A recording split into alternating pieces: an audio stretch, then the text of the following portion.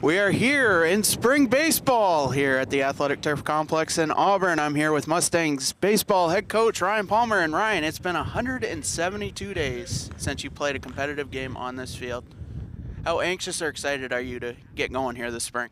Well, before we went to Pennsylvania, we actually practiced on this field, and everything was looking good. We went to Pennsylvania, played 5 games.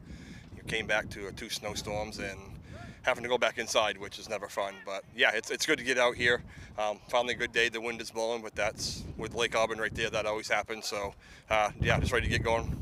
Play 2 more tomorrow. And speaking of that spring trip, you had 5 games out in eastern and western Pennsylvania.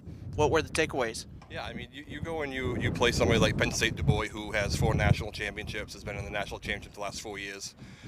You're playing the best of the best to kind of see where you stack up. And yeah, that game, the score really is indicative of how the game was.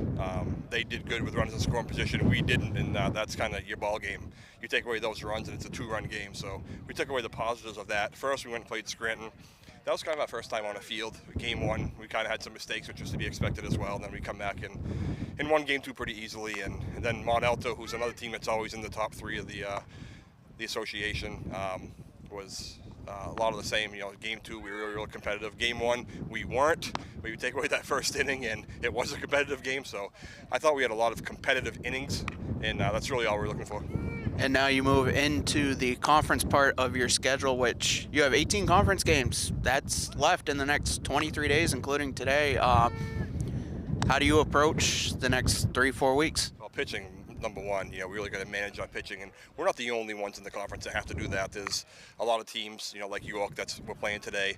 They have 19 games in the next 22 days, whatever it is, and the other conference opponents are in the same boat. So it's managing your pitching and scoring runs and getting up on teams early, and may the best team win.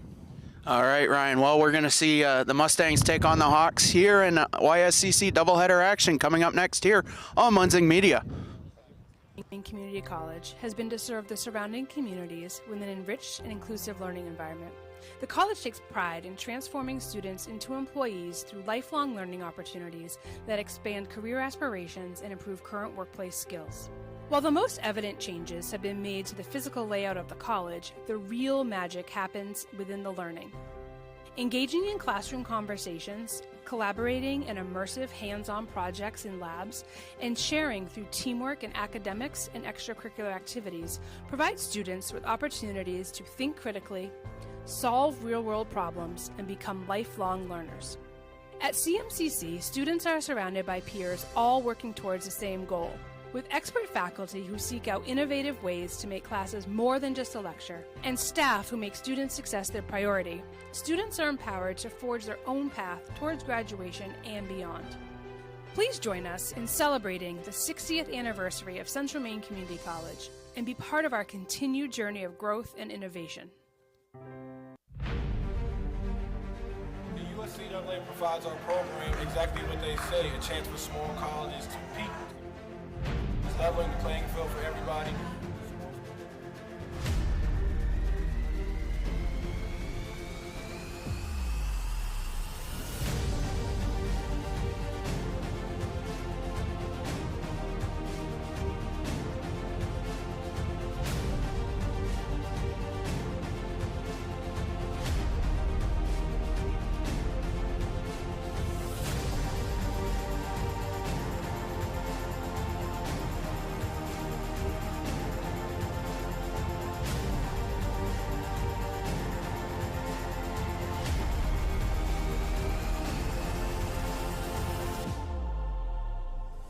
It provides a great opportunity, just the fellowship amongst athletes, get a chance to play against some different teams that typically don't get a chance to play against from different regions, different parts of the country. This kind of gives you an opportunity to kind of see where you're really at against everybody. Really good, like I said, just a great environment, well-ran tournament. It's a pleasure to be part of organizations like the USCAA.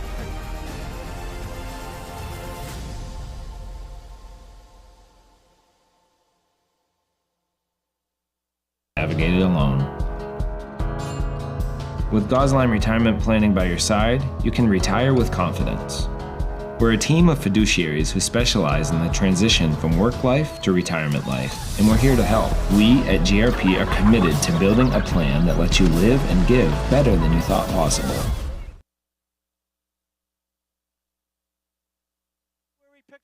The Hutchinson Family Sports Foundation is proud to support Munson Media's production of live streaming high school sports.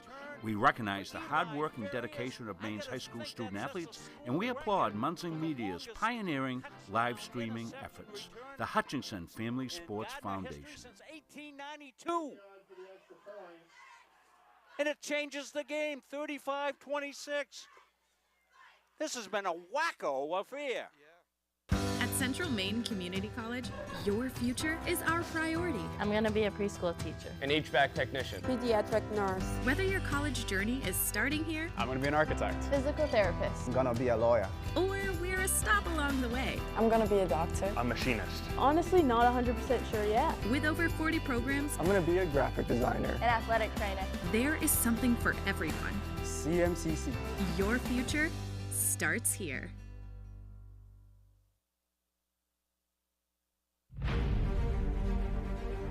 NCAA provides our program exactly what they say, a chance for small colleges to compete.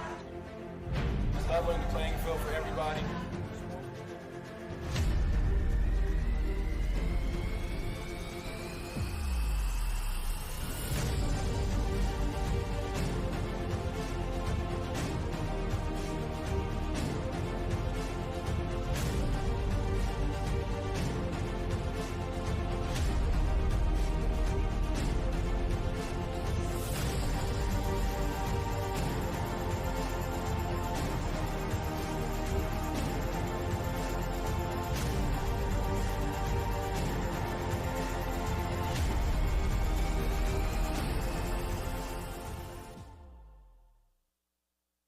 Do you know that your current annuity might not be the best fit anymore? In today's markets, there are new options that could offer greater flexibility, higher growth potential, and even enhanced benefits that can be specifically tailored to your needs. Upgrading your annuity doesn't just mean better rates. It's an opportunity to explore these new innovative options designed to help you get more out of your investment.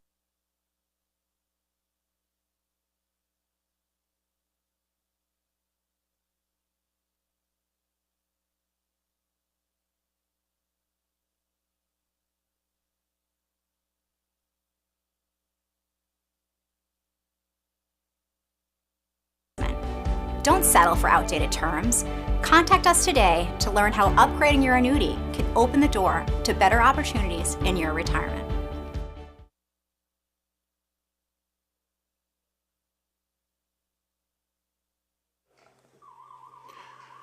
So, as we said, after 172 days, we can finally say it's time for baseball as Munson Media Sports presents Central Maine Mustangs Baseball. It's the Mustangs and the York County Community College Hawks from the Athletic Turf Complex here in Auburn, Maine, with Munson Media executive producer Mr. Rob Munson. I'm Patrick Dexler. Chris Needaway running our camera for Game 1, and we're excited to bring this matchup. And Rob, it's been a long winter, but both teams are ready to get the spring season going when it really counts. Well, this is going to be a very compacted spring season, as it always is, Patrick. You and I were talking off here previous to the broadcast that you've got about a month of play. And, we're in spring, and it's Maine, and you're going to get some weather issues.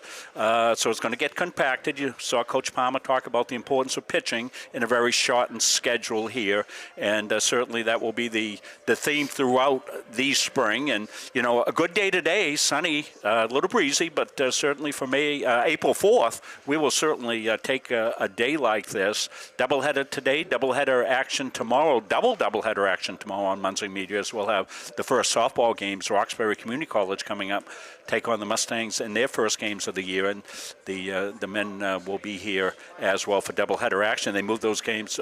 Those games didn't get moved. They're 12-2 as scheduled. This one got moved up, so we hope you found us. Having trouble on Facebook again has changed their way they do things, so we're directing everybody to the YouTube page is going out live. That's where you want to watch this doubleheader. It will be one game.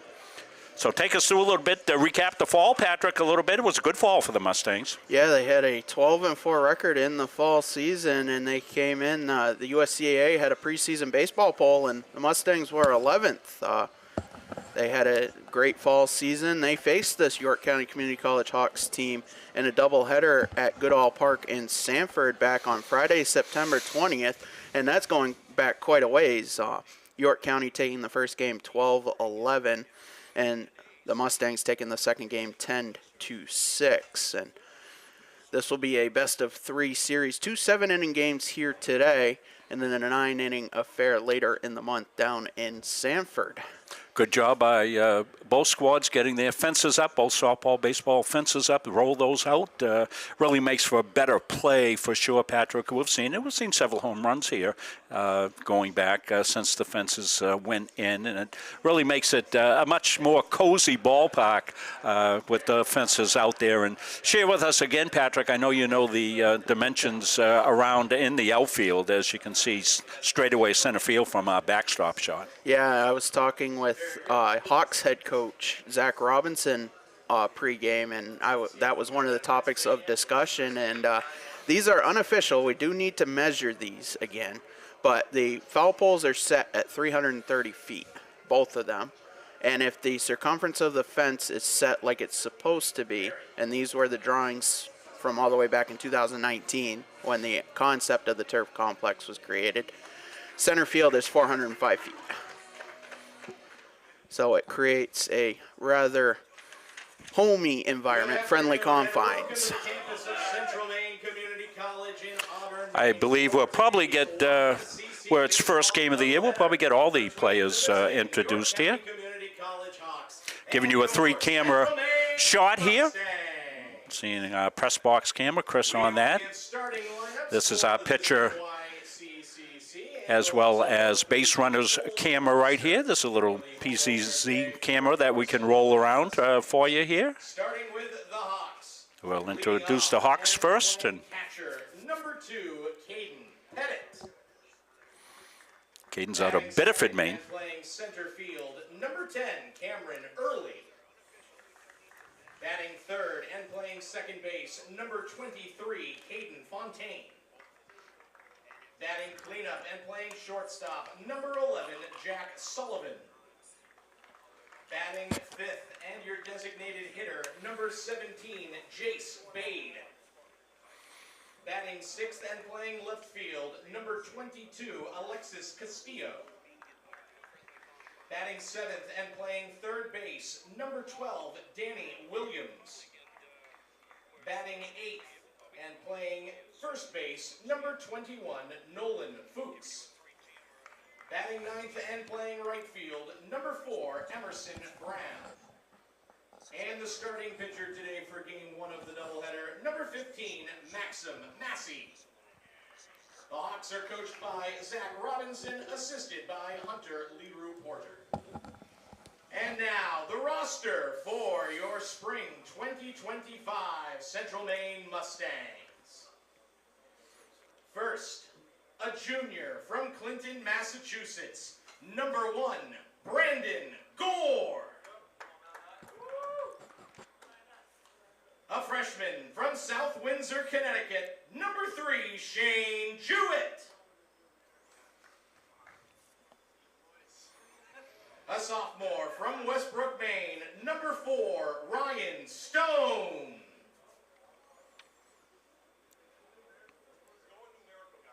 A sophomore from Sabattis, Maine, number 5, Kyle Delano. Kyle Delano getting the start for the Mustangs in game 1. From Vancouver, British Columbia, number 7, Leo Woods. We have 4 Mustangs that were added to the roster at Yeah, the break. Woods that we'll one of them, talk I say, about. yeah. Nova Scotia, number 8, Lee Robertson. Welcome all our families in A freshman of the from kids. Massachusetts, number 9, We think we're bringing you the best coverage in the YCCC for baseball. From Madrid, Maine, number 11, A lot of that is Durrell. tied into the beautiful complex that we have here. From Auburn, Maine, With a number press 12, box. Owen Scott. That's heated, although we have to open the windows. Number 14, Not bad today. Stephen White. But the Mustangs roster comprising of Island, Australia, number 19, Jake Calver. 3 states and 3 different countries as we go coast to coast in Canada now, from Liverpool, Nova Scotia's Lee Robertson all the way to Vancouver, British Columbia's Leo Woods. And also 2 Australians represented. A freshman from Clinton, Maine, number 22, And Cameron Jake Calver, who Dusty. we saw in the fall, and added Zach Gorman, who will be behind the plate for game 1. Massachusetts, number 23, Jeff Meisner. A junior from Westbrook, Maine. Well, it's always exciting for opening day. Doesn't matter what level you're playing at. A freshman from Old Town, Maine, number 26, Brendan Mahaney. A sophomore from Fairfield, Maine, number 27, Logan Carpenter. A freshman from Richmond, Maine, number 31, Cody Cleveland. And a sophomore from Auburn, Maine, number 34, Brady Vincent. The Mustangs are coached by Ryan Palmer, assisted by Brett Turin and Terrence McCormick. We now ask, ladies and gentlemen, that you please rise if able, and gentlemen, remove your caps as we honor America with the playing of the Star-Spangled Banner.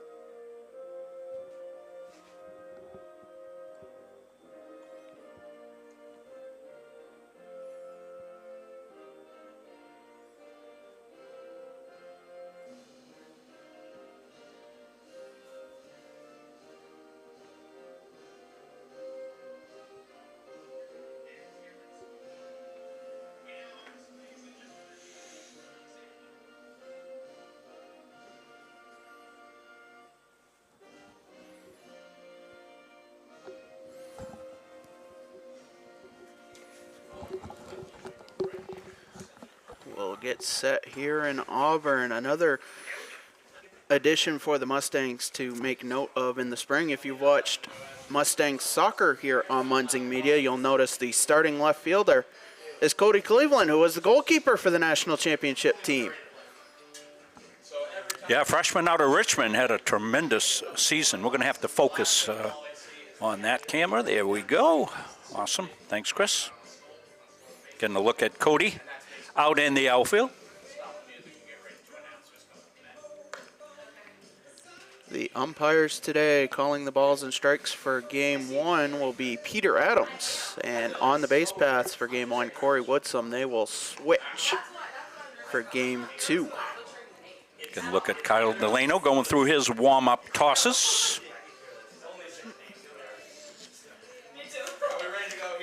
The sophomore from Sabatis will take the bump here in game 1. This will be his 8th start and 8th appearance. He's 3-3.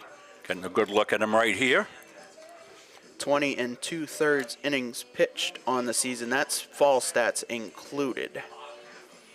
Yeah, and that'll be the way it will be, Patrick. You've included the fall into the spring as they do here in the league. So all stats include the successful fall season. 12-4 was the overall record for the Mustangs in the fall. And we're pleased to have the voice of Mustang baseball back with us here for the spring season, Patrick Dexler. He's been warming up, gargling twice a day, sifting through lots of facts and figures and all kinds of things. We're very fortunate that Patrick will be on the baseball call tomorrow. I'll be over at softball tomorrow. Those are busy days for us when we have double headers, as I like to call them, but we managed to pull it off somehow, some way. And there'll be something new, at least here on the baseball side, or we will have Munzing Media Trivia. A trivia question will be presented each game that will be related to a certain topic, and we'll present it in one half inning, and we'll give you the answer in the next half inning. Well, gee, crow, Patrick. I didn't know about it and getting studying done. Huh? I made sure not to include the complicated questions, Okay, Rob. all right. So.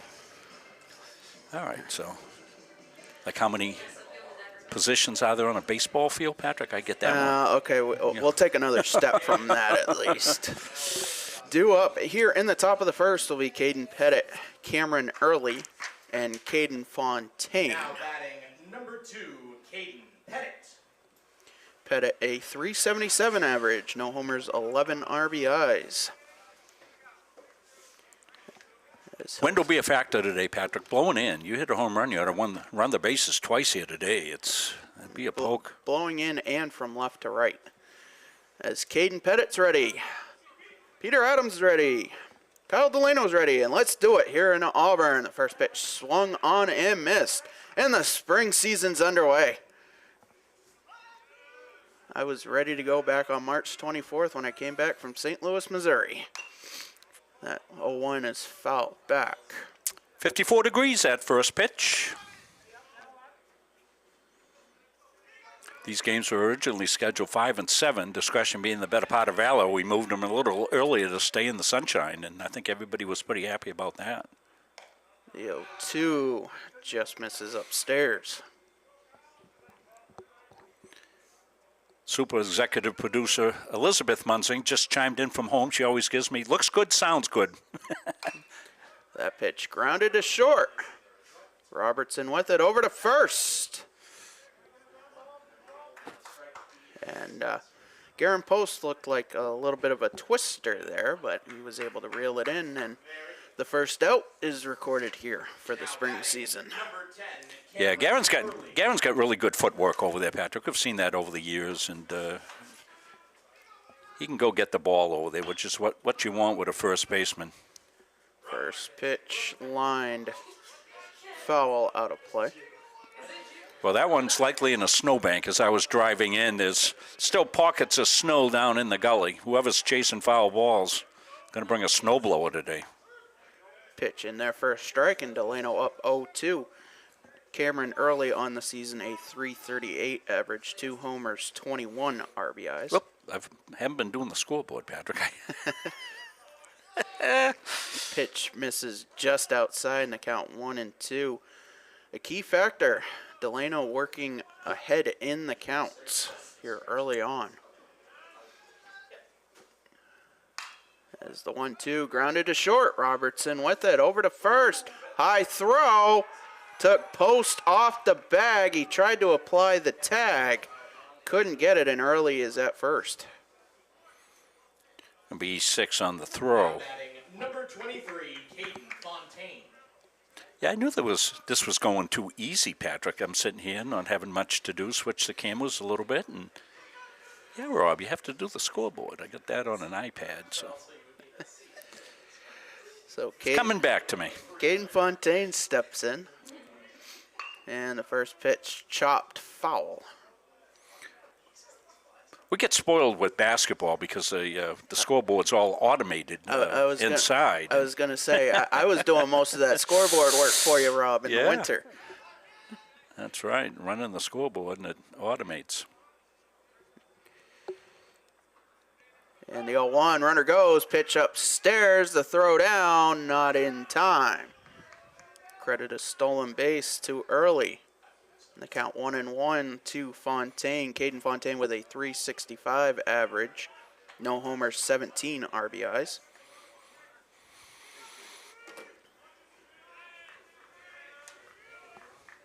First runner in scoring position here. 1 out in the top of the first.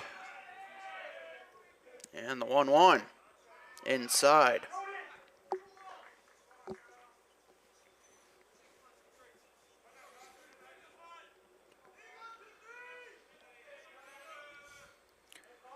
The Hawks have grown their program very quickly and very impressively, Patrick. A good example of how to do a program.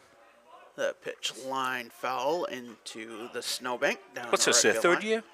Second or third Second year, or I third want year, yeah. I was going to say, and definitely credit to Zach Robinson and the entire staff, and also the athletic department at York County Community College, now led by, I'll get a name here in a second.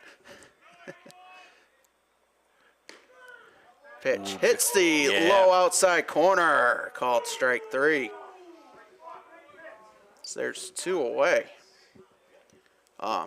Former baseball coach for Southern Maine Community College, Nick Klops, is now the athletic director. Yeah, that's right. Nick went down there.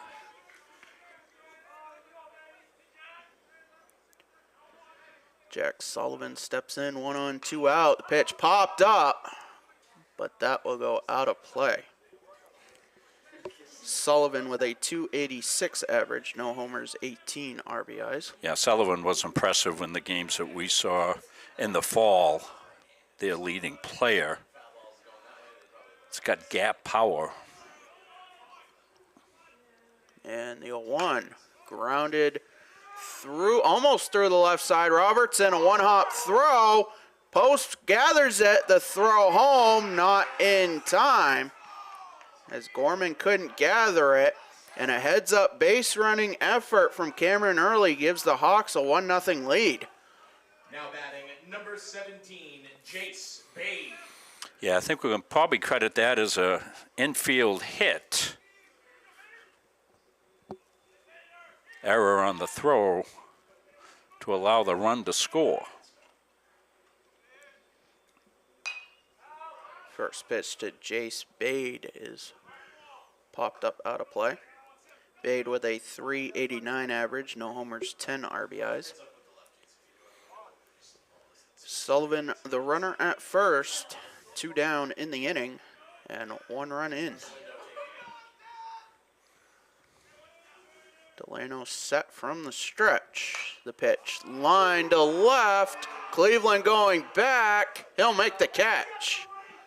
And that will do it. The Hawks get 1 on some creative base running. Mustangs coming to bat here in the bottom of the inning on Munzing Media. At Central Maine Community College, we are building things that last. We're investing in technology, new facilities, and offering more degree programs than ever before. You can get the traditional college experience at a fraction of the cost, and for some, it's even free. Wait, did she just say free? That's right, free tuition for Maine high school grads from 2022 to 2025. Set your goals and find your path at CMCC. Let's build a future together.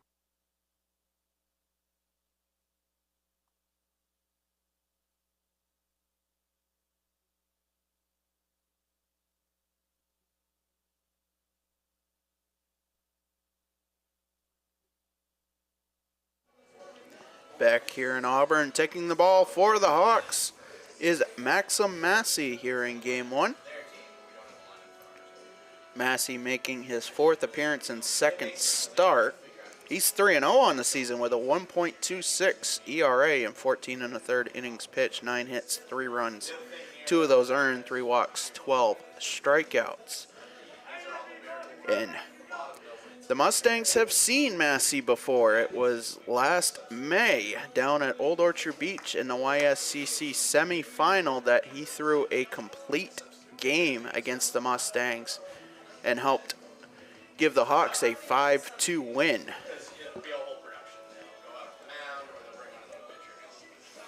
As now the 2nd-year pitcher from Lebanon, Maine, will take the toe here.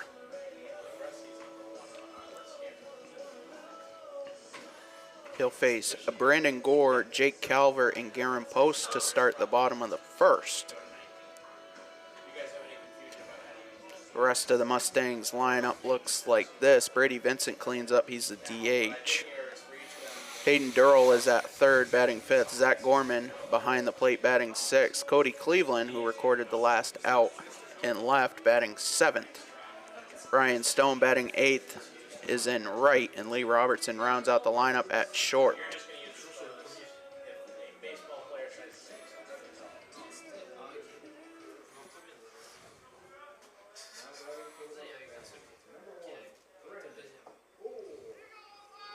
Brandon Gore steps in. A 302 average, no homers, 9 RBIs. He's been the leadoff hitter for most of the entire season. That's fall and spring. And the first pitch from Massey is grounded through the left side. That'll be a base hit.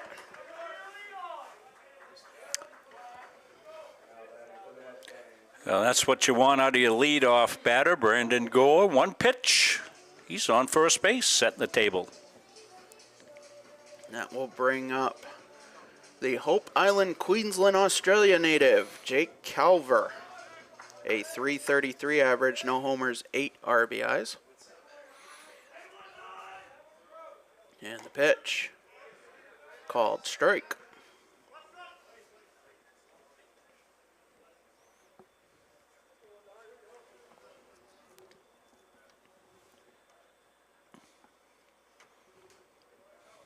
And Gore goes, pitch low, the throw down, not in time. Both teams active on the base paths here in the first inning.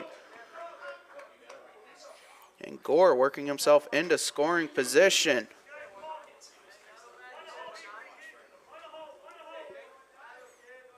Massey set from the stretch. Gore with a leadoff second. The pitch grounded up the middle. Stabbed down, stays in the infield, but the throw not in time, and Gore moves to third as the Mustangs have runners on the corners here to start.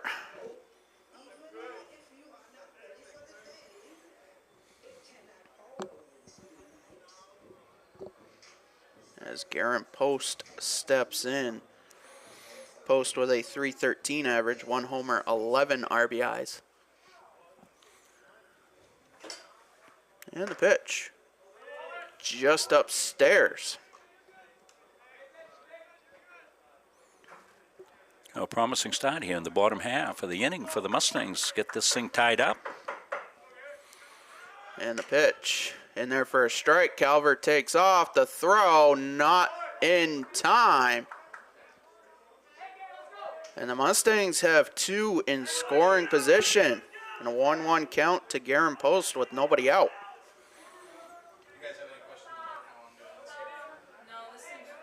Massey staring in, he gets the sign. And the pitch off speed misses outside, 2-1.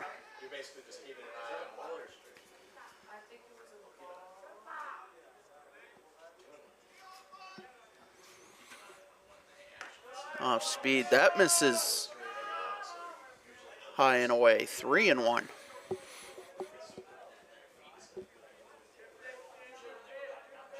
And good hitters count right here for Garen. And the pitch. Swung on and missed. That will fill the count. A early climax in game 1. And the full count pitch fouled back. We'll do it again. We welcome the Gores and the Calvers in. I'm watching the game on YouTube, and Eric Gore says our favorite sportscast is at it again. Well, we're happy to be here, Mr. Gore. Simone Calver watching from Australia. Pitch popped up in the infield, and Fuchs will make the catch. There'll be no movement from the runners.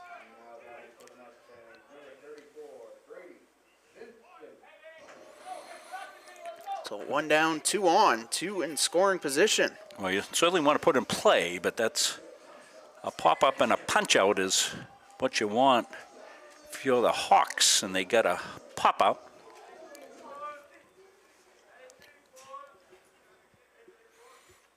And the pitch misses low. Vincent with a 421 average, 3 homers, 8 RBIs. Those 3 homers lead the Mustangs. Local boy right here from Edward Little High School, back when they probably had a championship team a couple of years ago, I think. Pitch outside, 2-0. I think that was the year that EL came from one of the lower seeds. They might have been like a 6 or 7 seed. And yeah, they were the 7th seed yeah. in Class A. I believe they made it all the way to the regional final. Yeah, I'm not sure if they I think they won lost that, yeah, to but- Bangor. And he's sitting with a 3-0 count. I like my story better, Patrick.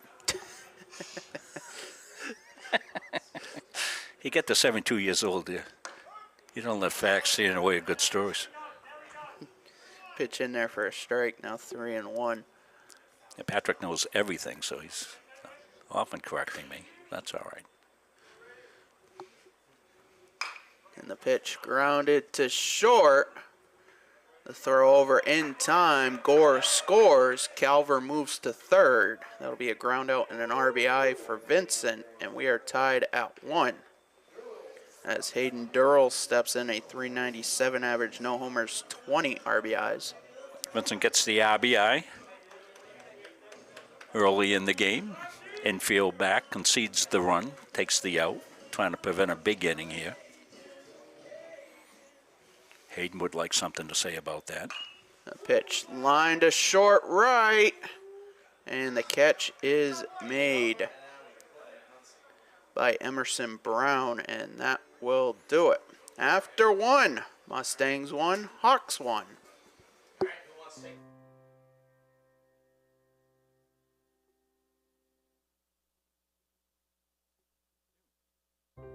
Since 1964, the mission of Central Maine Community College has been to serve the surrounding communities with an enriched and inclusive learning environment. The college takes pride in transforming students into employees through lifelong learning opportunities that expand career aspirations and improve current workplace skills. While the most evident changes have been made to the physical layout of the college, the real magic happens within the learning. Engaging in classroom conversations, collaborating in immersive hands-on projects in labs, and sharing through teamwork in academics and extracurricular activities provides students with opportunities to think critically, solve real-world problems, and become lifelong learners. At CMCC, students are surrounded by peers all working towards the same goal, with expert faculty who seek out innovative ways to make classes more than just a lecture, and staff who make student success their priority. Students are empowered to forge their own path towards graduation. Well, we welcome you back into the booth. Cut that shot. I was getting ready to cue that up and hit the trigger a little quickly. This is our beautiful broadcast pavilion here in the baseball end of the complex. I'm Rob Munsing, the handsome guy. Next to me is Patrick Dexler, voice of Mustang baseball. As we said, we're anxious to get going here for this year. Can't see Abdul's in doing the camera right next to me here. Here's Abdul. He's in, one of our student interns here. And we got kids doing the PA as well, so got all kinds of nice help up here in the press box. Get back to the action here, Patrick. Alexis Castillo leads it off. He'll be followed by Danny Williams and Nolan Fuchs. And the first pitch from Delano, grounded to third. A soft roller for Durrell. He'll throw over to first. 1 pitch, 1 out. Now batting number 12, Danny Williams. As Danny Williams steps in. Stop! Williams with a .238 average, no homers, 5 RBIs. And the first pitch from Delano is in there for a strike. Kyle works quickly, which you like.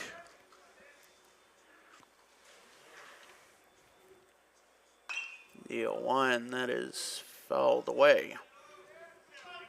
Been around the plate pretty much the whole game.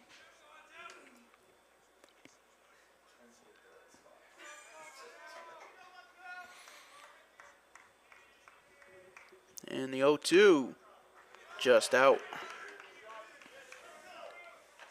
Delano also working down in the strike zone, working low, inducing the ground ball contact. The 1-2 swung on and missed. 2 up, 2 down. Quick start to this inning. Now batting number 21, Nolan Fuchs. As Nolan Fuchs steps in, a .170 average, 1 homer, 10 RBIs. It's a pitch in there for a strike. Not tracking that stat, but strike 1 a lot by Kyle. And that pitch driven to center. Calver ranging under. He'll make the catch. And it's a 1-2-3 inning for Delano. And just like that, we're heading to the bottom of the second. For years, you've worked hard, saved wisely, and dreamed of this moment. Retirement is one of life's biggest decisions. You don't have to navigate it alone. With Gosline Retirement Planning by your side, you can retire with confidence. We're a team of fiduciaries who specialize in the transition from work life to retirement life, and we're here to help. We at GRP are committed to building a plan that lets you live and give better than you thought possible. The Hutchinson Family Sports Foundation is proud to support Munson Media's production of live streaming high school sports. We recognize the hard work and dedication of Maine's high school student athletes, and we applaud Munson Media's pioneering live streaming efforts. The Hutchinson Family Sports Foundation. Since 1892. And it changes the game, 35-26. This has been a wacko affair. Back here in the bottom of the second here of game one. If you like the first game, well, you're going to get two. Mustangs and Hawks tied at 1. A quick 1-2-3 inning at the top of the second for Kyle Delano. Then the Mustangs will go to work on the offensive side as they get their first taste of the friendly confines of the athletic turf complex here in the spring. And they'll have 2 more home games tomorrow. And we'll bring those to you here on Munson Media as they'll face the Great Bay Herons. Yeah, we'll also be doing select UMA games. Got some bugs to work out at the softball end to make sure that we can bring you those games. And I'm not sure if UMA is going to be able to get on those piggery fields up in Augusta. They usually are very wet, so we'll see. They might end up playing down here some. And the first pitch to Zach Gorman is upstairs. Count 1-0. Gorman, a addition at the semester break from Melton, Victoria, Australia. Is that pitch driven to left center? And the catch was almost made. It went off the glove of Castillo, and Gorman is standing at second to start the bottom of the second. Well, take a look at the tail end of this one. The wind's got it there, and you can see just out of the glove. We said wind would be a factor, and you could see how it was on that one. And a courtesy runner for the catcher Gorman will be Stephen White at second. Cody Cleveland, the left fielder, will step in, and we'll highlight him here in just a second. That pitch misses outside. Cleveland, who was the national champion goalkeeper for the Mustangs in the fall, also had a terrific spring trip. He went 4 for 9 with 3 doubles, a triple, and 2 RBIs as he swings at the 1-0 and misses, count 1-1. But I would say that's a terrific start to a spring season. It certainly is, and I don't know whether it was expected. We'll have to ask Coach Palmer that. The pitch popped up. Short left center, Sullivan ranging back. He'll make the catch. And White staying right at second. 1 out, 1 on. I'm not sure whether, Cody was going to play 2 sports all along. And, of course, his priority during the fall is not baseball, it's soccer. He's a tremendous goalkeeper.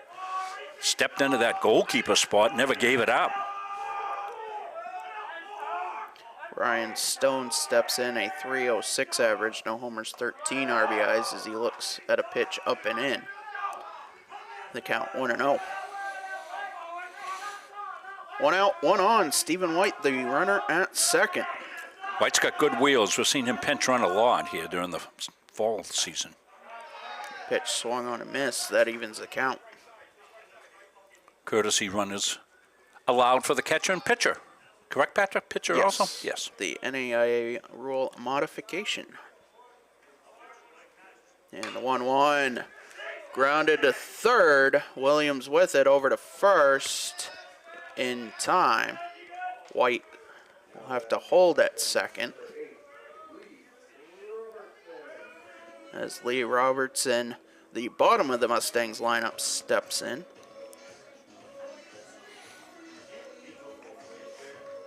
The sophomore from Liverpool, Nova Scotia.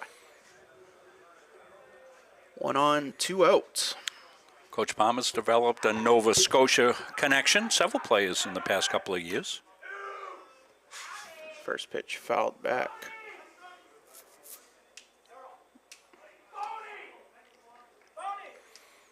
And not something that we would think, but the Mustangs developing an international baseball program with more recruits coming in for next year. Oh, really? As the pitch low and away, the count 1-1. I haven't been given exacts, but I've definitely heard there's more coming along the way. Well, certainly so much to offer here at the school for kids. Pitch low, 2-1 to Robertson.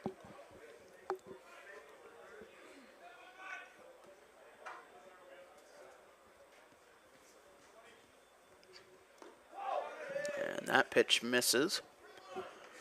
Hitters count 3-1, 2 outs, 1 runner at second.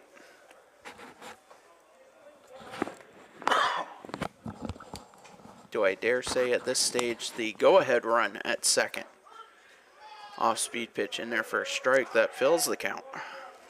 A good 3-1 bender. Massey not afraid to throw his off-speed pitches at any point in the count. The payoff, grounded foul.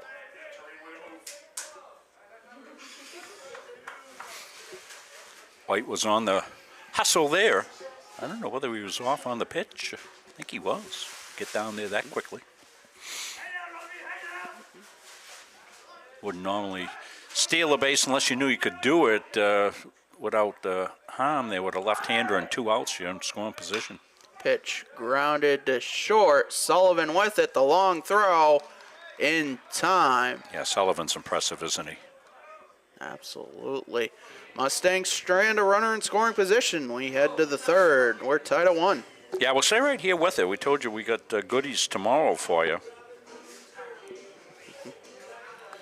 Goodies? What, are we having muffins up here or something tomorrow? We got double-header tomorrow. You're going to see it coming up here. For baseball, they'll play Great Bay Community College, be coming up from Portsmouth. Weather's not supposed to be great later afternoon. I don't want to use that 4-letter word that none of us like that begins with S-N-O-W, but they're talking a couple of inches of snow again maybe tomorrow into Sunday. So we'll see what we do with those games. They'll try to move along, I bet, as quickly as they can. So baseball here. Patrick will be on the call here. Chris Wheeler will join him for the production. Ashley Pashon is going to do our camera for us tomorrow for baseball. Abdul joined me over for softball, as we'll bring you Roxbury Community College. They're a good program, usually competitive games every year against them, and softball will be seeing their first action of the season. And they had talked about going down to Pennsylvania at one time, and it's kind of hard when your coach is an elementary school teacher and get those times off in March. So they'll be picking up action here, and they have some additions to debut in the spring, including a now 3-sport athlete. Autumn Peterson has joined the softball team. Really? Autumn is quite an athlete, isn't she? We saw her early on as a volleyball player, and then she came out second semester and lit it up from 3-point land for the basketball team, and I bet she's a power-hitting machine. She's got really, really good core strength as Autumn. And she'll be a great addition. She's also going to be one of the pitchers this Well, there spring. you go. That's what I was thinking, yeah. So that's fantastic. Thank you, Patrick. Patrick knows everything. You want to know anything about Mustangville? Now batting Emerson Brown. He's looped in. Emerson Brown will lead it off for the Hawks.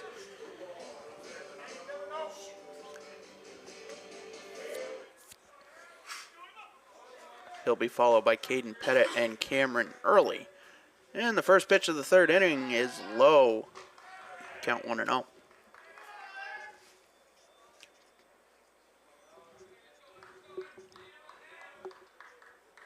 And Delano from the windup misses 2-0.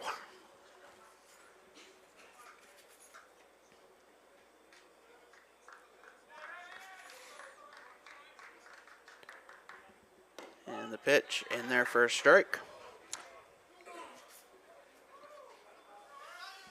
Delano showing good confidence in that curveball. He's got a good one, 2-0. He comes in with the bender for a strike. And he'll fire the 2-1, grounded down the line at third. A bit of a bobble by Durrell. The throw to first in time. Hayden Durrell regathering the slow grounder and able to fire it right to post at first and get the out. Yeah, nice recovery there by Durrell, and good strong gun there from third base. Saw it on the replay. Got to remember, we got replay. Hey, we got replay. Caden Pettit steps in. He's 0 for 1. The pitch misses low.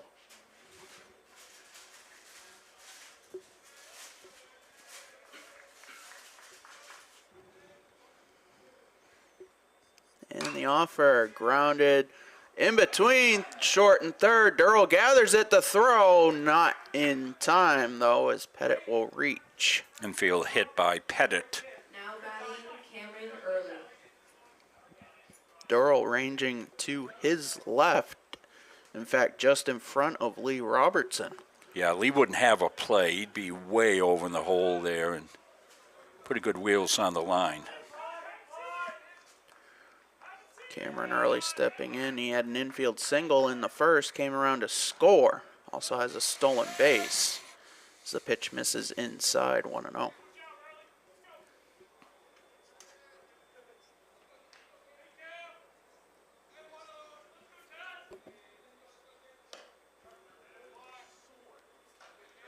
Check swing for Early. Peter Adams says he went around. Count 1-1. 1 out, 1 on. And a check over at Pettit.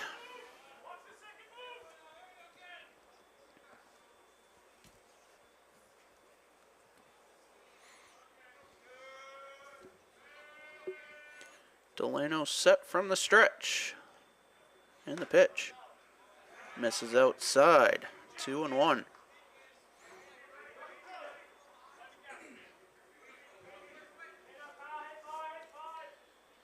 Pettit 8 out of 10 on the season in stolen bases. Pitch misses inside, so a hitter's count for Early. 3-1.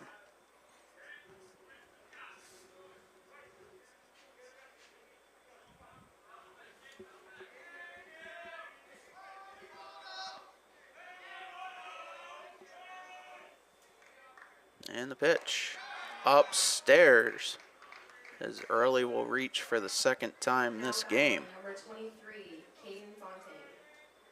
As Caden Fontaine will step in, 2 on, 1 out.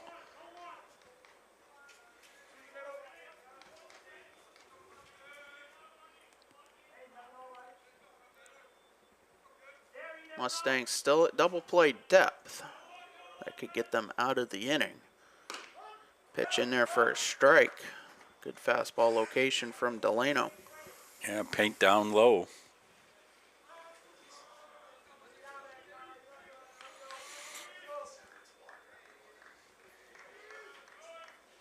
And the pitch in there for a strike. Now Delano at 0-2. Yeah, back-to-back pitches down the zone. Paint the outside corner for Delano, and chance for a punch out here. Might go to that curveball off the plate. The 0-2 gets by Gorman. And the runners will move up 90 feet.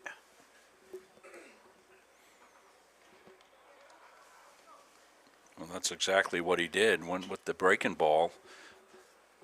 Looking for a chase pitch there, but a little bit too far outside, got away.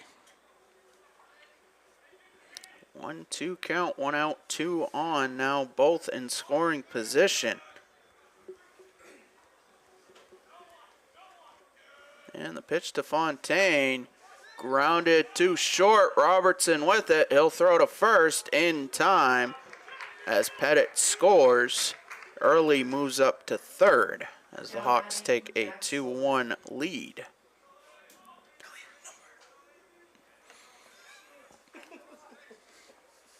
As Jack Sullivan will step in. Get it between innings. And the pitch. Grounded down the line, that's fair. Early scores. Sullivan will stop at second. It's a double and an RBI for Jack Sullivan, and the Hawks are up 3-1. Now batting number 17, Jace Spade. So with 2 outs in the inning, the Hawks able to extend their lead. Yeah, Sullivan just a really good stick up there. Clutch player.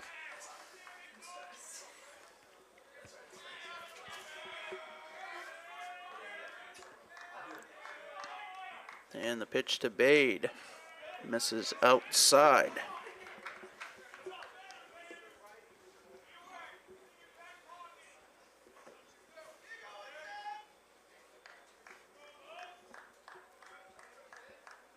Delano looking at Sullivan at second. Now the 1-0 misses low.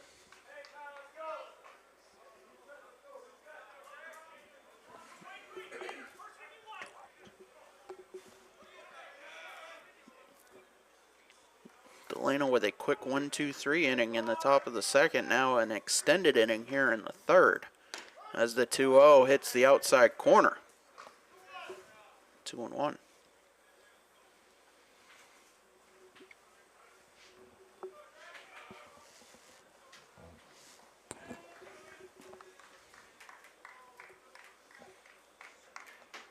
And the pitch driven to center. Calver ranging over. He'll make the catch. And that will do it. Hawks get 2. They take a 3-1 lead to the bottom of the third here on Munzing Media.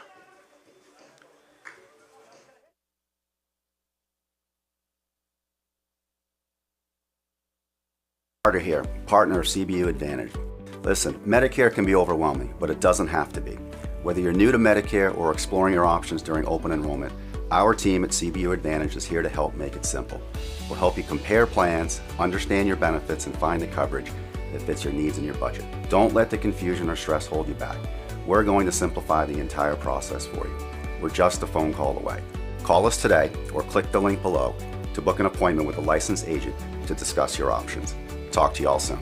At Central Maine Community College, your future is our priority. I'm going to be a preschool teacher. An HVAC technician. Pediatric nurse. Whether your college journey is starting here, I'm going to be an architect. Physical therapist. I'm gonna be a lawyer. or we're a stop along the way. I'm going to be a doctor. A machinist. Honestly, not 100% sure yet. With over 40 programs, I'm gonna be a graphic designer. An athletic trainer. there is something for everyone. CMCC. Your future starts here.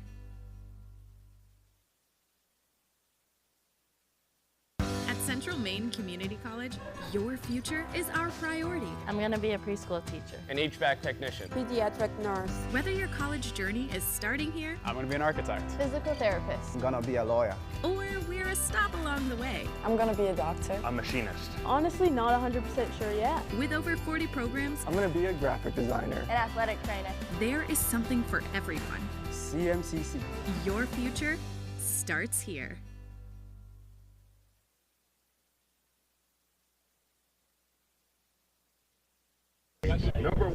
As we're back here for the bottom of the third, Mustangs send the top of the lineup as they look to recoup the 2 runs that the Hawks scored in the top of the third. It's 3-1 here in the bottom of the third. Patrick Dexler, Rob Munzing with you. And the first pitch to Gore bounces in, count 1-0. Chris Needaway running our camera for game 1. On a otherwise beautiful spring day. The 1-0 to Gore, grounded to third. Williams with it over to first. And there's one away. Now batting for the Mustangs, number 19, Jake Culver. Jake Culver steps in. I just want to make sure the audience.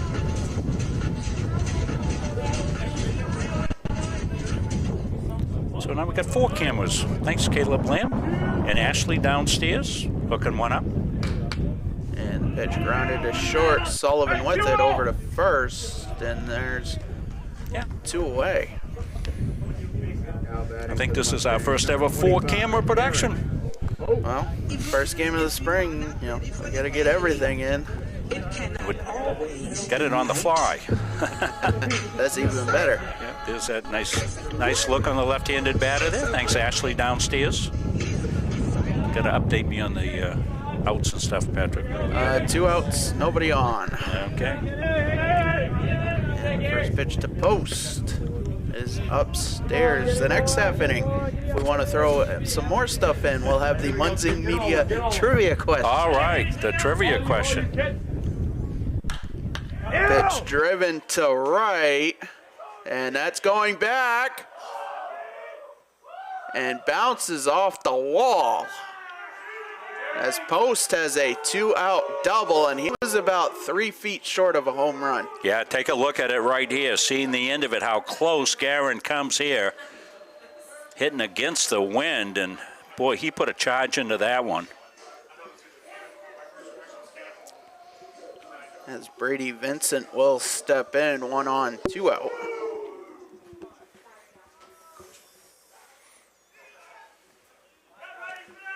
Massey set from the stretch, looks at Post at second, and the pitch fouled back. As Vincent out in front on a off speed from Massey. A chance for a little 2-out get up here for the Mustangs. The 0-1 off speed, that's driven to left. Ranging back and off of Castillo's glove. Post will score, and Vincent slides into second with 2 outs as it's now 3-2.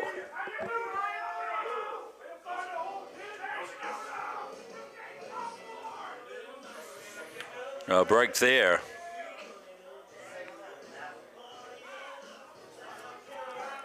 And Caden Pettit will make a trip to the mound as there's some stirring going on in the Hawks dugout as 2 fly balls have gone off of Alexis Castillo's glove here so far in the first 3 innings. So, well, not that unusual a thing to have early on here in the season.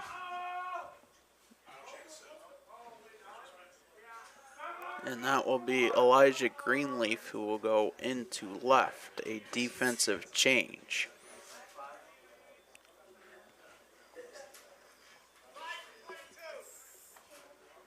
Now playing left field for York County, number 5, Elijah Greenleaf.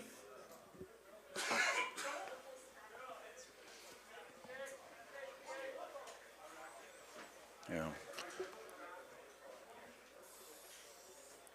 So much of your preseason is done inside, and I coached baseball at the varsity level at Gardner for 12, 13 years, and hard to take fly balls in the gym. Absolutely. I was just going to say that. Pitch in there for a strike to Durrell. You can't throw you can't hit fly balls inside unless you have a domed stadium. And the pitch grounded foul down the first baseline, in which, a quick note, in Major League Baseball, there are no permanent roof structure stadiums this year. Wow.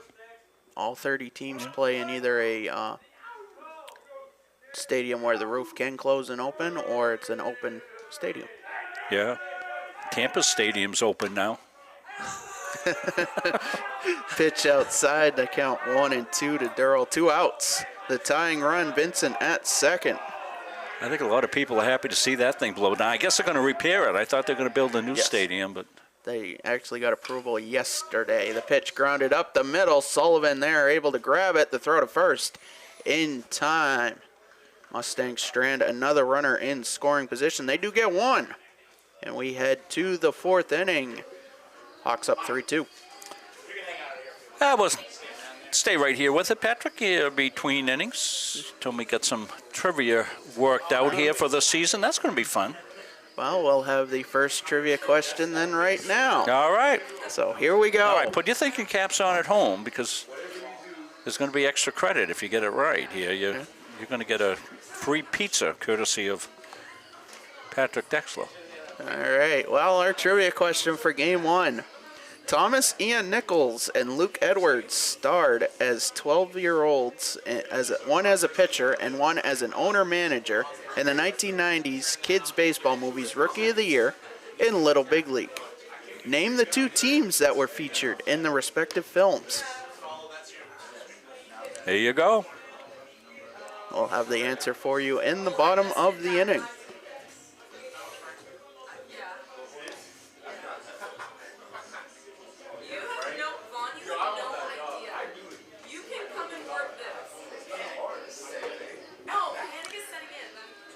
Press box is getting full here. Everybody's having a good time. A few Hardy fans. You see them in the bleachers down the first base side. We can't see it on the Mustang side, but a few fans here just cheering on the Hawks. Just about an hour drive from the Hawks home field, which they only use during the fall at least, and sometimes in the spring. Goodall Park in Sanford, which is home to the Sanford Mainers. One of the great old parks here in the history of Maine baseball down in Sanford. Geez, back in the 70s, I coached the Babe Ruth All-Star team in the States were down at Goodall Park. Now batting, number 5. Dating myself with that one. I think the kids that played on that team are already retired. Elijah Greenleaf will get his first at-bat of game 1. A 231 average, no homers, 7 RBIs. Every time I hear one of my former students or players retiring, I go, jeekus, what's that mean for me? I'm retired, just as long as I don't expire. I want to keep this shelf life going. The 0-1 from Delano popped up. Will that stay in play? And the answer is no. It's the count 0-2. So not that cold here today, but the cold does still bother the transmission on these wireless video systems. You see a little break up there on that. We're going wireless from the backstop up here to the press box. We'll try to fix that. The 0-2 called, strike 3. Another strikeout for Delano to start the 4th inning. Yeah, beautiful bender right here. Let's take a look at it. Kyle gets that good break right there. Nicely done and nicely framed as well. Williams steps in, 1 out, nobody on, as that's grounded through the left side. That'll be a base hit.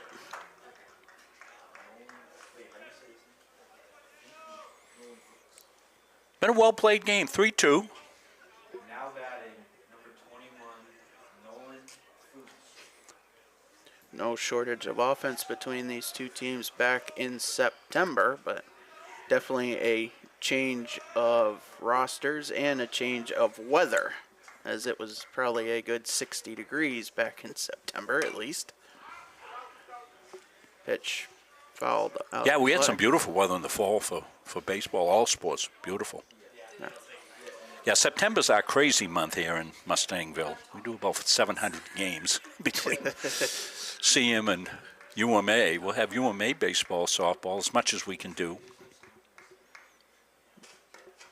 The 0-1 misses low, count 1-1. We'll have UMA and CM baseball here next Wednesday. That's a makeup game, rescheduled. Baseball and softball at the same time. Doubleheader. Pitch upstairs. 2-1. And then these two teams will face each other Sunday, April 13th. The location of that to be determined. But UMA scheduled to be the home team for those games. It's the pitch upstairs. Hitters count 3-1. Those games might end up here, particularly if we get any rainy weather between now and then. The Cara Fields and Augusta don't drain that great. Pitch low, as Fuchs will draw the 1-out walk, as they have 2 on, 1 out for the bottom of the lineup in Emerson Brown. So Eric Gore is guessing Patrick will have the answer. He says he's going with the A's and the Yankees. So you got to hang on till next inning. Patrick's going to give you the answer.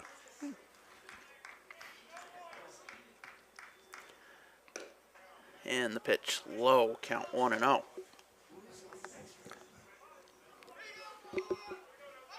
I think my favorite baseball movie is The Natural. Oh, absolutely. The quintessential baseball movie. The 1-0 in there for a strike and count 1-1. That might be a question you can have. What did he call his bat? Actually, I'm going to give you a quick note. I have never seen The Natural completely, like the entire film before. Well, you're lacking in manhood then. Pitch fouled off the count 1 and 2, and yeah, I'm going to have to regather myself after that one.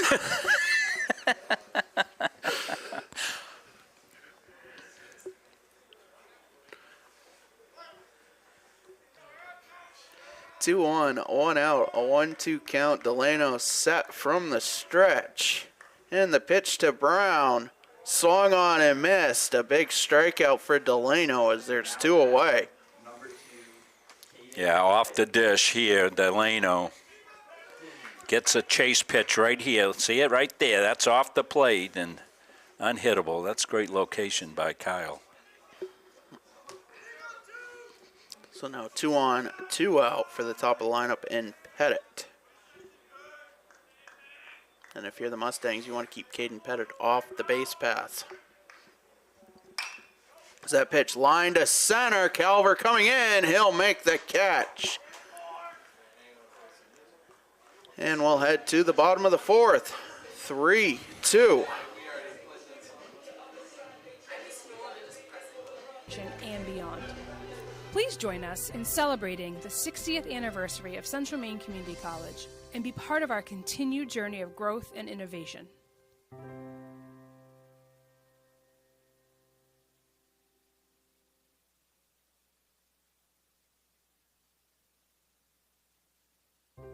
Since 1964, the mission of Central Maine Community College has been to serve the surrounding communities with an enriched and inclusive learning environment.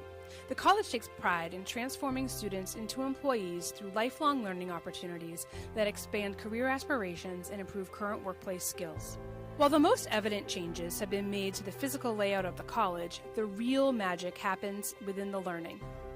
Engaging in classroom conversations, collaborating in immersive hands-on projects in labs, and sharing through teamwork in academics and extracurricular activities provides students with opportunities to think critically, solve real-world problems, and become lifelong learners. At CMCC, students are surrounded by peers all working towards the same goal, with expert faculty who seek out innovative ways to make classes more than just a lecture, and staff who make student success their priority. Students are empowered to forge their own path towards graduation and beyond. Please join us in celebrating the 60th anniversary of Central Maine Community College and be part of our continued journey of growth and innovation.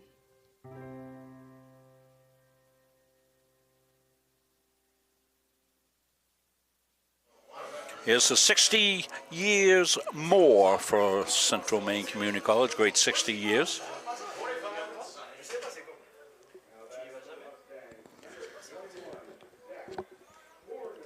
As Zach Gorman steps in to lead off the bottom of the 4th.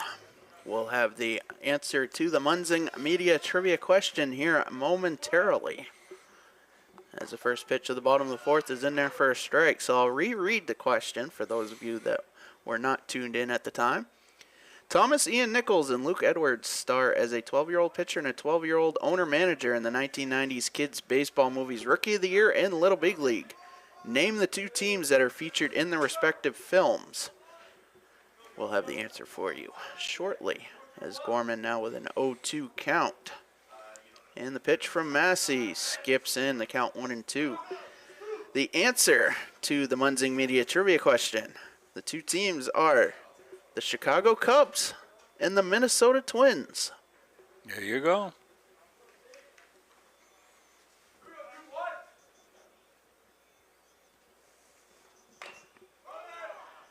And that pitch grounded foul.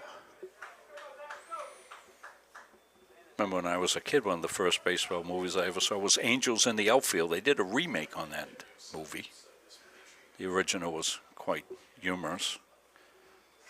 So the 1990s one was a remake? Yeah, it was a remake. Okay, that's news to me. Yeah. Pitch misses low and away, 2-2. Can learn a lot from an old guy, Patrick.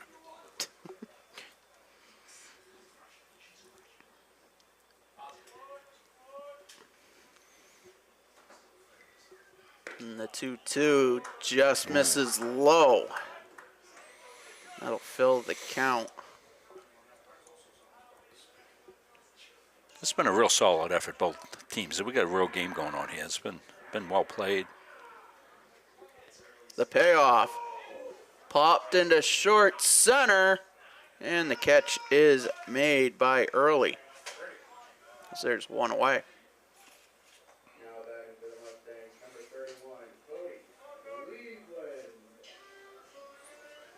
As Cody Cleveland steps in.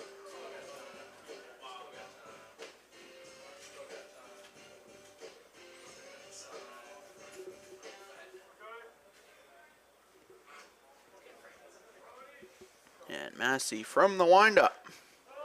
Fastball upstairs to count 1-0. 2 7-inning games here tonight. If you like the first, stick around for the second. As the pitch popped up out of play. That evens the count.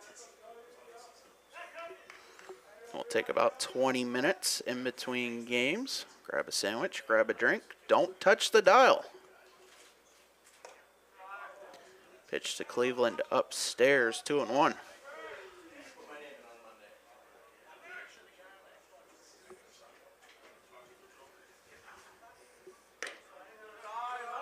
And the 2-1 misses 3-1.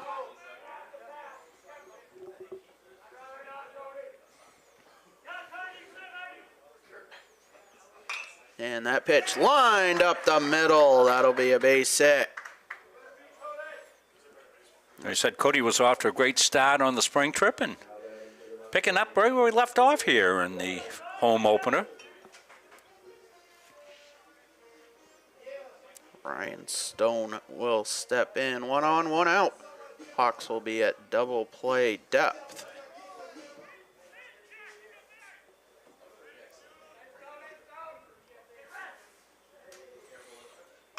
And that pitch lined down the right field line, but foul.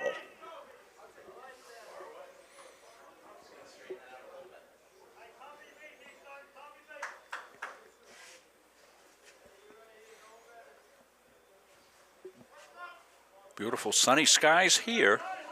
Wish we could put a pause on this sky and bring it in tomorrow for the day, but it's not what the weather guys are saying. Well, throw over to first, not in time. We're going to be up against the clock tomorrow, and it won't be a clock that you'll be able to see. It'll be the clock of Mother Nature, because she'll get to decide when we stop. As the pitch swung on and missed. Well, high heat. Count 0-2. So, the weather reports I've been looking at, it's going to show up during game 2. Now, when it does show up remains to be seen. Is that pitch upstairs, count 1 and 2. I definitely do not have a degree in meteorology. I don't know about you, Rob, but. No, but I did play one on television. Throw over to first. A sizable lead for Cleveland. He's able to get back in time. I grew up in the 60s, Patrick, where you'd open the window in the morning, look out and say, oh, I see what the weather's going to be. Nice today. Runner goes, pitch line to left center. That's going to drop in for a base hit. Cleveland will stop at second. And the Mustangs have 2 on with 1 out. So Lee with a chance here to come up and get this thing tied at least. Tying run at second, go-ahead run at first.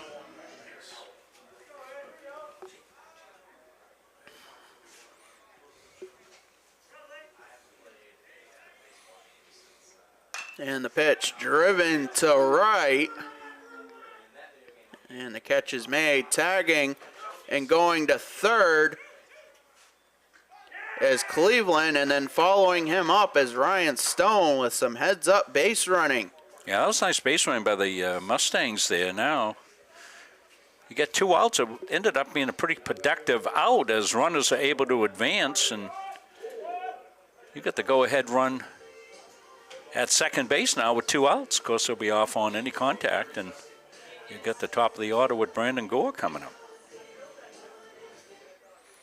Brandon's got a big hole on that right side, and he's not afraid to do it sometimes.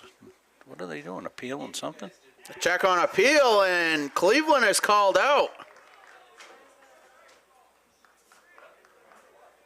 He may have left early. Well, he did leave early. That's why they called him out.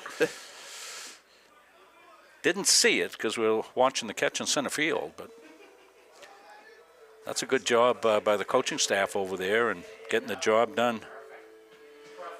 Head coach Zach Robinson making the call there. And you don't have to step on the rubber and step off the rubber like a lot of people think. As long as the ball is live, you can make an appeal. And that's exactly what they did. Ball was live. So the made the appeal. The Mustangs strand 1 in scoring position and lose 1 on an appeal. As we head to the 5th inning, the Hawks will keep their 3-2 lead. Not something you see every day, Patrick. You don't often see those appeals. And usually as an umpire, having umpired for about 15 or 20 years, you want to be pretty darn sure that that's the case and before you make that call. And that was base umpire Corey Woodsum. That was positioned right in the middle of the infield, able to watch the catch and the runner leaving, in which case Cody Cleveland leaving just a tad early. No complaints from Coach Palmer, so he had a good look at it down third base coaching box. He was sure of that as well. One of the things you can learn from Cody, just a freshman. Kyle Delano, well.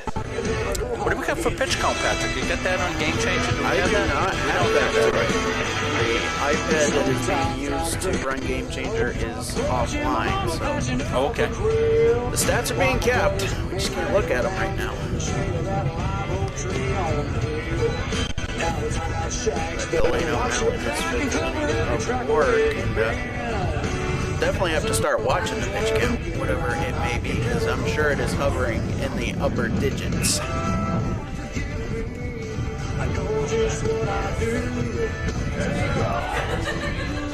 Kyle's been around the plate the whole game. Both pitchers are pitchers, aren't they, Patrick? They're not throwers, they're pitchers. You can see them how they tease and they move up the ladder, down, out. We've seen several times. Looking for the swing and miss on pitches off the plate by both of them. They change speeds. This has been a well-pitched game. 3-2, this is a real corker right here of a ball game. And now at bat, and there's some pitchers make good real estate agents because they know the biggest thing in real estate: location, location, location.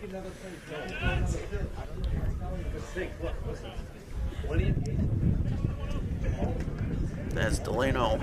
We'll throw the first pitch of the 5th inning, and that's low. Count 1-0.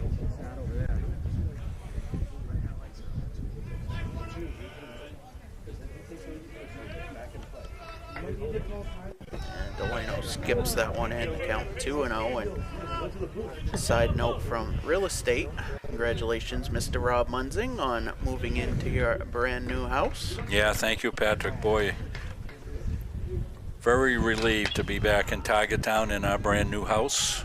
Pitch grounded to short. Robertson over to first. Bang, bang. In time. As Early definitely has wheels going down the base path.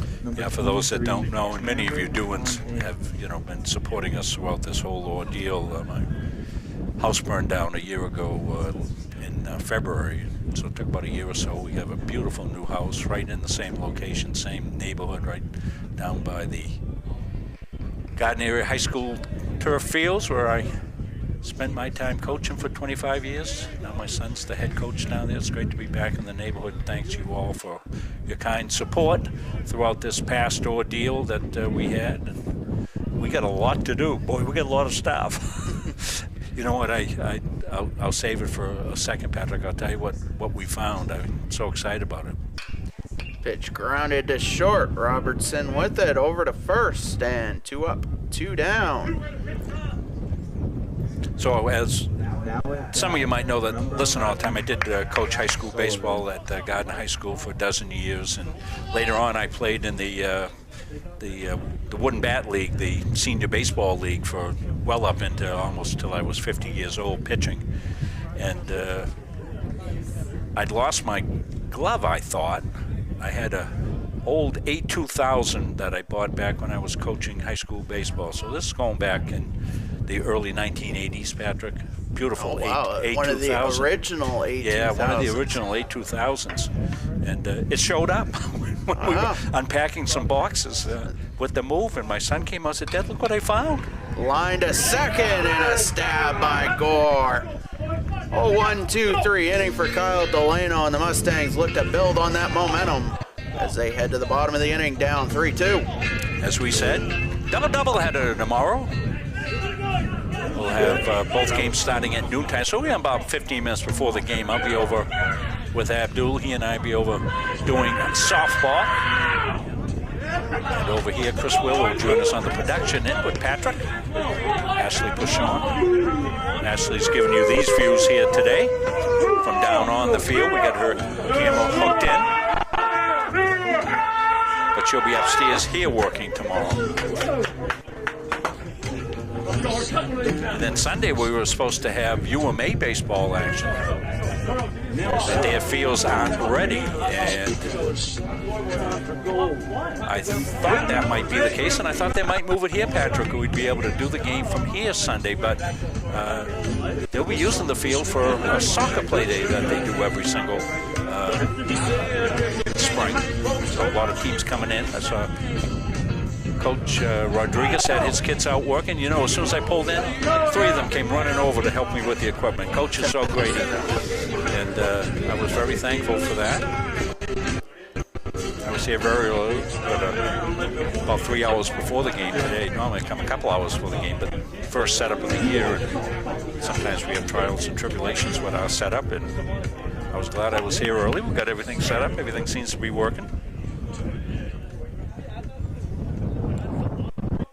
Looking good. So Gore was up, about to come up when the appeal play took place, Patrick. The last inning ended for the Mustangs. Well, they made a terrific line drive catch in the top of the inning, and he'll lead it off here. Start the bottom of the 5th. Mustangs looking for that run. Got a couple innings to do it. It's the first pitch to Gore. He's fouled back. Brandon's been one of the steadier players here for the past several years since his appearance on campus. Playing either middle infield position, playing second lately. Pitch in there for a strike count, 0-2. The junior from Clinton, Massachusetts. The 0-2 from Massey, off speed, popped up. Going into foul ground, and Fuchs will make the catch. Now One up, batting for the one Mustangs, down. Number 19, Jake Galver. Galver will step in.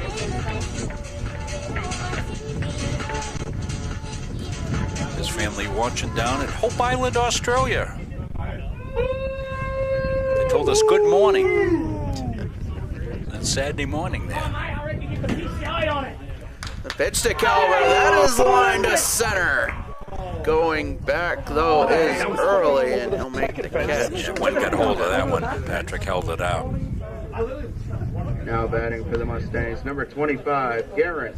Oh, Even if you are not ready for day, I'm literally right here. No, I asked him. Post will step in. So far, a quick inning for Maxim Massey. As the off-speed pitch popped up short left center, and Greenleaf will let it drop. I think he lost sight of it because of the sun angle, and Post is standing at first. We've seen trials and tribulations out in left field today, not due to anything other than the high sky and the wind and being out on the field for the first time. That ball goes up. It's like trying to find a golf ball. But an opportunity here for the Mustangs. Get the runner on with 2 outs. Brady Vincent, the cleanup hitter. Post it first. The pitch upstairs.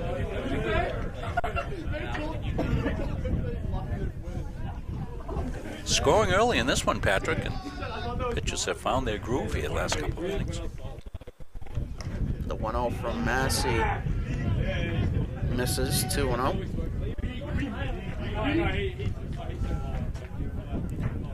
Post at first. Likely not a threat to run. That's that pitch fouled back. Yeah, Brady got a good whack at that one.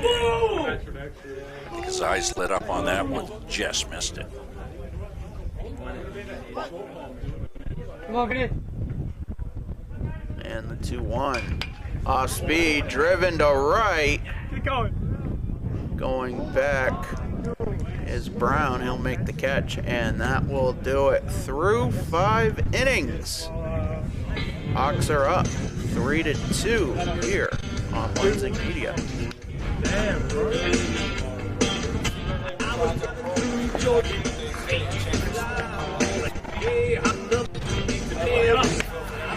Homemade sign written in red Ryan County watermelon. Well, I wasn't in a hurry, so I slowed down. 2-lane road to a one-horse town. There was a party going on. When I got there, I heard a welcome speech from a small town man. He said, "You got 100 gallons of sweet red wine, babe. Big watermelons on the vine. If you sell the sun, but obey the law. Don't try to do watermelon wrong."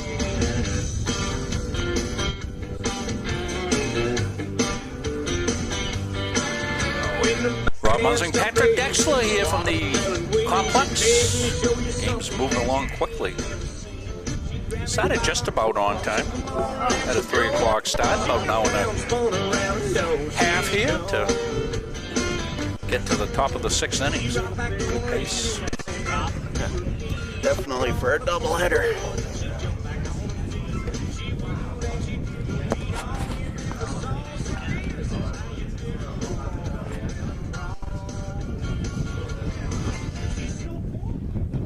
Now batting number 17, Jace Spade. Jace Spade will lead it off for the Hawks here to start the 6th. Kyle Delano still on the mound. And the first pitch of the 6th inning is in their first strike.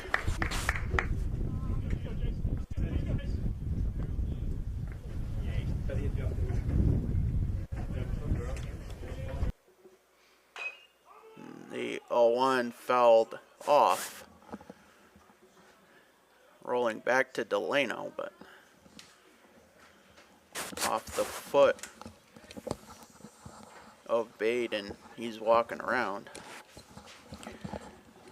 Count will be 0-2 here to start the sixth. Yeah, good job by Abdul for picking up when we added that other camera. We left the audio on that camera, which we shouldn't have done, so we'll turn that off. So now our audio should be a lot better. And the 0-2 outside, 1-2.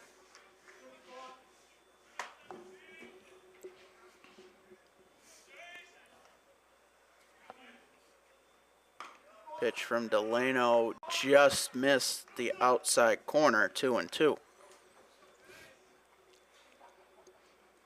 That's sometimes what happens when you're trying to add things during the course of a broadcast. So pitch fouled back. Count, Patrick? 2-2. Thank you.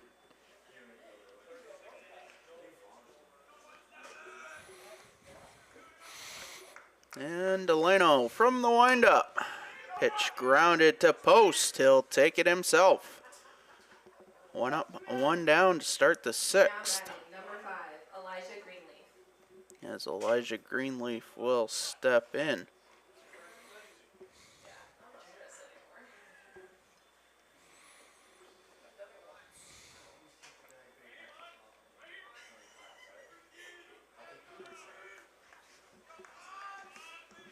And Delano deals. Greenleaf showed bunt for a second, was able to pull it back in time as the pitch missed the zone. Count 1-0.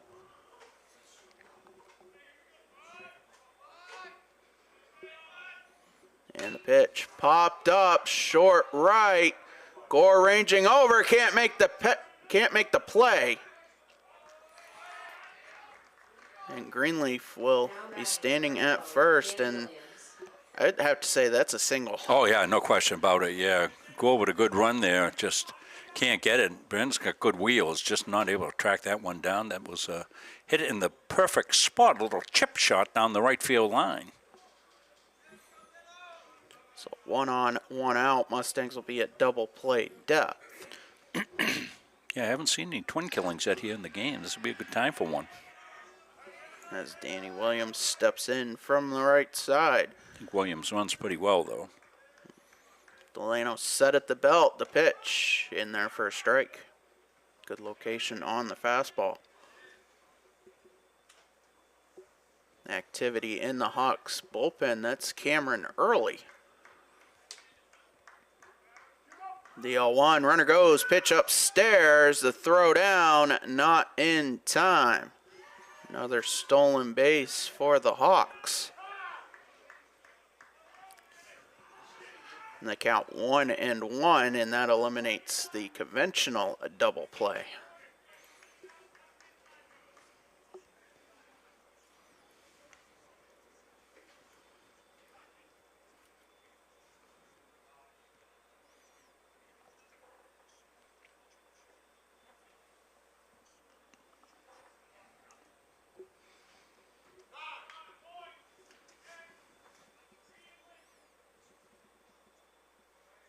See, Coach Palmer's out here for a discussion. Talking with home plate umpire Peter Adams. Not sure what it's about. What could it be about? Not sure.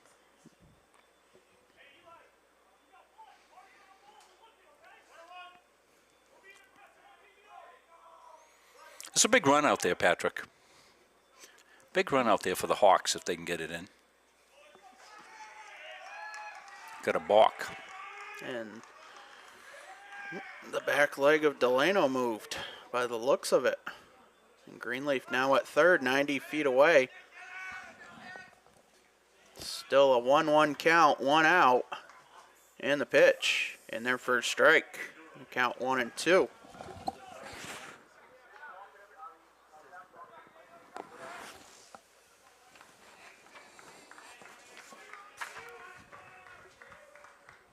And the pitch from Delano popped up.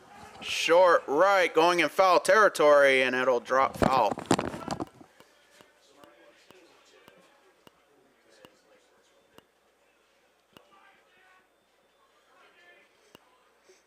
So 1-2 count, 1 out. 1 runner on. He's at third. That is Elijah Greenleaf. As Kyle Delano staring in, he gets the sign. Set from the stretch. The pitch to Williams. Grounded back to Delano. He'll stare at home, then quick throw to first. Will be in time, as now there's 2 away. Still the runner at third. Number 21, Nolan Fuchs. As Nolan Fuchs will step in.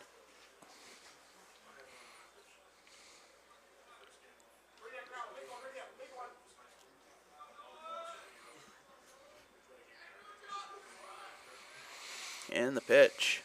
In there for a strike. Rob, this game almost reminded me of a hockey game where it's like a 3-2 game. You don't want to give up that goal. Exactly. As runs, as we change the sport here, the runs are at a premium here in game 1.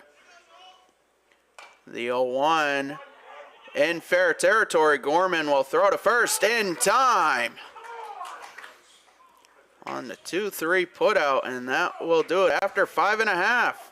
Hawks hanging on to that 3-2 lead. You see Gorman pounces on that. He had to come out a ways on that, Patrick. He did a really good job. He was inside the baseline. Always want to get that inside call from the first baseman, and well executed by the Mustangs on the slow roller. As we said, Gorman out of the chute quickly. Made the good, strong throw to first. Maxim Massey getting ready for his 6th inning of work.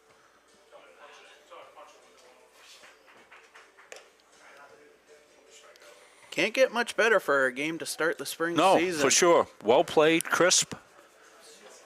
Weather's cooperated.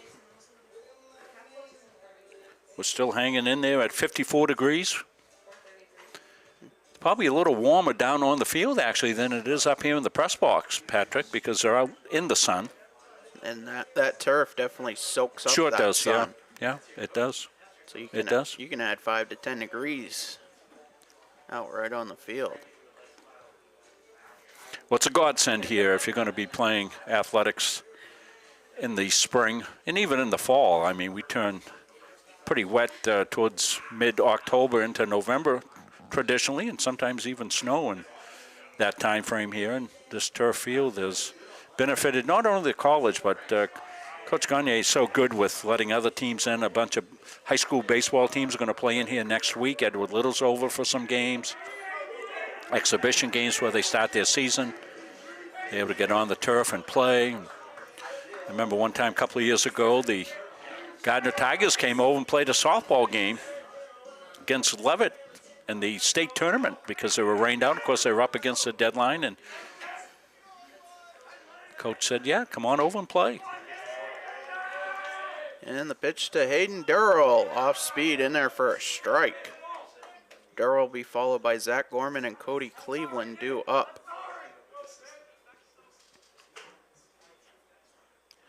The 0-1, grounded foul.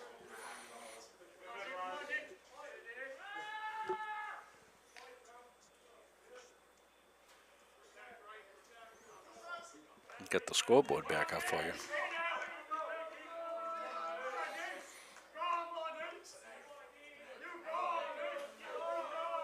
And the 0-2, grounded to third. Williams with it over to first in time. So that was a slow roller. Williams ranging to his left, able to gather and throw right away to get Durrell at first. Hawks infield defense been really solid today. Sullivan at shortstop doing his thing. Just saw the nice play by Williams at third base.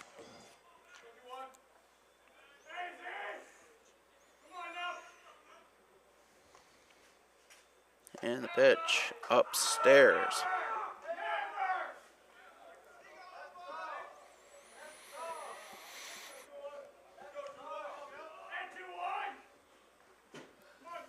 The 1-0. Line down the right field line, and that will stay fair. Gorman will stop at second. It's a 1-out double and a tying run in scoring position for Cody Cleveland. You can see that ball bouncing around down there in right field, and easy stand-up double for Zach Gorman. And Stephen White will be the courtesy runner for the catcher Gorman. Yeah, that put speed there at second base as well, the tying run.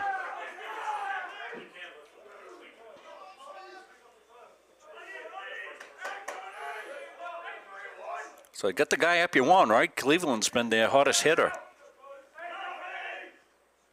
And the pitch grounded through the left side. That'll be a base hit. White will stop at third. And the Mustangs have runners on the corners here with one out. The tying run 90 feet away. And the go-ahead run on base. Yeah, White had to hold up there, make sure it got through. Got to see it through there.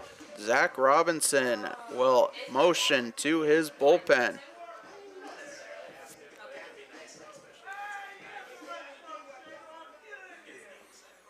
Gonna make some position changes as they had somebody warming up you had mentioned earlier. Was it Early? That is Cameron Early. Will take the ball here in a pressure situation.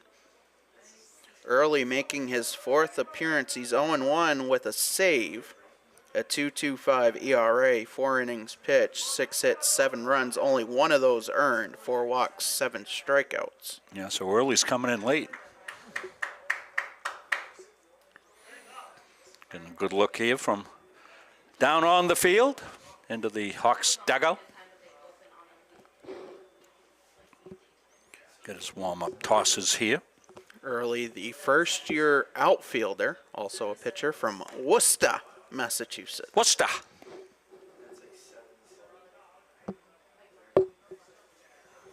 So I was talking about fly balls back 100 years ago when I was playing high school baseball. You know, I grew up in Massachusetts, Patrick, and in Danvers, and not far from the coast. One of the teams we used to play was Gloucester. They were a terrific program. Your attention, please. Now pitching for the Hawks, number 10, Cameron Early. And one of the things that we used to do is to get fly balls early in, late March or so. We'd go down the coast. We'd go down the beach down to Gloucester, where there was, you didn't have to worry about wet fields or snow on the field, whatever it was, because the beaches would be clear. And we'd go down and take fly balls, captain's type practice, go down and field fly balls down at the beach. Now, I wasn't listening for that little bit there, but correct me if I'm wrong. Gloucester is like the northern part of the shore? Yeah, it's on Cape Ann. Okay. Cape Ann. We played them only about 15 minutes away from where I grew up in Danvers. First pitch to Stone. He showed bunt. Cleveland taking off for second. He'll get there with no throw. Yeah, Cleveland runs well now. Now you've got a little bit of gusto there with the go-ahead run at second. 1 out, 2 on, a 1-0 count to Ryan Stone, and the pitch inside, 2-0.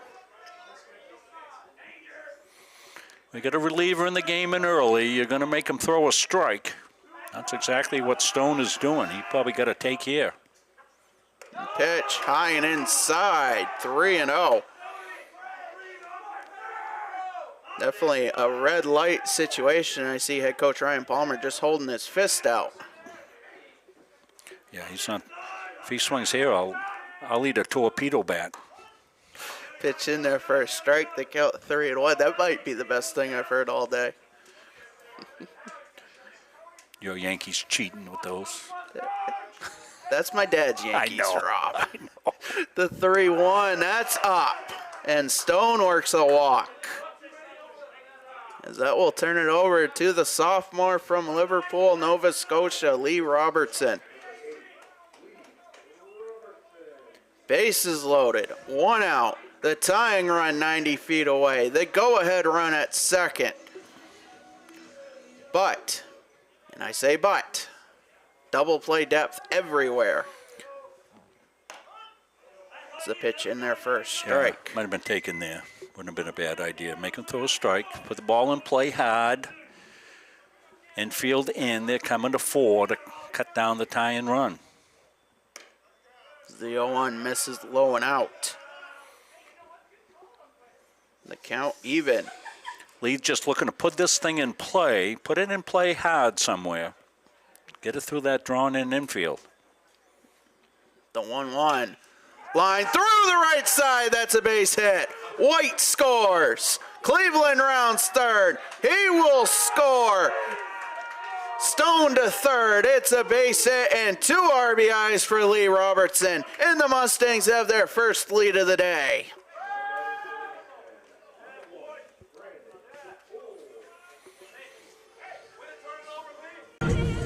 Going to see the tail end of this. First run comes in, followed by the second.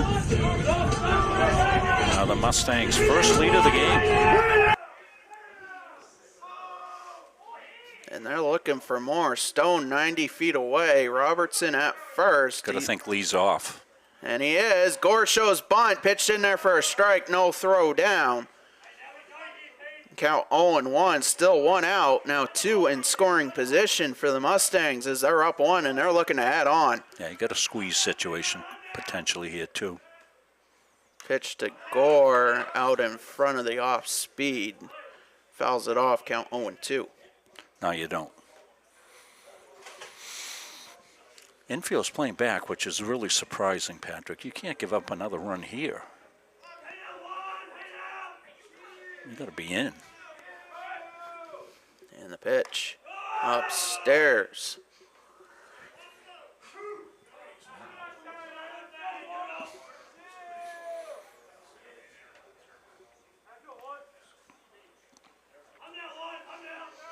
And the pitch from early called strike 3. As Gore down on strikes, there's 2 away. As Jake Calver will step in. Yeah, that was a heck of a pitch right there by Early.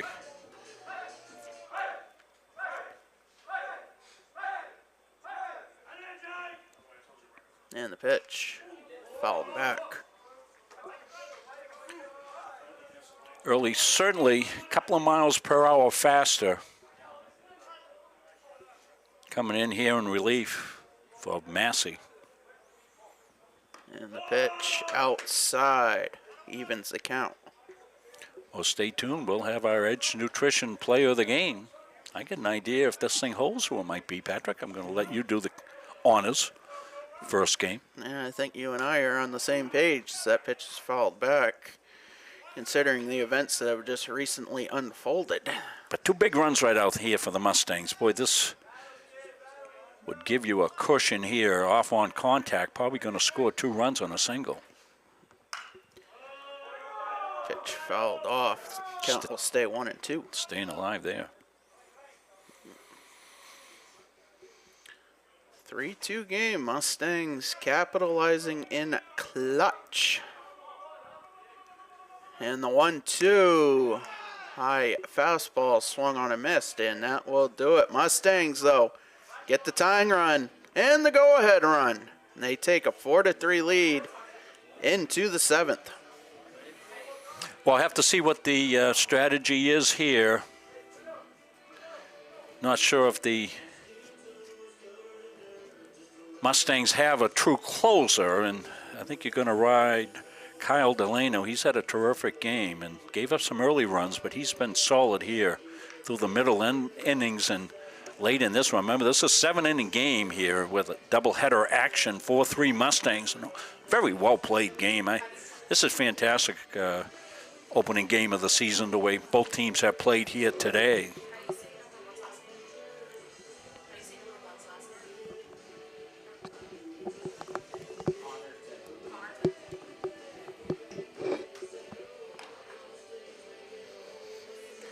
Three more outs the Mustangs are looking for.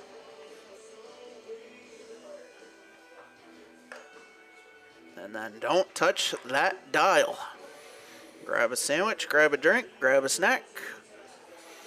Then we'll bring you up to 7 more innings. As Game 2 will be underway about 20 minutes after the conclusion of Game 1. You seen the Edge Nutrition play of the game graphic? Got the graphic up? We're just waiting to fill in the name. I want to thank Coach Palmer and his family business, Edge Nutrition. for sponsoring all sports here at the college for their player of the game. 1776 Federal Road in Livermore. You can order your drink online and then you don't even have to get out of your car. They'll bring it to you.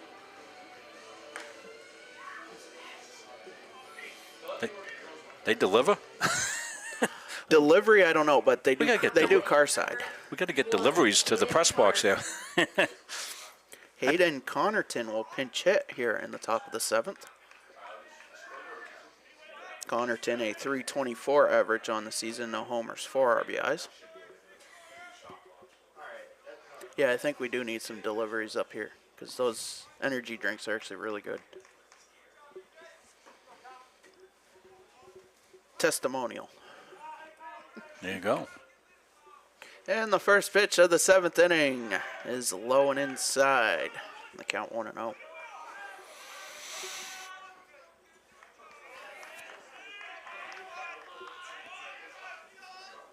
And the pitch, half swing, back to Delano, sets his feet and fires to first in time. 1 up, 1 down. That's what you like, a little incidental contact. Off the check swing, a one hopper right back to Kyle, and Kyle, a terrific athlete, feels his position great anyway, and that's just like what you want. Couple of pitches, 1 out. Keep that tying run off the sacks. Caden Pettit will step in. 1 out here in the 7th. Pitch in there for a strike. He's had that good curveball today.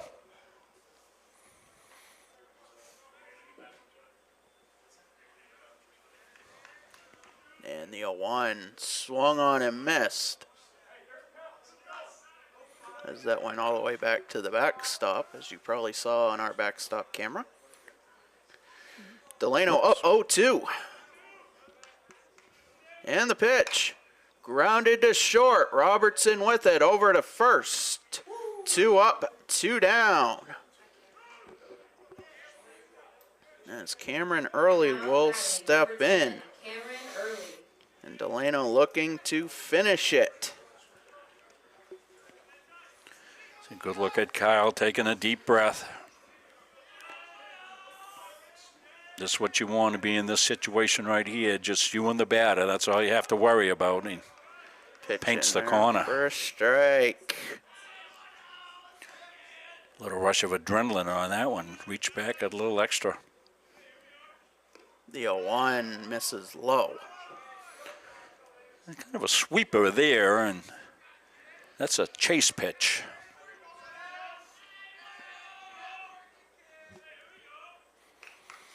And Delano deals that pitch. Grounded to short. Robertson with it. Over to first. In time. Ball game over.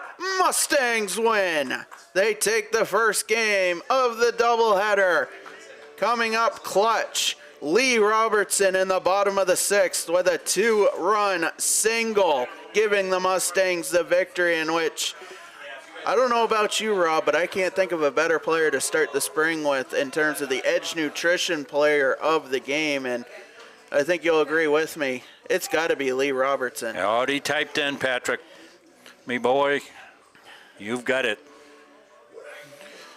Lee Robinson, Edge Nutrition, player of the game. Fantastic job by Lee, but let's not forget the effort by Kyle Delano on the mound. Boy, when he got that lead, he came out in the 7th inning, Patrick, and really put things away. Bang, bang, bang. He didn't leave any doubt, and that's what you want. You talk about having closers and stuff. Sometimes your best closer is the guy that's been out there the whole game, and we saw it here today with the effort that Kyle Delano gave the Mustangs here as we come up into the press box for a quick post game. Very impressive with both teams, Patrick. This was a well-played baseball game. These teams haven't had a lot of field time, and Coach was saying that. And I'm sure Coach Zach Robinson, he's not going to be happy with the loss. But they played well during the course of the game. They played well. Their defense, infield defense particularly, really, really solid with Sullivan at shortstop. He's really a tremendous player. Had some trouble in the outfield. That's going to happen during the early course of the season. You get outside, bright sky, wind, things of that sort. But I think a darn well-played game. And, if we're in for these types of games here this year, I think that'll be a credit to everybody. It'll be fantastic for folks at home to watch as well. Yeah, so Kyle Delano will pick up his 4th win of the season, and Cameron Early will take the loss. And I think the Hawks definitely will be ready for Game 2, and we'll definitely see a testament of this could be a potential YCCC championship. When preview. you look at it, exactly. Well, and a little bit of revenge if you go all the way back to with the upset last year down at Old Orchard Beach there.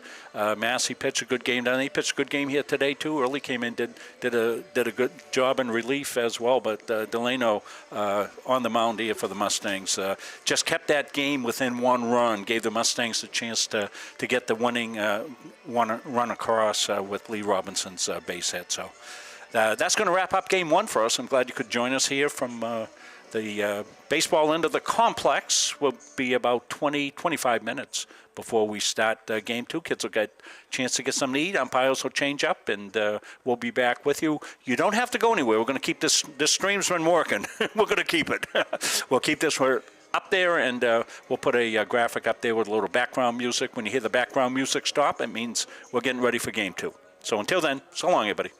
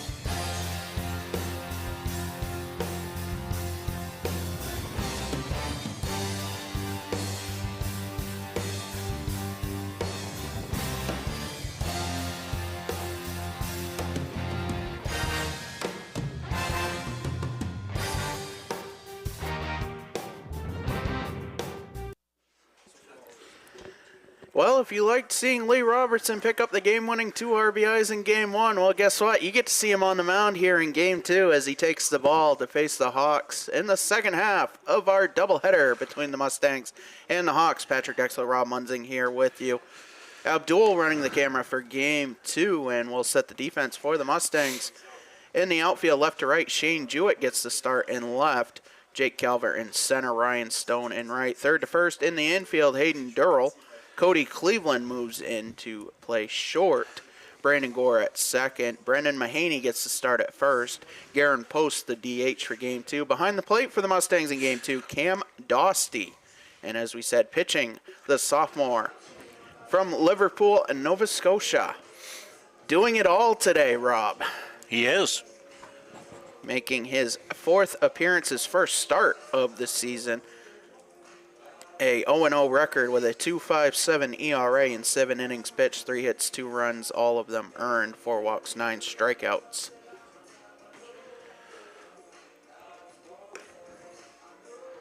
As his battery mate, Cam Dostie, throws down to second.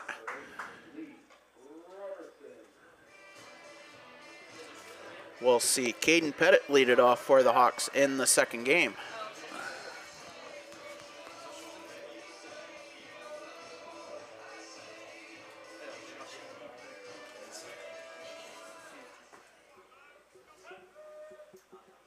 Now batting, number 2, Caden Pettit. As Caden Pettit will step in from the right side. Lee Robertson's ready. Caden Pettit's ready. Cam Dostie's ready. Corey Woodsom's ready. And let's do it here in Auburn. The first pitch of Game 2 hits the bottom of the zone, and we are underway. Corey Woodsom calling the balls and strikes for Game 2. Peter Adams moves to the base paths. And the 0-1. And their first strike. And Robertson working early and often. Yeah, you would think Lee's coming with some confidence after his Game 1 winning hit.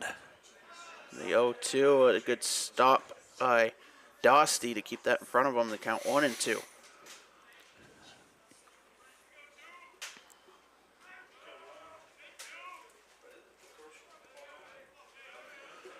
And the delivery. Grounded foul.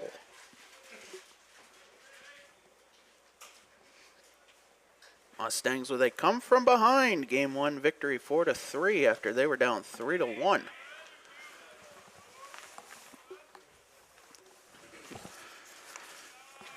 The 1-2 misses upstairs, 2-2. Well, we still have sunshine. Have that for probably about, what, another hour and 15 minutes or so? The 2-2 fouled off as Pettit stays alive. It's definitely warmer outside than it is in the press box here because we have the windows open. When I was down heading to my car to check in on the Red Sox, who were in the process of blowing a 20-run lead.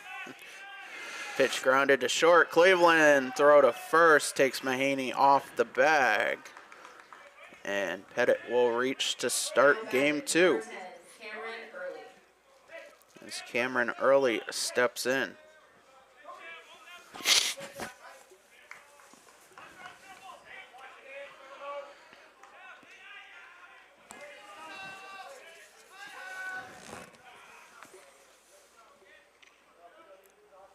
First game moved along at a nice pace, Patrick.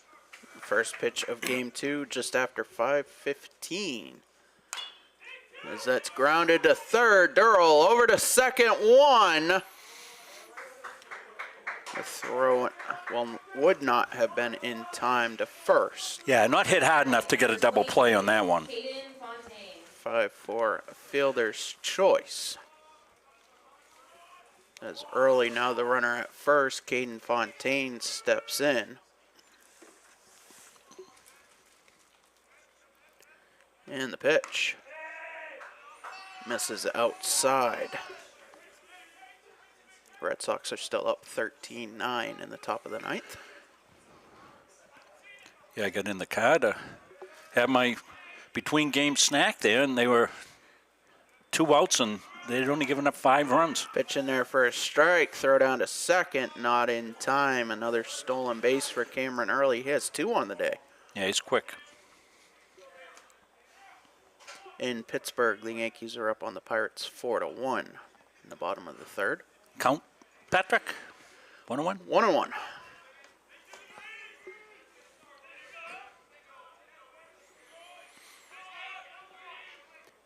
And the off speed from Robertson gets away from Dosty, and Early is now 90 feet away.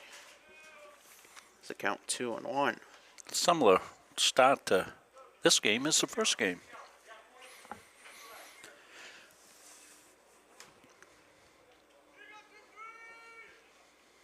And the pitch. Grounded to third. Durrell will stare at Early. Throw over to first in time. Early remains at third. Number 11, Jack Sullivan. As Sullivan will step in. 1 on, 2 out.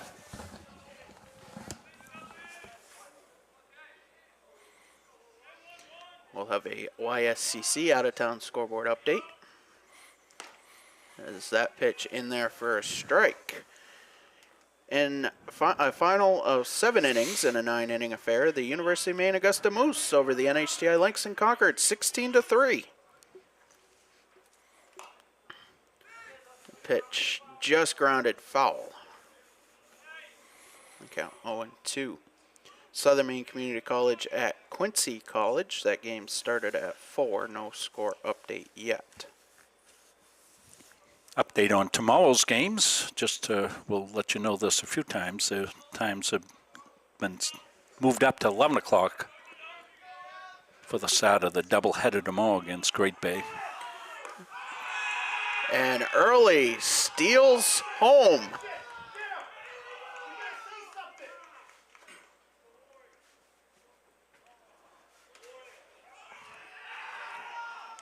Warning for over-celebrating or something. That was a real steal of home. Well, Early stole home, came right back up and was staring.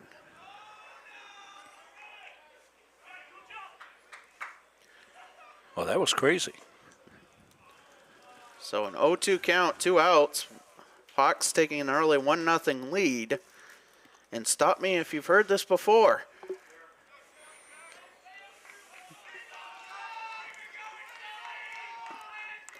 The pitch skips in 1-2.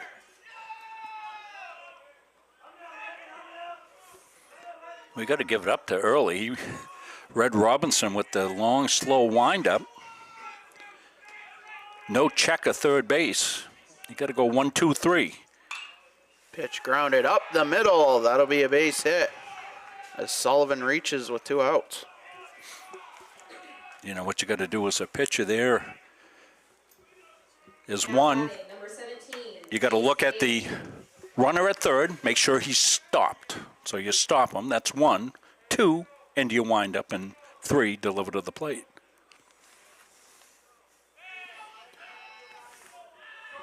One on, 2 out as Jay Spade steps in from the left side. First pitch grounded to short. Cleveland with it over to first in time. The Hawks do get a run on some creative base running. Mustangs coming to bat here in the bottom of the first. Since 1964, the mission of Central Maine Community College has been to serve the surrounding communities with an enriched and inclusive learning environment. The college takes pride in transforming students into employees through lifelong learning opportunities that expand career aspirations and improve current workplace skills. While the most evident changes have been made to the physical layout of the college, the real magic happens within the learning. Engaging in classroom conversations, collaborating in immersive hands-on projects in labs, and sharing through teamwork in academics and extracurricular activities provides students with opportunities to think critically, solve real-world problems, and become lifelong learners. At CMCC, students are surrounded by peers all working towards the same goal, with expert faculty who seek out innovative ways to make classes more than just a lecture, and staff who make students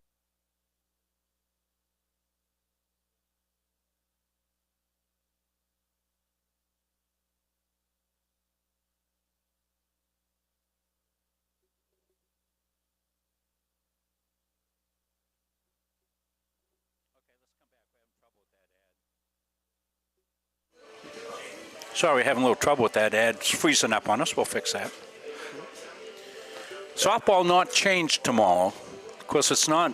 Usually, you in a lot of instances, you're playing the same team, but that's not the case tomorrow. Roxbury College coming up for softball.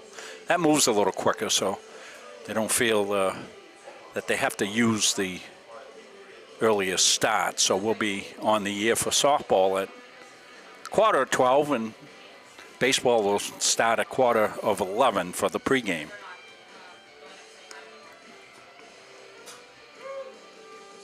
Chris Wheeler and I will be on the call down here. Yep, Ashley's going to do the camera here. Abdul coming over with me for softball. I'll do that by myself and produce it and call it. And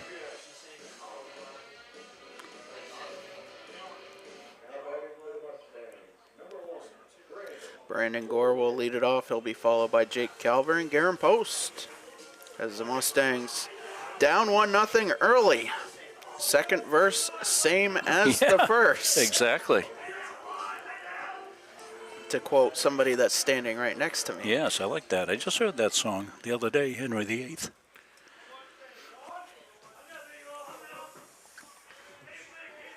On the mound for the Hawks.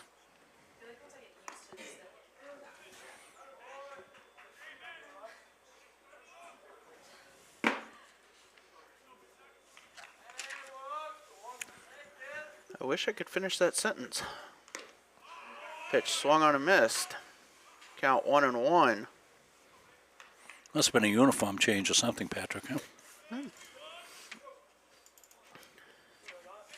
That is Andrew Gray, who is wearing 31. As that pitch misses. Gray, the first year from Rollinsford, New Hampshire, makes his 7th appearance and 5th start. As the 2-1 skips in. He is 1-3 on the season with a 4.87 ERA and 20 1/3 innings pitched, 15 hits, 17 runs, 11 of those earned, 11 walks, 17 strikeouts. And as he's working from the stretch, the 3-1 skips in, and Brandon Gore works a leadoff walk.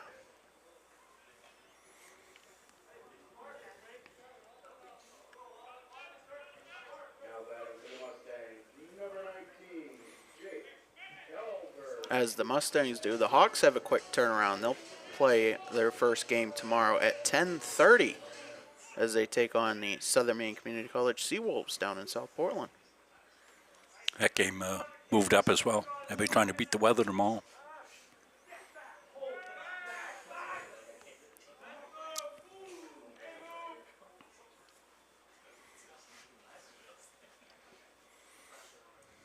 And the pitch to Calver upstairs.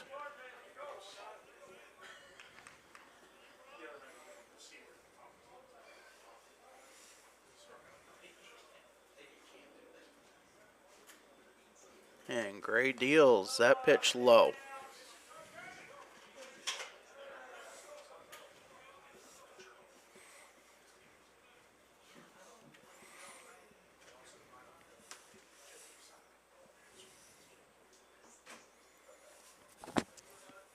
And the 2-0 hits the top of the zone, 2-1.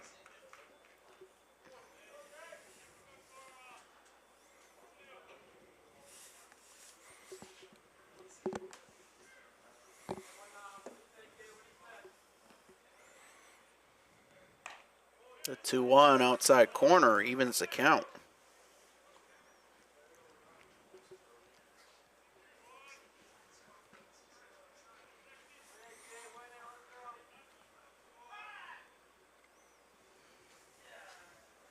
And time is called as there was a baseball in center field.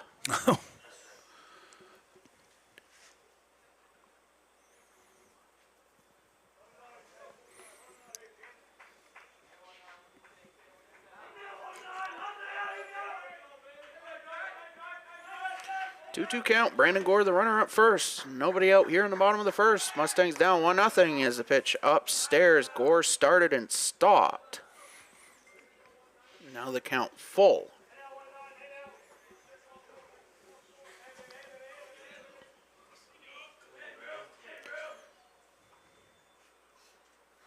And the payoff. Gore goes. Pitch grounded. Stabbed by Sullivan. The throw to first in time. As Gore will advance to second. But cue the highlight film for Jack Sullivan. Look at that play by Sullivan. Dove to his right, came up throwing. What a play by Sullivan. We talked about his play here earlier.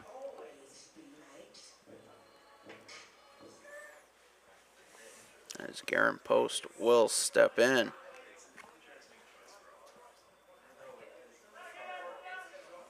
And the pitch from Gray off speed misses upstairs. 1-0. Gore in scoring position at second. 1 out. And the 1-0. Popped up, foul territory, left field. And there won't be a play. And we get blocked out over that way.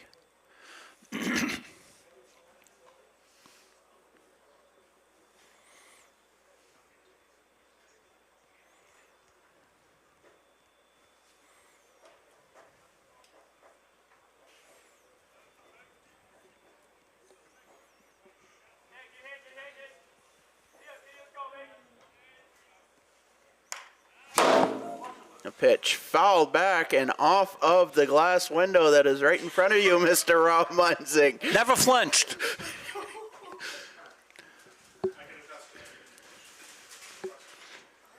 I am tucked behind the window. Apparently we found this is unbreakable glass, which is very good. You got to be aware of left-handed batters, and I am. And that 1-2 popped back up to Gray as he makes the catch. And there's 2 away, but yes, that is wonderful plexiglass. Stay loose, Abdul. That is stronger than probably hockey plexiglass, because I would say a hockey puck would have shattered that at that speed. Gosh. Brendan Mahaney steps in. 1 on, 2 out. The pitch in there for a strike.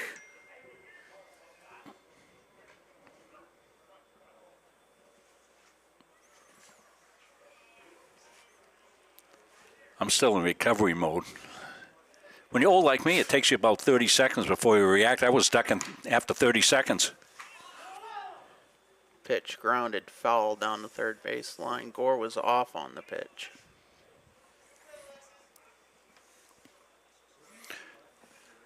It was a couple of years ago we had a softball fly in to the press box. That was quite an adventure. Yep, that hit former assistant athletic director Chelsea Watson. Yeah, hit Chelsea, and that was the end of her career. 2 strikes, 2 outs. Gore off on the pitch. Pitch misses. The throw down. Not in time. Yeah, that was a crazy one there. The softball came in, and I actually had flashbacks of that the minute that hit. well, as I always tell the camera people, protect that camera. I mean, I can get another camera operator. We need Abdul to step right in front of that camera and take one for the team. Off speed, misses up. They count 2-2. 2 outs. Score the tying run at third, 90 feet away. The pitch to Mahaney, grounded up the middle. That'll be a base hit. Gore will score. It's a base hit and an RBI for Brendan Mahaney. And stop me if you've heard this, Rob. We are tied at 1.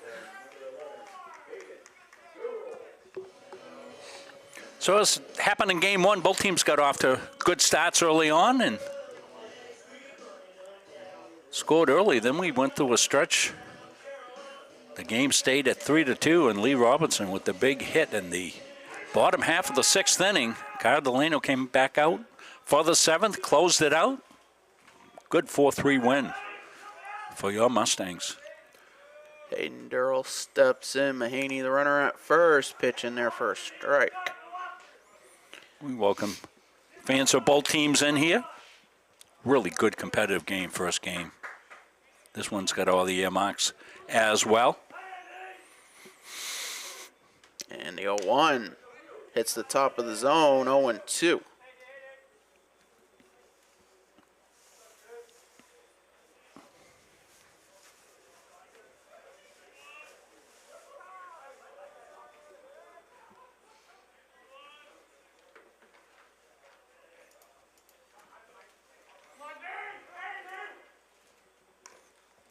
Pitch outside. I think it was no pitch. Oh, no pitch. So time was granted to Durrell as he stepped out of the box. So it will be a 1-2 count, 2 outs. Mahaney, the runner at first, tied at 1. The pitch, called strike 3. As that hit the outside corner. And that will do it after 1. We're tied at 1. For years, you've worked hard, saved wisely, and dreamed of this moment. Retirement is one of life's biggest decisions. You don't have to navigate it alone.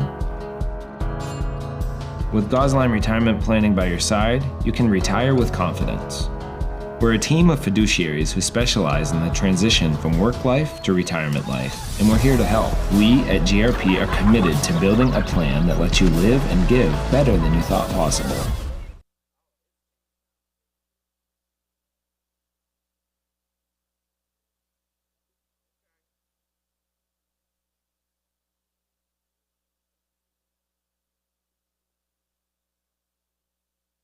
For years,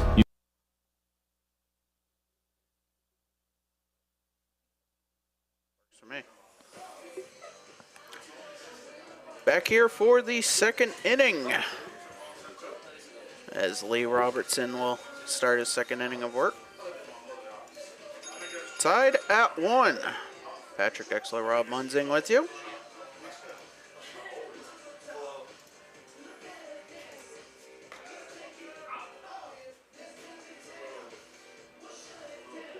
Very competitive game 1, as you said, Rob, and game 2 shaping up to be the Battle Royale.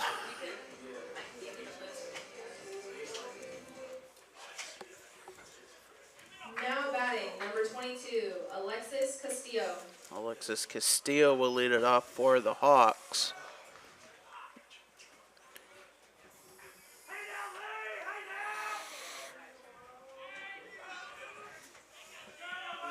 And Robertson from the windup will fire a fastball on the inside corner and the count 0-1. Castillo must be right up on top of the plate because he jumped back. The 0-1 off speed misses upstairs. That'll even the count. As you get a good look of it from home, the baseball coming into your living room. Fastball misses. 2-1.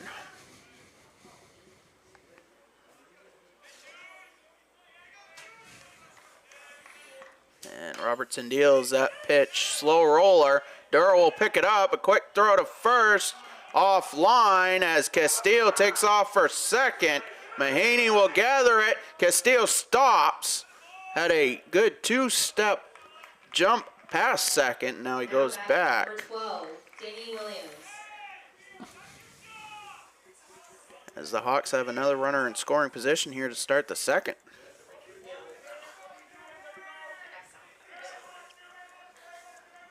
As Danny Williams will step in.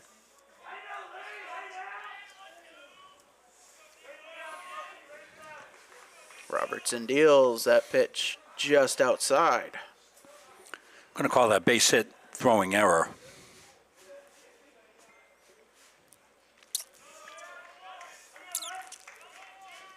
And the pitch swung on a miss. That'll even the count.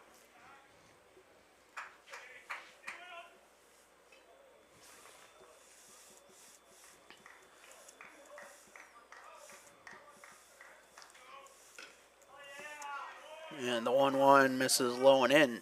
2-1.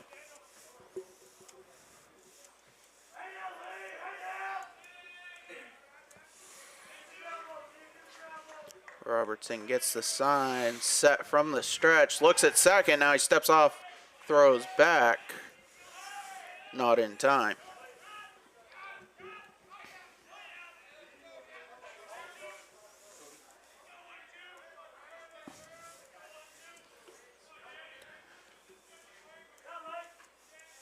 And the 2-1 grounded stabbed down by Durrell. Cleveland loses his footing as that rolled right past him. And everybody's safe. Runners on the corners here to start the second. As Jackson Maddox will get his first at-bat of the day.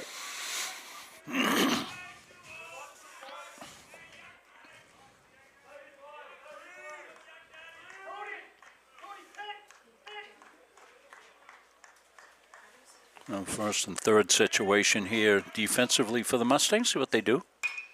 Pitch line right at Mahaney. Makes the catch. Tags first for the double play.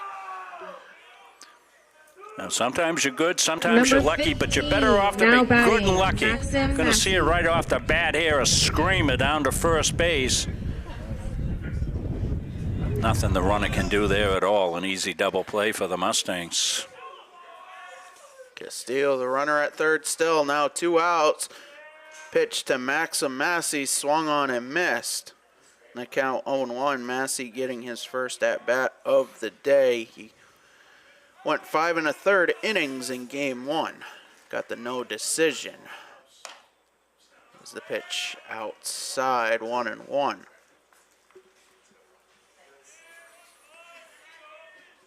The Mustangs get out of this one, then be feeling very fortunate. Double play, always your best friend. The 1-1, that swung on and missed. Got him chase one down out of the zone.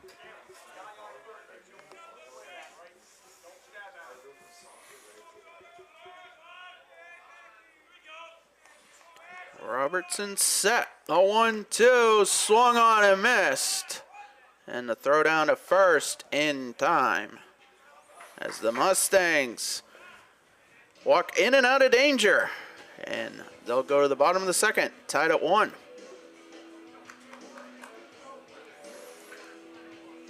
So we'll be here all this month from Mustangs baseball and softball. Jam-packed month of action. Also be picking up select UMA games for you YSCC fans.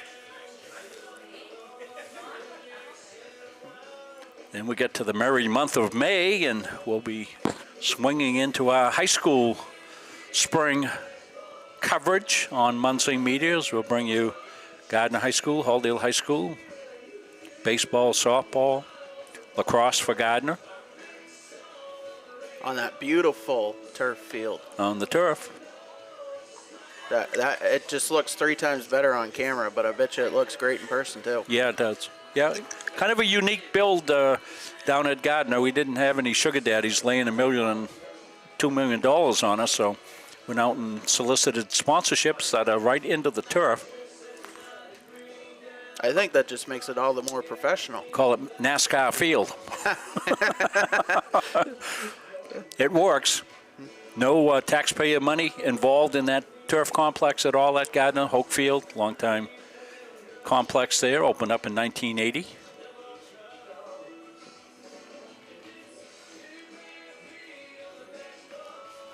So Cody Cleveland will lead it off for the Mustangs. He'll be followed by Cam Dostie and Shane Jewett.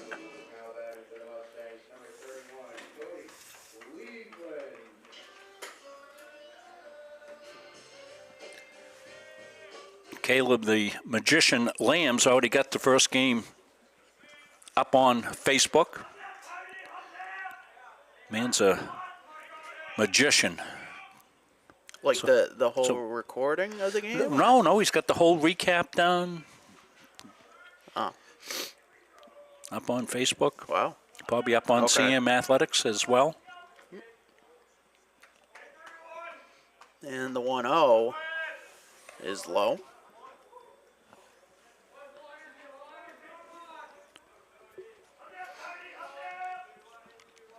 What's the count, Patrick? I got lost. 2-0. Thank you.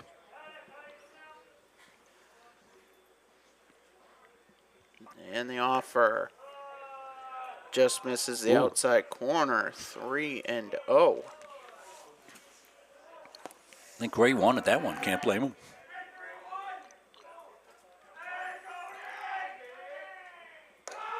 And that pitch misses upstairs, and Cleveland works a 4-pitch walk.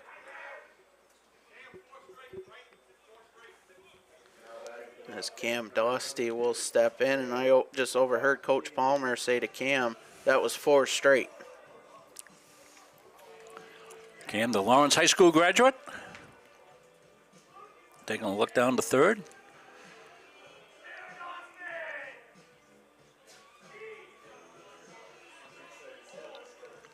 Probably going to have to look pretty good to Cam to swing here. He might even have a take.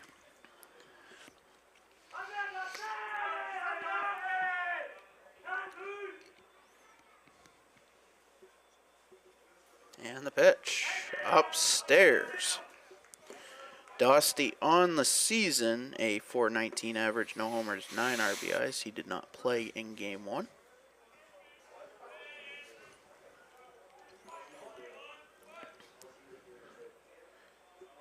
And the 1-0 hits the outside corner. That'll even the count. I think as dusk approaches, the wind might calm down here a little bit, Patrick.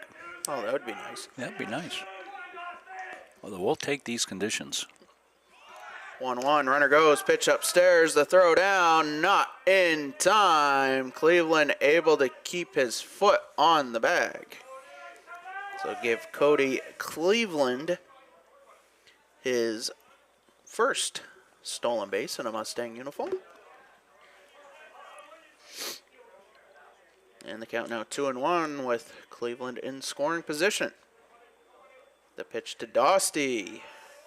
Outside corner, 2-2.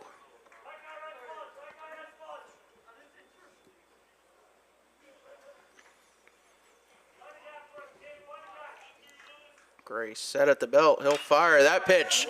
Driven to center, and the catch is made as Cleveland will go back to second. That was on a frozen rope. Yeah, Dostey put a charge into that one. As Shane Jewett will step in. From the 8th spot, the left fielder here in game 2. Jewett on the season, just a .182 average, no homers, 7 RBIs. And the pitch upstairs.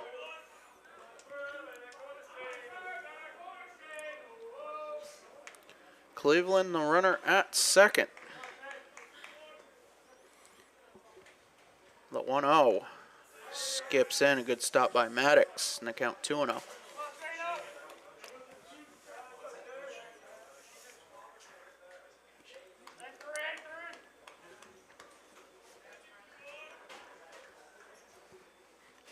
And now the 2-0 foul tipped. Count 2-1.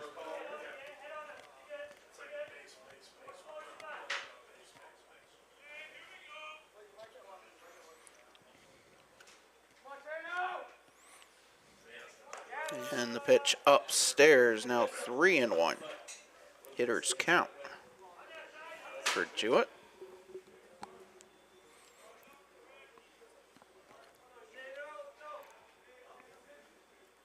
As that pitch misses up. And Shane Jewett works a 1-out walk.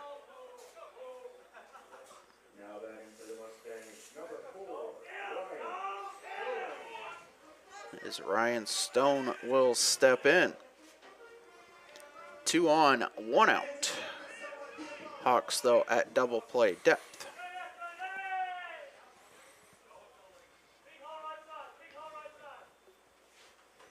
And the pitch misses in, 1-0.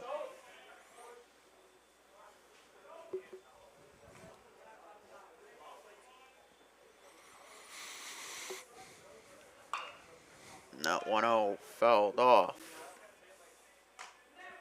Evens the count.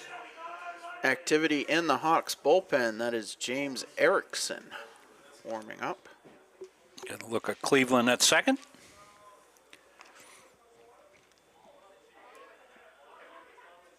And the 1-1 swung on a missed.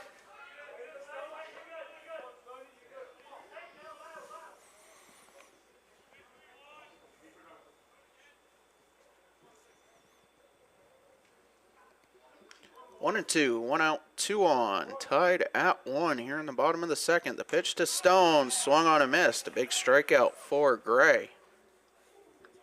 as there's 2 away.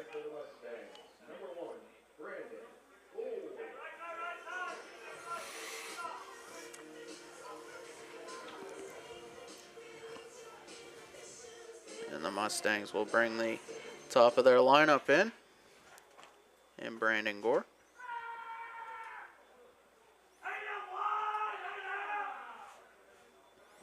Two on, now 2 out. Off-speed pitch misses upstairs, 1-0.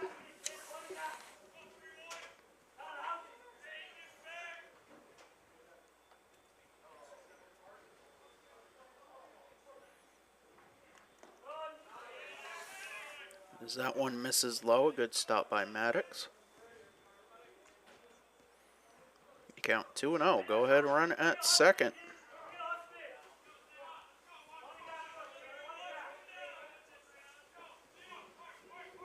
A 2-0 to Gore. Misses 3-0.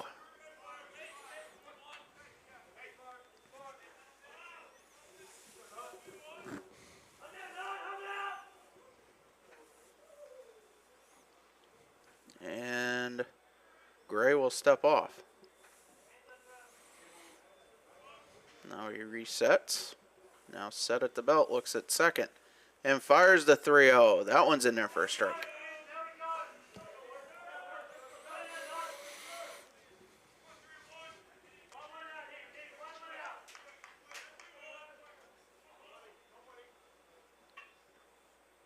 And the 3-1.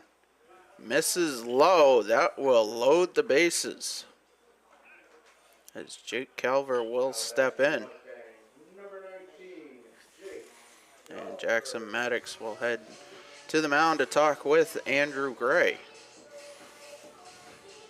As James Erickson has come back into the Hawks dugout from the bullpen. And look at Cody Cleveland down there at third base. It's the go-ahead run. Coach Palmer coming in the picture right now. Minding him, 2 outs.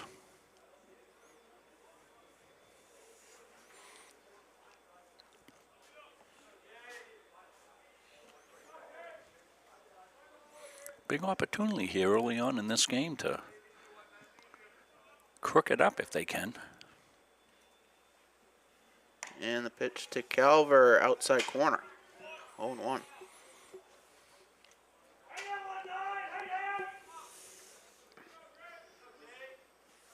Jake's family was watching earlier down in Australia. Hope Island. Pitch low, gets away from Maddox. Cleveland will score. All the runners move up 90 feet. As the Mustangs take a 2-1 lead off the wild pitch.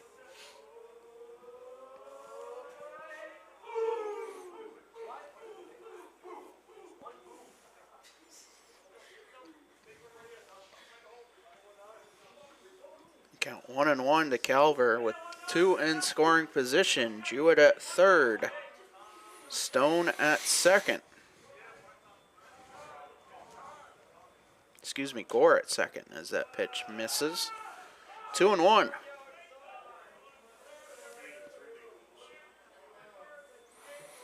Is Jewett getting his lead off at 2 outs? He doesn't have to be too adventurous down there. He's going to score on the hit easily. And the other thing, too, is you don't need a big lead at third base to score on a pass ball here at the baseball end of the complex because we don't show it, but there's lots of territory in behind. That pitch grounded to short. Sullivan with it over to first in time. Mustangs get 1. Strand 2 in scoring position. We head to the third. They have a 2-1 lead.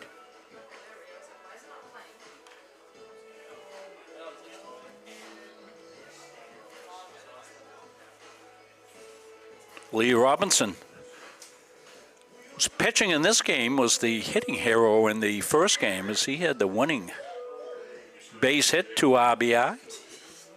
That earned him the Edge Nutrition Player of the Game. Want to thank Edge Nutrition, Coach Palmer's family business, for all their support throughout the year. We'll do a final tally at the end of the baseball, softball spring season here as to how many games we've done down here this year, but it's been the most ever. Of course, we added in women's hockey this year, so that added more games in. Very successful season. Coach Canoan at the controls of both the men and the women's team. Patrick, you followed the men to the national tournament, and they ended up pool play 2-1. How did that team that beat them do in the Final Four, Patrick? Did they win it all? Because they were a powerhouse. Yeah, I don't believe they did. I didn't really pay attention after pool play.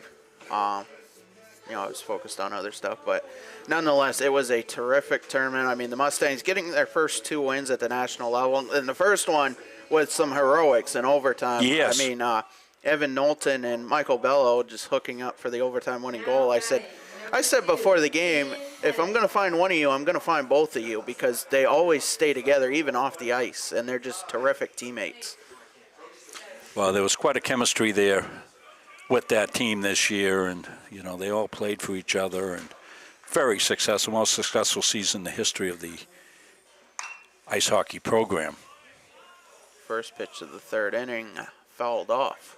Women equally impressive. I believe they got out of the gate to a 6-0 start and ended up with a winning record overall. Yeah, 7-5. But if it wasn't for their first game, also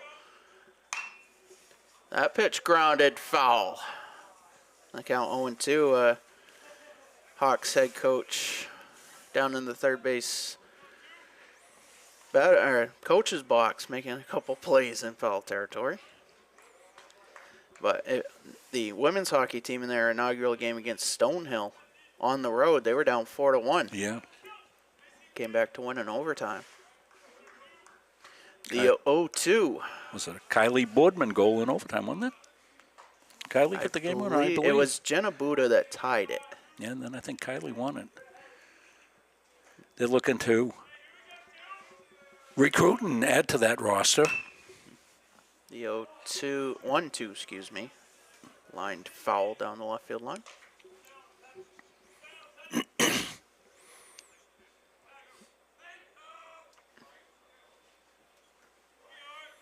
Well, the spring season goes by in a blink. The 1-2 swung on and missed. A great off-speed pitch from Robertson. 1 up, 1 down to start the 3rd. Yeah, it took a little bit off this Now one. Watch it on the replay 10, here. Cameron Early.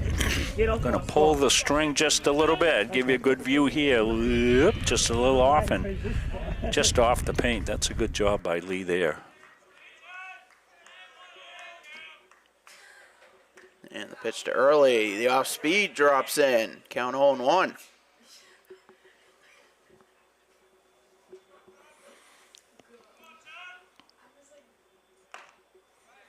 That pitch misses upstairs.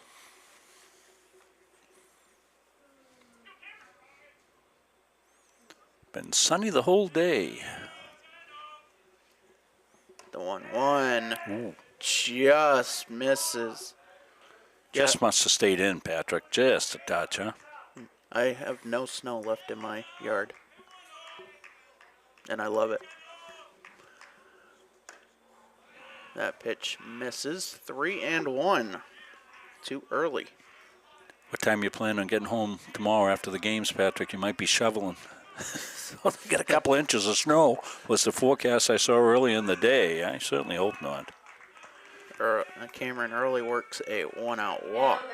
Number 23, Caden Fontaine. I want Early to get going. That's exactly what I was thinking. He's got a couple of stolen bases, I believe, in the game, and it's a threat to run. Stole home here in the first inning. So he's not afraid to gallop.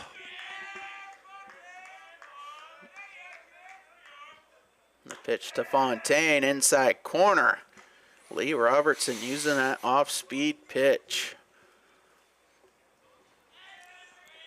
Well, I anticipate Early going sooner than later. They're over to first, as they almost had Early. A little late on the throw. Yeah, Early was almost a little late getting back to the bag. He was leaning towards second. And the 0-1 early goes as that pitch fouled back, and the count now 0-2. You know, one thing that is kind of a lost art, I think, when you watch baseball at all levels now, Patrick, is pitch outs. Yes. See very few pitch outs these days. I used to call for a lot of pitch outs back in the day. That pitch lined right to short. The throw back to first, not in time. But a great catch by Cleveland at short as there's 2 away. Jack Sullivan will step in, and I think I can attribute that to pitchers do not throw out of the zone intentionally for intentional walks anymore. They just put the 4 fingers up, and the runner goes. Well, if you're going to do it, you got to practice it. I mean, runner goes. Pitch misses inside, and Early takes second. Yeah, he just timed that up. He was off early, timing up the move. Stole that one. He could have stolen that one standing up. Listen, I'm not pitching to this kid. I'm just not pitching to him. Pitch grounded too short. Cleveland with it over to first. Throw is wide. Gets by Mahaney, and Early will score. Sullivan stays at first. As we are now tied at 2. Batting number 17, Jace Spade. As Jace Spade will step in. Sullivan, the runner at first. I thought what Sullivan was, he's just, he's their best player, no question about it, and he's been wreaking havoc offensively and defensively throughout the doubleheader. So he had first base open. You could have pitched him carefully,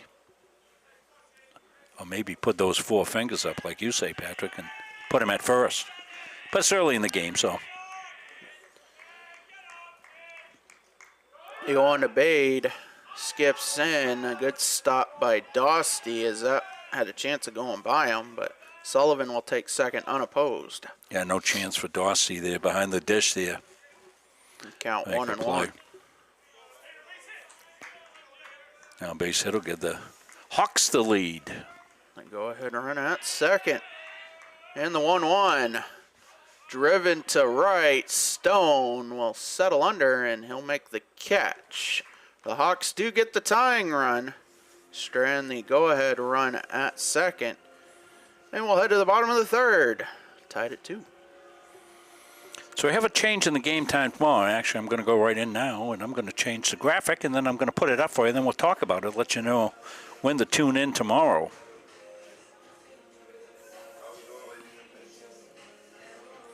So we got that fixed. So here's information on baseball tomorrow. Great Bay Community College coming up for a doubleheader. They'll begin at 11, second game at 1, or that very seldom happens. So, expect a second game 1:30-ish or so. But trying to beat the weather that's coming in tomorrow. We'll also have softball action from the softball end of the complex as Roxbury Community College will be coming in. They'll come in for a doubleheader action. That game time won't change. That's going to stay a noontime start, which kind of helps me because then I'll come early, get softball set up, then I'll come over here, check in on you guys, make sure everything's all set up and running. I can almost leave everything just hum chucking, hum firing overnight. Who's bringing the coffee and donuts in the morning? Well, that'll be Chris Wheeler will be doing that. Chris, you heard him. I don't know, Chris is watching. So the games that we were scheduled for Sunday, which were UMA games, are not going. Well, they might be going, but we're not going. They had to move those games from the Piggery Complex in Augusta. That's not ready for play yet, and doubtful if it'll be ready after this incoming weather for a couple of weeks still. And they couldn't move it here, which is, I think, probably their first choice, but they will move it to Lewiston High School. So we won't be able to stream, as we don't know the setup over there and what games tomorrow and all. I just don't have time to do anything with that. So Garen Post will step in. So we'll get back to UMA as time permits. We will actually have them here first. Yep, we'll have them coming in. Let's update the scoreboard here. Count now 2-0 to Post.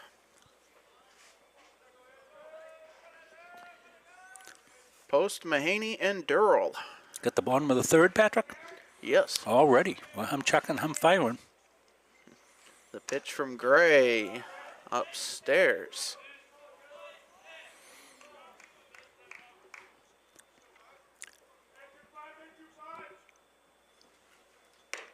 And Post works a 4-pitch walk to start the third.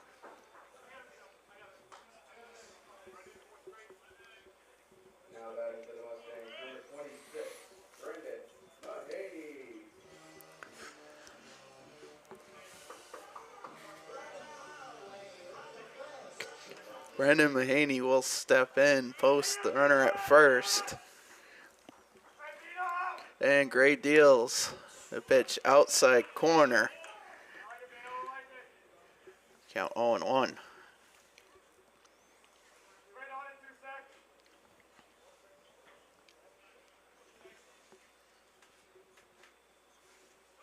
Gray deals that pitch in there for a strike.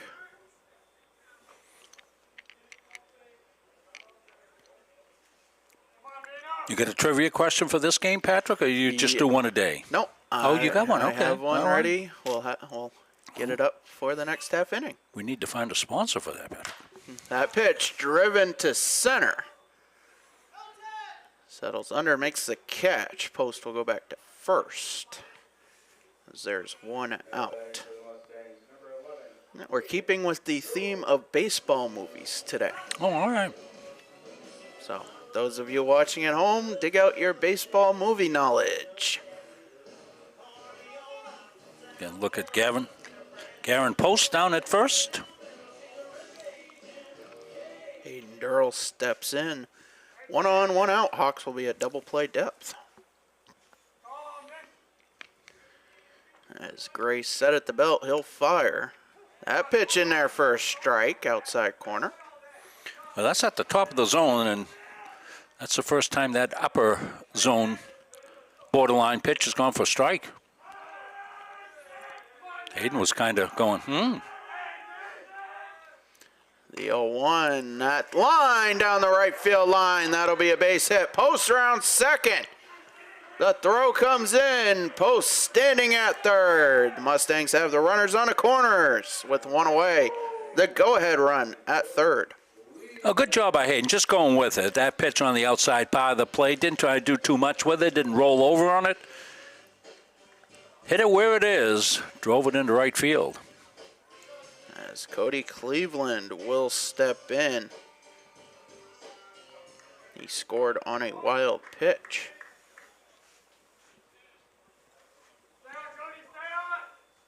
Two on, 1 out. And the pitch upstairs. The Hawks infield paying attention to Post and Durrell.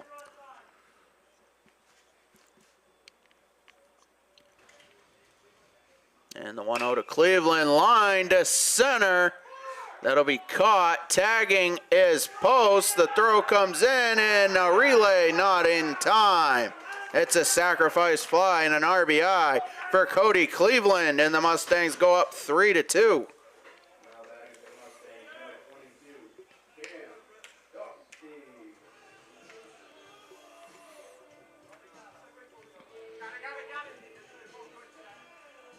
They want to appeal third. And they're waiting for time to be called.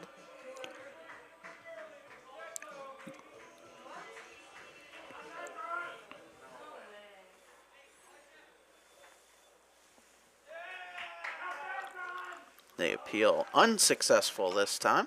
Yeah. Well, they're doing quite a song and dance. All you got to do is say, hey, is the ball live? If the ball's live, you just throw to third base. You don't have to do any other hysterical things. So 1 on, 2 out. Durrell, the runner at first. Cam Dostey steps in and looks at a fastball outside part of the plate. Count 0-1.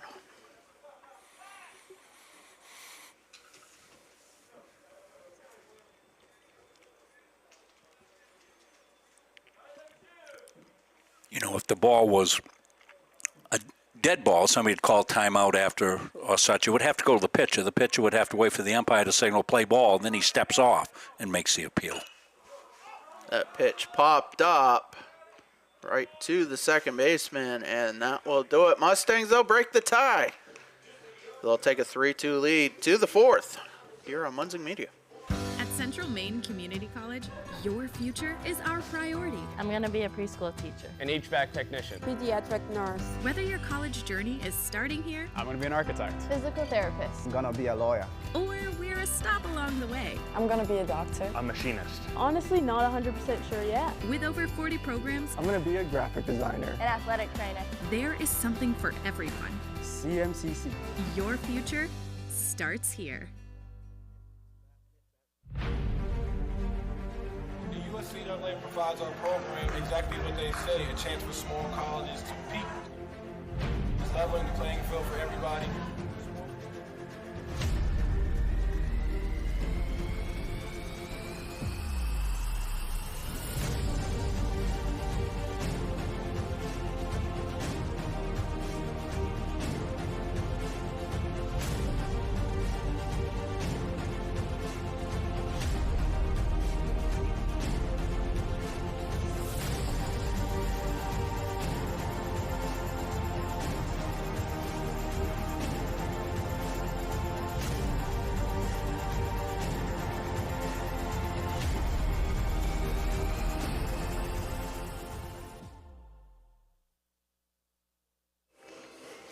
Back here for the top of the 4th is Lee Robertson getting ready for his 4th inning of work, and it's time for the second Munzing Media Trivia question of the day. So here it is. Billy Beane. We all know Billy Beane, if you're a baseball fanatic, made famous by his tenure in the front office of the then Oakland Athletics, which are now the Just Athletics. But he was featured in the book and subsequent movie Moneyball. Played for 4 major league teams in his career. Name those 4 teams. We'll have the answer for you in the bottom of the inning, as Alexis Castillo will lead it off for the Hawks here in the 4th. And the first pitch, driven to left. Jewett will come right in. 1 pitch, 1 out. Because that was a screamer. Now batting, number 12, Danny Williams. As Williams will step in.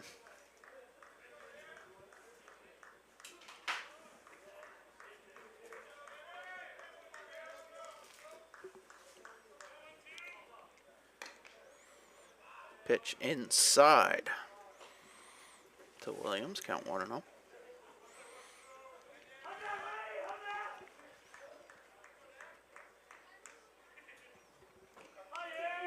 Pitch swung on a miss. That will even the count.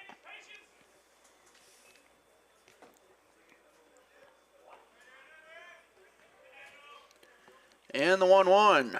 Swung on a missed. Count 1-2. As Robertson working quickly and efficiently. All the pitchers today have had good pace. And the 1-2. Off speed, skips in, and I think that got underneath the gear of Cam Dostey as he caught it in his gear.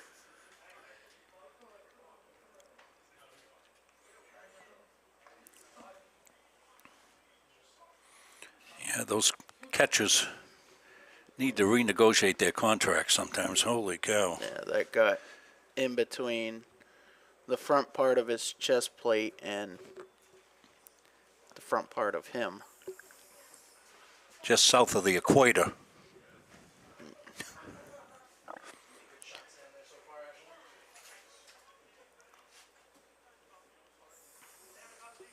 Of course, they have, you know, the protective cup on and all of that, but still, sometimes that ball will get direct hit. Hard to explain unless you experience it. Pitch called, strike 3, inside corner. There's 2 away. Now batting, number 20, Jackson Maddox. As Maddox will step in.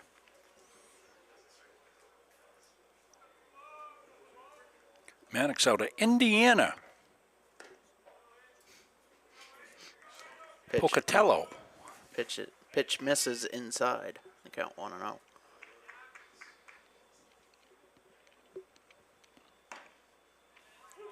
And that one hits the outside corner. That'll even the count. 2 outs, base is empty.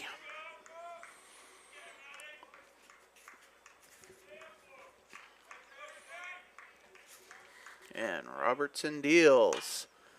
That pitch popped up right behind second. Cleveland will make the catch, and it's a 1-2-3 inning. Yeah, pretty good economy right there. That's just what you want in the middle innings, is about a 10-pitch inning or something like that. Robinson will certainly take that. Helps extend your time in the game when you get middle innings, a 1-2-3 inning. And the Hawks will send James Erickson to the mound here in the bottom of the 4th. As he'll take the mound, making his 10th appearance. He is 5-1 with a 3.89 ERA in 34 2/3 innings pitched, 41 hits, 21 runs, 15 of those earned, 12 walks, 27 strikeouts. I just think it's fantastic, Patrick, how you memorize everybody's stats. Amazing.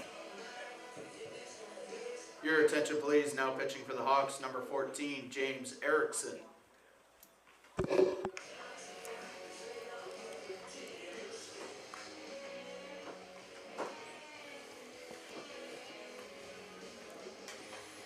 Two well-played ball games. Hope you're enjoying it at home.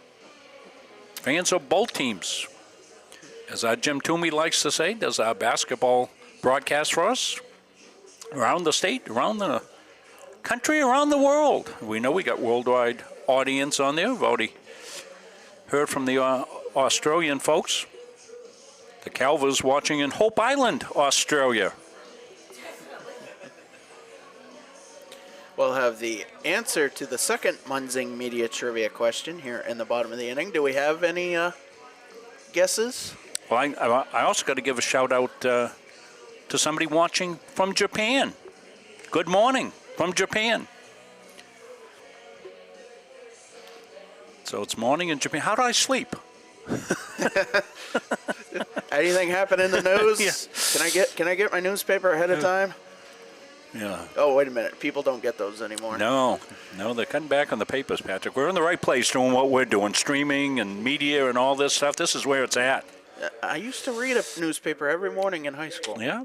I was the only one, though. For years and years and years, we used to get the Boston Morning Edition and the Evening Globe back at home, and the Boston Herald and the Record American. We had 4 newspapers coming into my house growing up. First pitch to Shane Jewett outside. He'll be followed up by Ryan Stone and Brandon Gore due up here in the bottom of the 4th. But things change. The 1-0 misses 2-0. You know, everybody wants to go back and, the good old days. But, geez, you know, you just appreciate today for what it is. That's what I always say. And certainly, I'm an old-timer at 72 years old, but we've embraced technology here. And we're one of the first streaming groups here in the state of Maine. The 2-1 is low, 3-1. Yeah, and thanks to you, I had the pleasure last month to be a part of the Class B state finals at the Cross Insurance Arena. Fantastic. That's right. 3-1 misses and a leadoff walk for Shane Jewett. I was on 96.3, the Big Jab, with Portland Sea Dogs broadcaster Emma Tiedemann. And I would say it was probably one of the best days I've had streaming, in this case on the radio.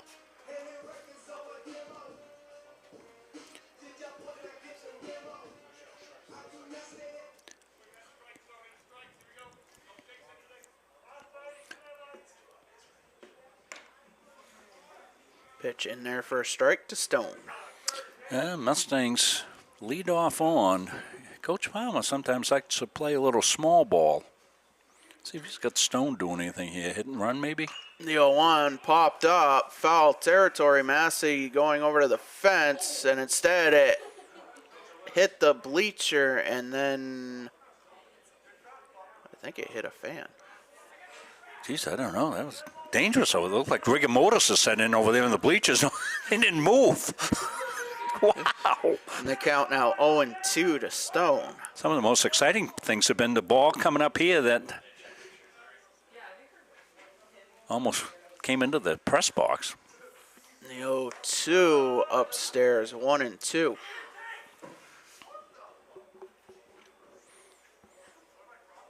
I think kids are happy to be out playing ball. We're happy to be here. We're glad you're happy to be watching this tonight, Friday evening.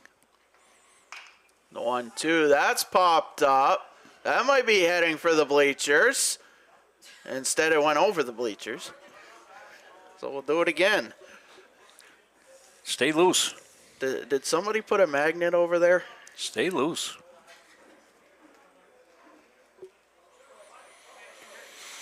One-two count. One runner on. That's Shane Jewett at first. Nobody out here. In the bottom of the fourth as the pitch swung on a missed and Stone down on strikes. That will turn the lineup over, though, to Brandon Gore. Probably the kids with the toughest jobs, Chris and Abdul running the camera. They've been going back and forth, so the other one go over and warm up with the on-the-wall heater, heat pump. That's what those are called, Patrick, heat pumps. I got 2 of those in my new house. I know how to run those now. Yeah, I really want one for mine.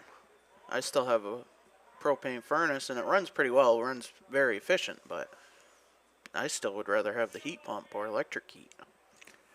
Craig Gorman chiming in. He's in Melton, Australia. He's up early to watch on a Saturday. A pitch line to left. That'll drop in for a base hit. Jewett will stop at second as the Mustangs have 2 aboard with 1 out for Jake Calver. And something I learned, Rob, pregame talking with Jake Calver, who's now at the plate. Melton, Victoria, Australia is the southeast part of Australia. It's next to like Melbourne. Okay. And then Hope Island, Queensland is like the northeast part. So it's like Maine and Florida. Yes, right. Yeah, Australia very big.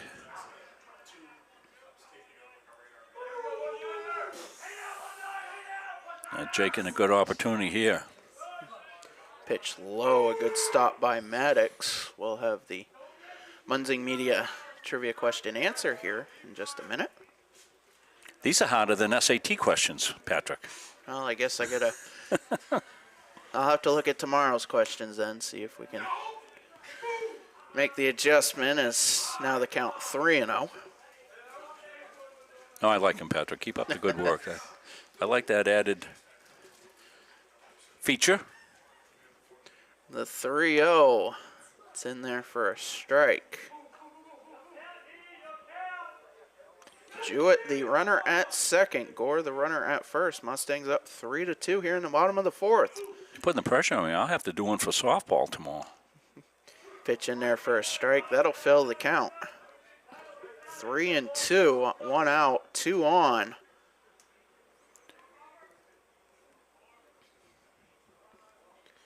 And the payoff.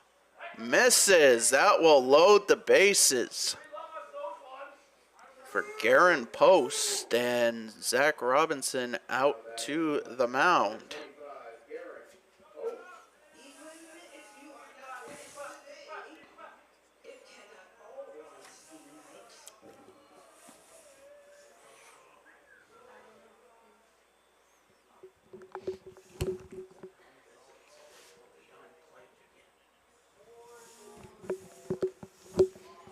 So bases loaded, 1 out. Garen Post will step in. Big spot here for Garen. Well, he's an RBI guy. He's got gap power. Gapper might clear the bases.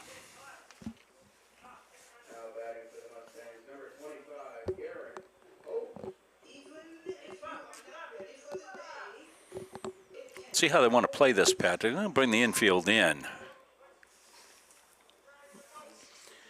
And the pitch. Upstairs. Count 1-0. Garen just needs some good hard contact. I mean, even a fly ball to get a run in here is a productive out. He's looking for more. Pitch. In there for a strike. The Hawks do have a play at every base with the bases loaded. They want to choke this run at the plate if they can. Keep it a one-run game. And the 1-1 grounded to second. They'll throw to first and get the force. Jewett will score. The Mustangs now with 2 in scoring position, 2 away, and a 2-run lead. Not pretty, but effective. Gets the run in. Almost bounded that over into the outfield. Would have scored a couple. As Brendan Mahaney will step in. And the pitch. In there for a strike. Gore, the runner at third. Calver, the runner at second. As usual, we have mentioned, and they like it that way, the umpire has been excellent today, both games. Pitch in there for a strike, count 0-2. Peter Adams, one of the best in the business. Yeah, he surely is, and we always get good umpires here. And the thing is, they just want to go home never being mentioned. The 0-2 gets away from Maddox, but not far enough for Gore to score.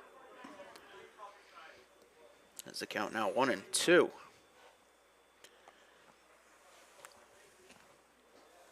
Well, 2 runs out there for the Mustangs. Brendan like to get a punch through here and pick them up. They'll be off on contact with 2 outs, so a single should score 2. Erickson will step off.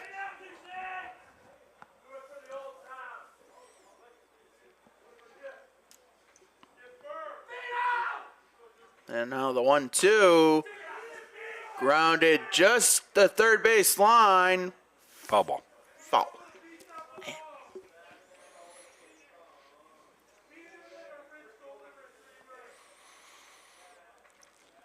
So we'll do it again at 1-2. 2 outs, 2 on.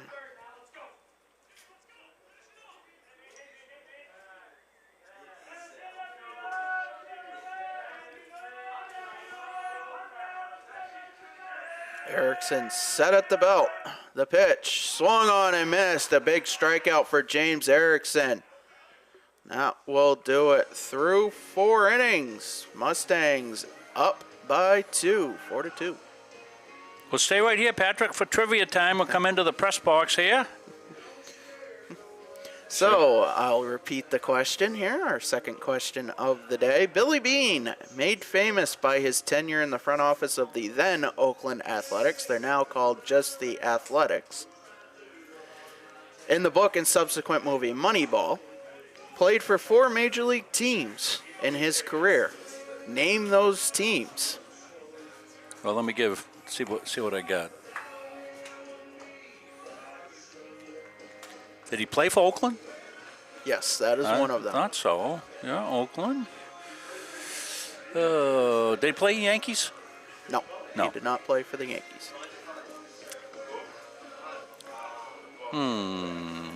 San Francisco. No. I've almost got the Bay Area covered. St. Louis. No. You can tell I'm guessing. Yes. Yeah. I should have stopped with the right answer and said, okay, I'll turn it over to other people here to finish the questions. So he was originally drafted. He was the #1 overall pick in 1979 by the New York Mets. Okay. Signed by the Mets. He opted to sign with the Mets instead of taking the scholarship to Stanford. All right. Then he went to the Minnesota Twins, the Detroit Tigers, and finished his career with the Athletics, which then he transitioned to be a scout, then became a general manager. Moneyball's a good movie, too. Absolutely. All right. Billy Beane.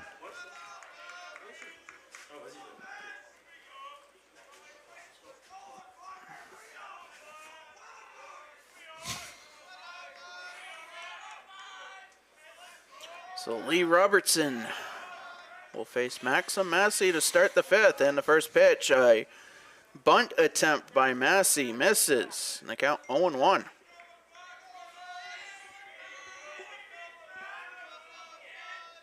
Mustangs working with a 2-run lead.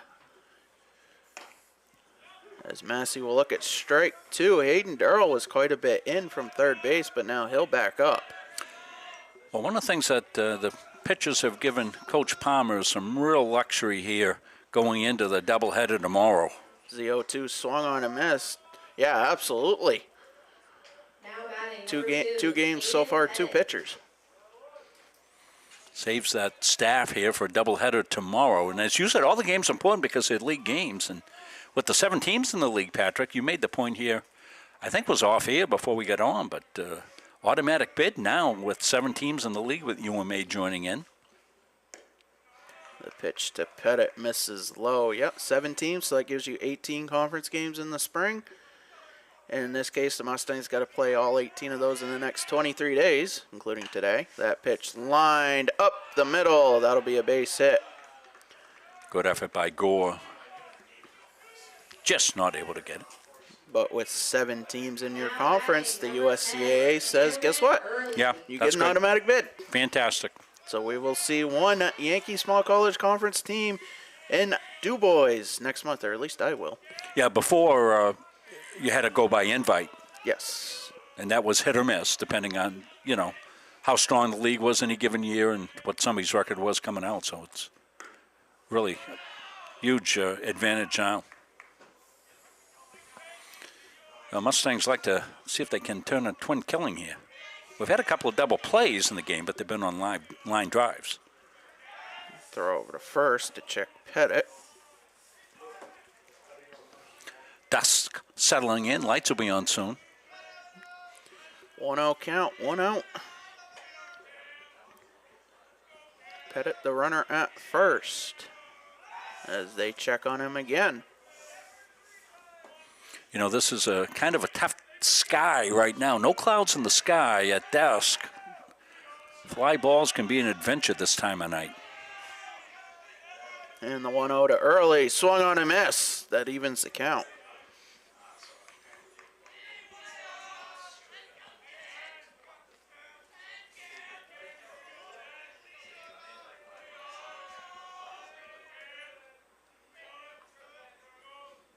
And the 1-1 misses low.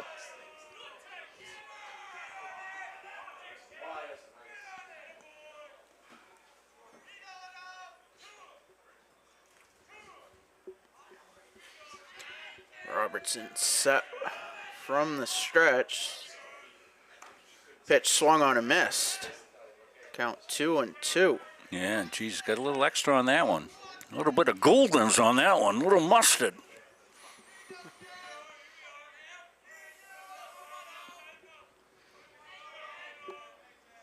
And the pitch, runner goes, grounded to short. Cleveland keeps it in the infield. The throw to first, not in time to get the speedy early. And the Hawks have 2 aboard, their 2 fastest runners, with 1 out here in the top of the 5th. But that was a good solid play, though. Just no chance, as you said. Early runs well. We've seen him. Already got a steal a home and a couple of stolen bases on the game. And if that gets out of the infield, like you said, Rob, Pettit's at third. That pitch grounded foul. And the count 0-1. A big spot in this game, Patrick. Tying run at first. Go ahead run at the plate. Yeah, top half of the 5th inning in the 7-inning game. And the pitch, off speed, fouled back. And the count 0-2.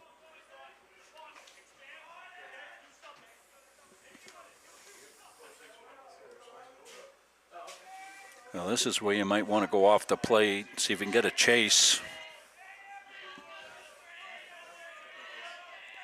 And the 0-2, grounded foul. Our backstop cam is frozen, so I'm not sure what's going on with that.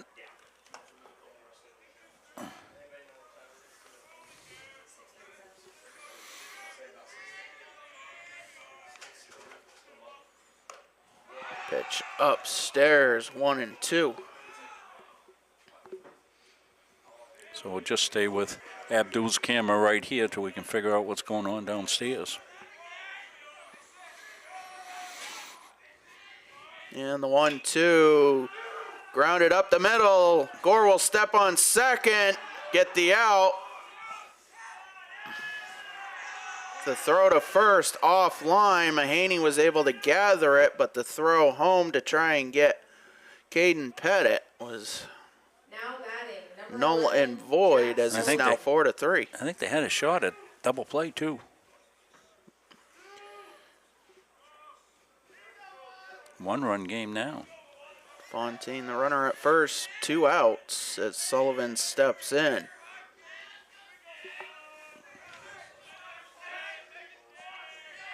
Throw to first. Not in time.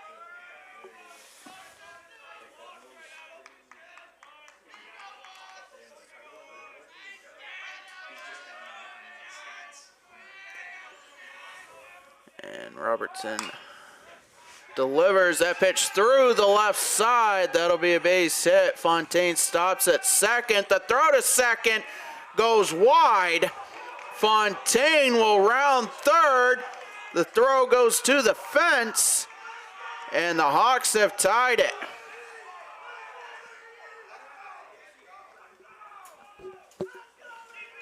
Now that was a strange play all around. Number 17, Jace Bay. Sometimes it's one throw too many.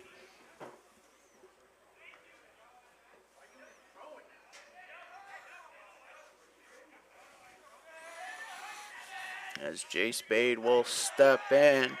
The go-ahead run at third in Sullivan. 2 outs. Tied at 4 here in the 5th. The first pitch to Bade swung on and missed. Go ahead, run at third now. I'll go down and take a look at that backstop camera. We'll bring Chris in to run the production after this half inning. The 0-1, that's swung on and missed. 2 strikes, Patrick? Yes. Okay, trying to work out some tech issues.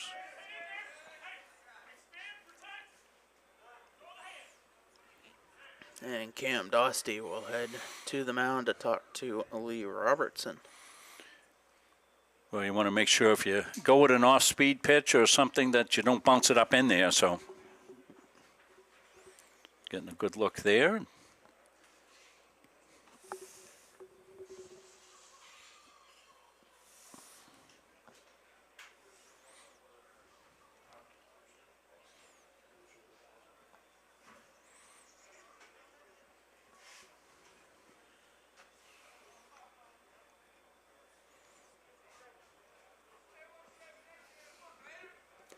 Two strikes, 2 outs.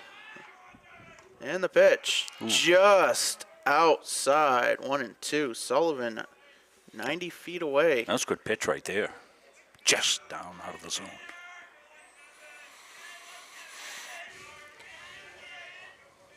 And the 1-2 skips in. A good stop by Dostie. Yeah. 2-2. Dostie. Good low ball technique. Collapsed. Let the ball hit him on the chest. Rounded the shoulders. Kept it in front of him. Well done. 2-2. 2 outs.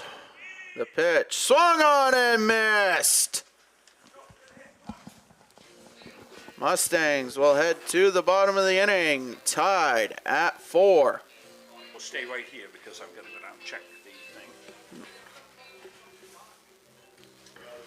2 runs for the Hawks in the inning.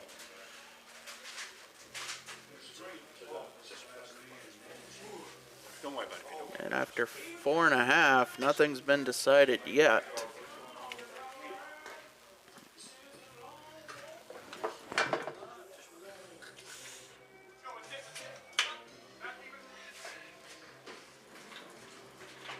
James Erickson will head out for his second inning of relief.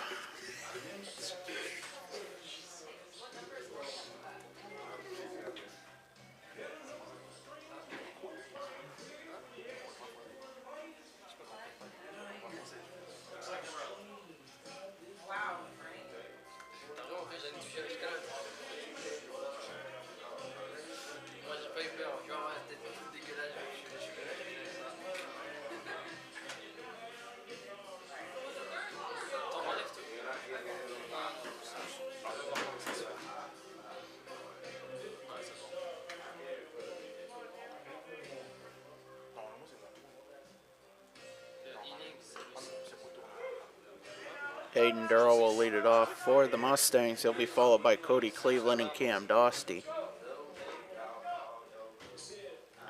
As we head to the late stages here of Game 2, both these teams turning right around and playing 2 more in less than 24 hours. The Hawks will face the Southern Maine Seawolves tomorrow morning for that matter, 10:30 start down in South Portland. Mustangs taking on the Herons. We'll have that for you here on Munzing Media starting at 11 a.m., 10:45 pregame. And the pitch to Durrell skips in 1-0.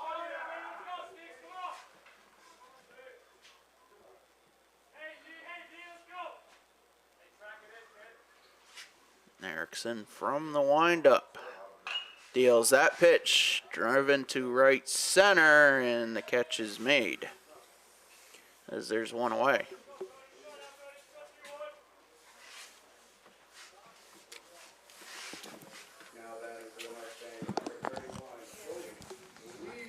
So as you can see, backstop camera's back. Thanks, Chris, for jumping in. Camera shut down. Maybe it got too cold or something, not sure. But we're back. Do we have the rules for re-entry up here? Can we re-enter the producer? Yes, we can. The pitch swung on and missed. Count 0-1 to Cody Cleveland. Base is empty, 1 out. As that pitch swung on a miss. Count 0-2.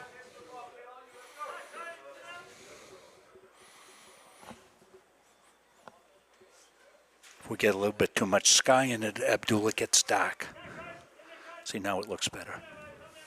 Just doing a little coaching up here. And the 0-2 called strike 3. As Cleveland down on 3 straight pitches. 2 up, 2 down here to start the bottom of the 5th, and we can almost feel the momentum shifting towards the Hawks. Yes, absolutely, even though it's a tie game.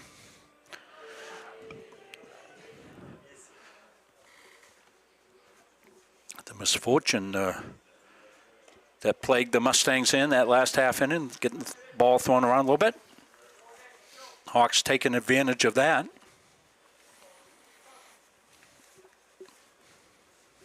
And the 1-0 outside corner evens the count. Yeah, nice frame there.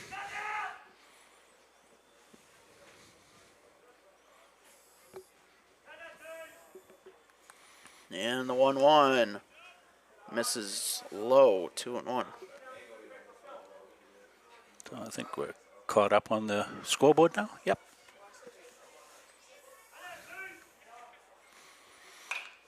Pitch grounded to second.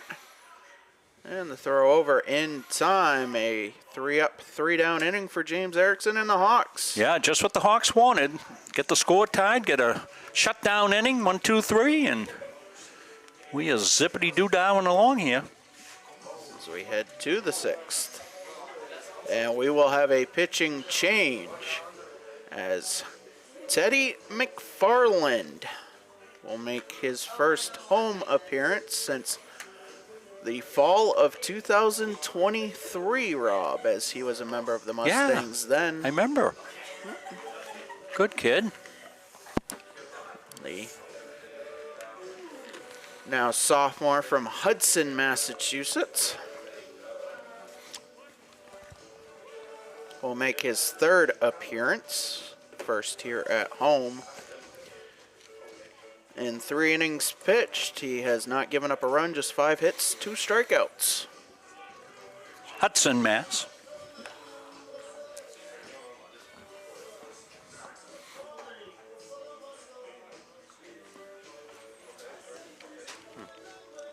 A pitcher outfielder.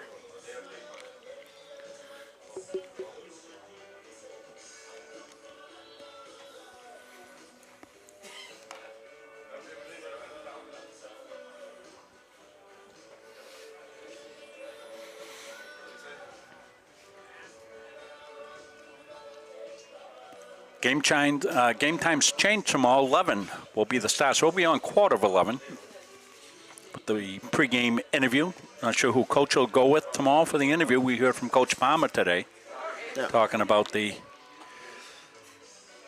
trip to Pennsylvania where they play some really strong competition. You can tell they're battle tested. They've had a good game here today. Yeah, facing 2 of the top 10 teams in the USCAA. Yeah. Well, that's how you get better.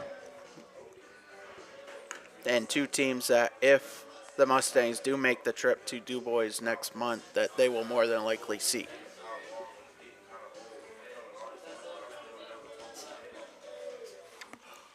So will there only be one representative from the YSCC? Could they get an at-large bid as well, Patrick? They could, right? Could, very well. Yeah, yeah.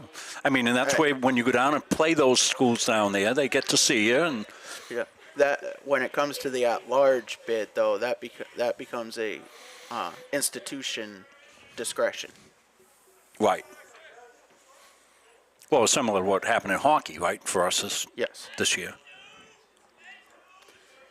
And the first pitch from Teddy McFarland is grounded foul down the left field line.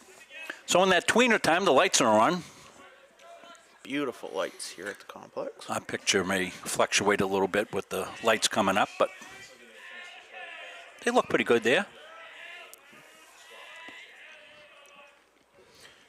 And the 0-1 hits the bottom part of the zone, 0-2 to Alexis Castillo. Getting a good close look at Teddy there from Ashley's camera downstairs.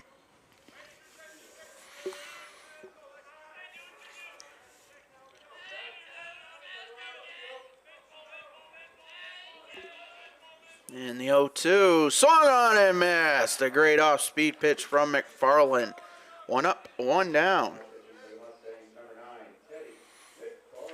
Well, that's the way to debut here for this year at home for Teddy. Now batting number 12, Danny Williams. As Danny Williams steps in. That pitch misses.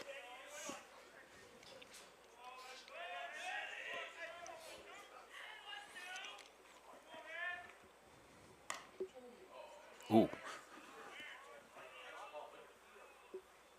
Just inside. You would not want to take one off the hands today as it gets a little bit chillier. Of course, back when men were men, Patrick, back when we played with wooden bats, you'd hit one off the handle there and you get bee stings for about a week. Wouldn't be able to hold your hot lunch tray in the cafeteria. Hands would still be numb. What do you got for a count, Patrick? 2-2? I got 3-0. And the pitch. That hit him. Our first hit batsman of the day through almost 2 games. Yeah. Didn't we have a game last year where we had about 12 hit batsmen or something like that? It was crazy. We had like 3 in a row or 4 in a row. Didn't we? I'll give you a hint as to who the opponent was, Rob. Yeah. Any guesses? These guys. Yes. Yeah. It was crazy.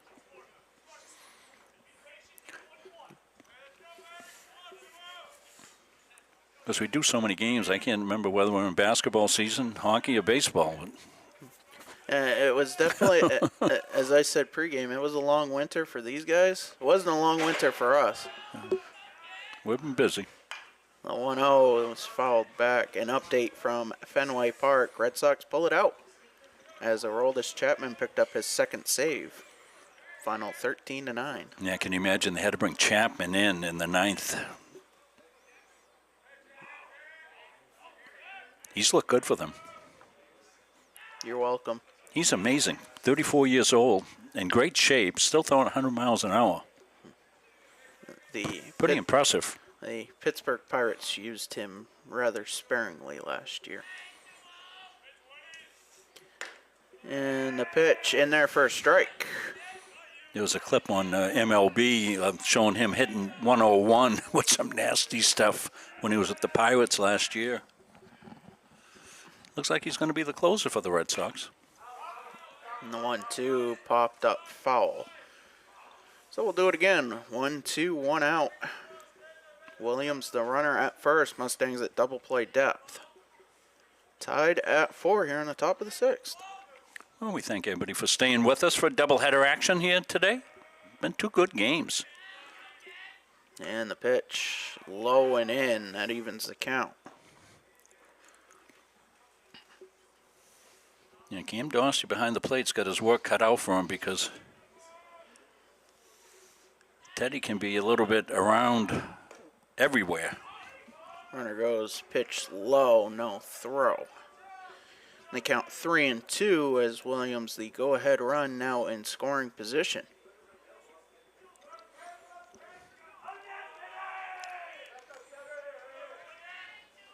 And the pitch to Maddox. Driven to center. Calver will settle under. He'll make the catch.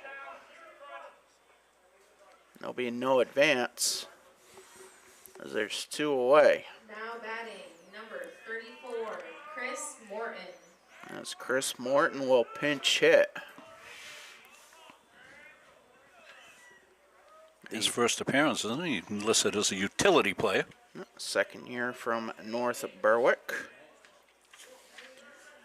Morton with a perfect 1-for-1 in his at-bat and plate appearance. It was a 3-run triple.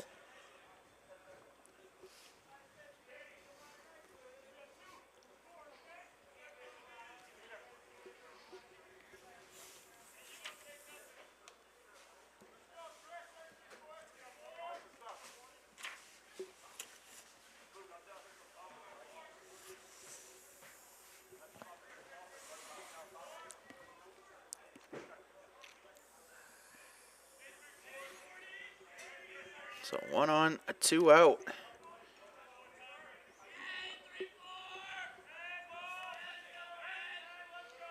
McFarland set at the belt, the pitch in their first strike.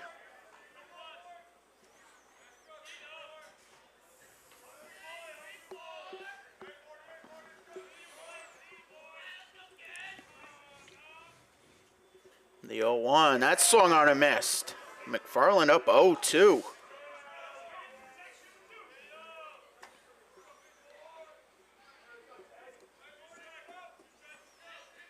And looking for a punch out here. And the pitch gets away from Dosty, just barely, but enough for Williams to take third. And now the go-ahead run, 90 feet away, a 1-2 count, 2 outs. Definitely the climax here in game 2.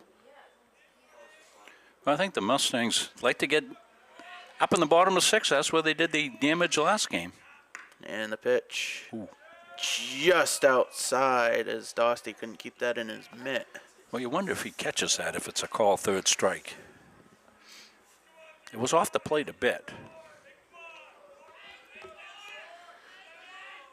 Now the 2-2 just fouled off. We'll do it again.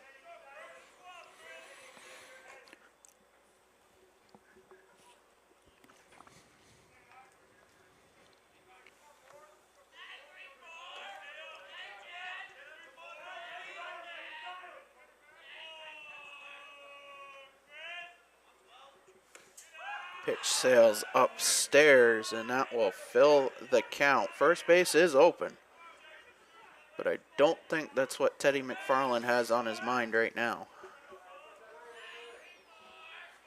Looking for a punch out. The payoff. Foul tip into the mid of Cam Dosty. Yeah, that's a big punch out right there. Now you're still tied at 4. You're coming up here in the bottom half of the 6th, and as we told you just a second ago, that's where they did the damage in the last game. Got the runs that took their first lead in the game in the bottom of the 6th last game, and got a shutdown inning in the 7th to win the game, 4-3. They'll try to do the same thing here, Patrick. They'll face James Erickson in his 3rd inning of relief. Well, you got to think Mustangs be playing some small ball here, trying to get that 1 run and get out of here with a sweep. Wouldn't that set the tone for the weekend right here with a sweep of your home opener? Against one of the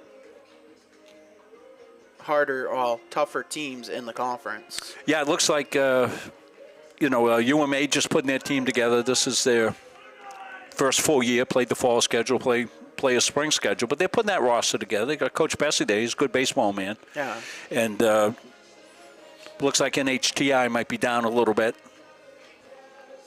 as indicated on that score that you had earlier. Wasn't that a seven-inning game, 10-run rule? Great Bay just bringing back their program. Yeah, Great Bay just getting settled again, so.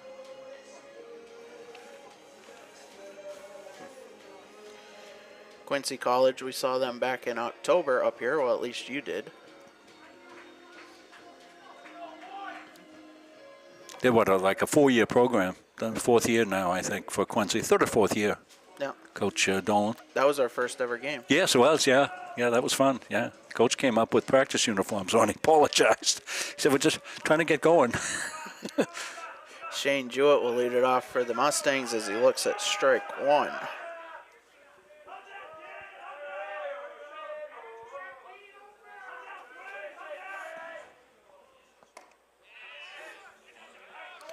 That pitch in here for a strike is the count now. 2-0. Excuse me, 0-2.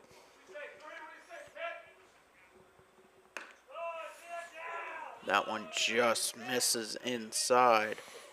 Good miss there. Just off the plate. And Shane's got good wheels so they can get him on. That pitch fouled back.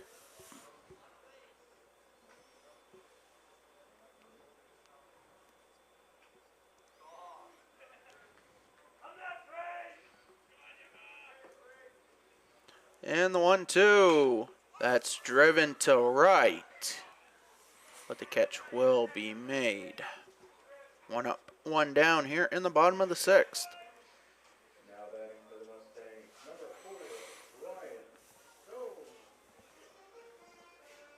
As Ryan Stone steps in.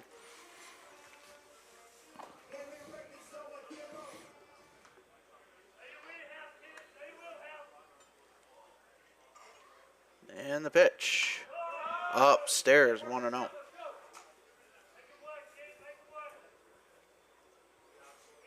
So we'll be attempting to get 2 7-innings in tomorrow. We'll see how that goes. Pitch skips in, 2-0.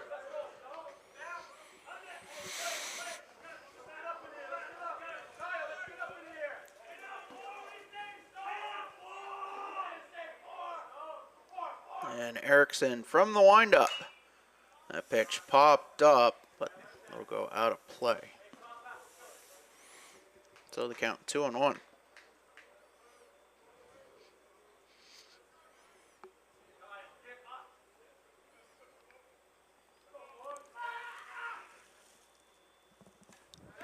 And that pitch misses low, 3-1. Yeah, but I'm getting a fastball here. Good pitch to sit on. That pitch just misses as Stone works a 1-out walk.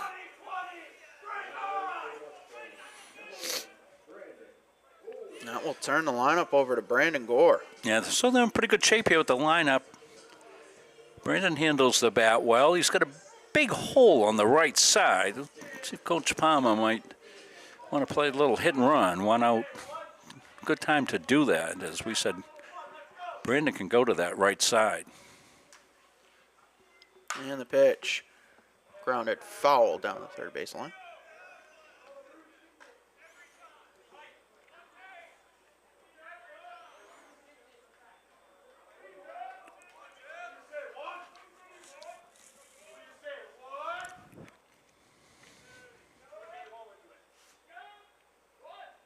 And the 0-1 off speed misses up. That'll even the count.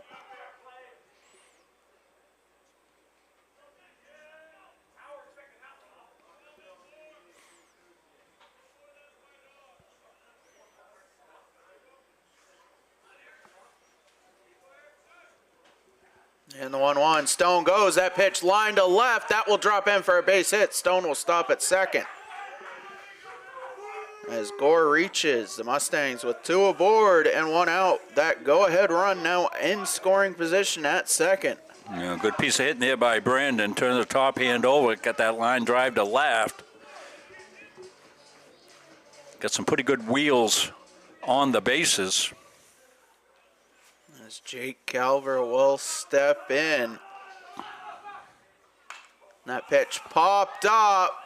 Infield fly is called. Massey makes the catch in foul ground regardless, as there's 2 away. And infield fly if fair.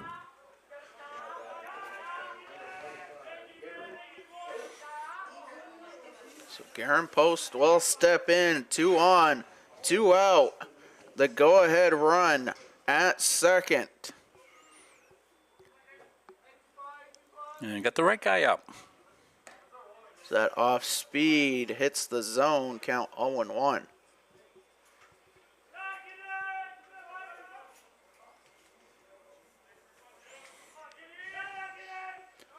The 0-1 to Post. Runners both take off. The throw to third, not in time.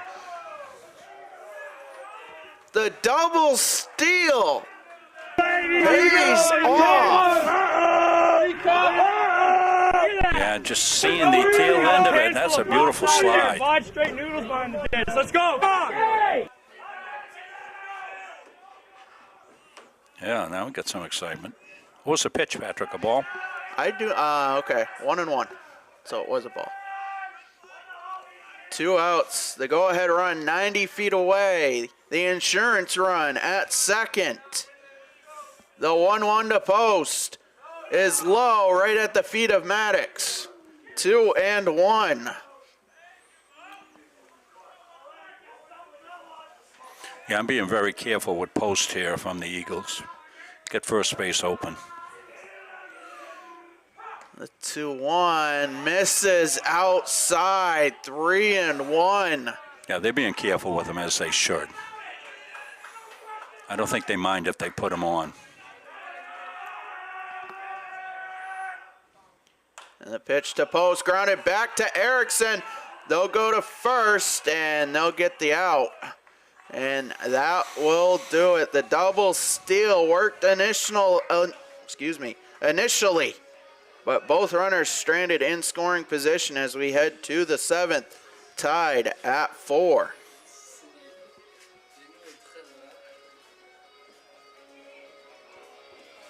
And sometimes when you think you've seen it all, Rob, something else comes along. Yeah.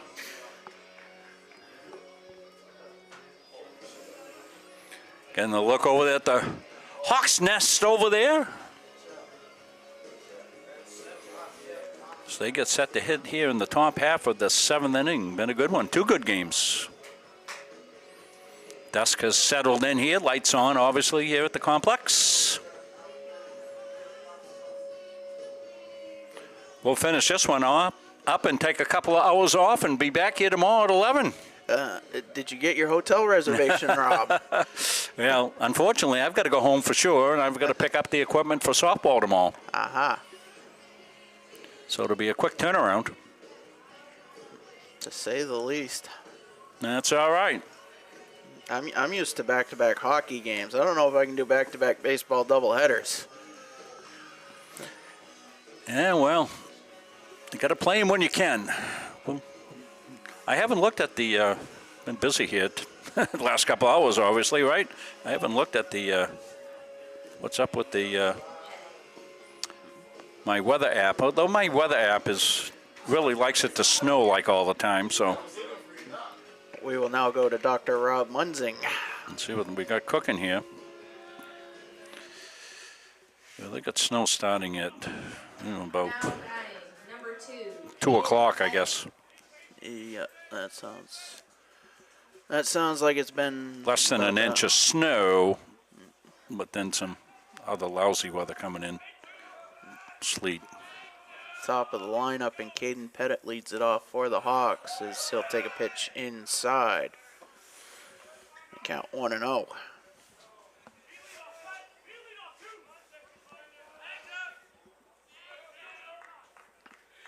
And the 1-0. That's fouled off the knob of the bat. That'll even the count. It's a 1-1? 1-1. Okay. Still looking at the weather for tomorrow. Just past 7 o'clock on a beautiful evening. That pitch in there for a strike, 1-2.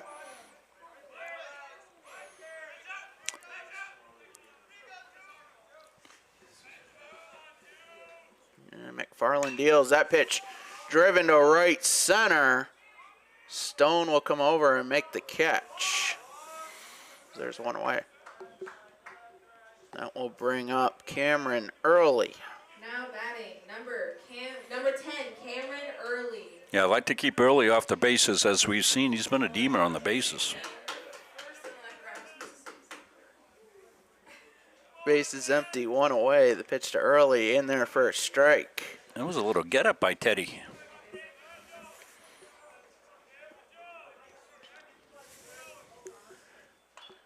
And that pitch fouled back, and McFarland now up 0-2. Yeah, McFarland with some good heat this inning, Patrick. He looks like he's really getting loose, and those last two pitches have been as hard as he's thrown. The off-speed misses low. Put the enticement pitch right down low. And the 1-2 misses low. That'll even the count.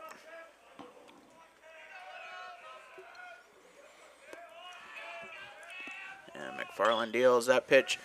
Grounded, too short. Cleveland with it over to first. And 2 up, 2 down here in the 7th. Boy, Early made it bang, bang, didn't he? Wow, he got down the line out of the right-hand batter's box. Batting, number 23, Caden Fontaine. It's pretty impressive. As Fontaine will step in. Bases empty, 2 away. Well, that's the kind of inning you want. Get a shutdown inning. Get your last wraps. See if it can win it in the 7th. We all go home happy. And the pitch in there for a strike.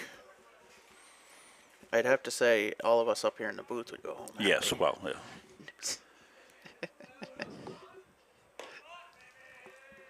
Pitch misses 1-1.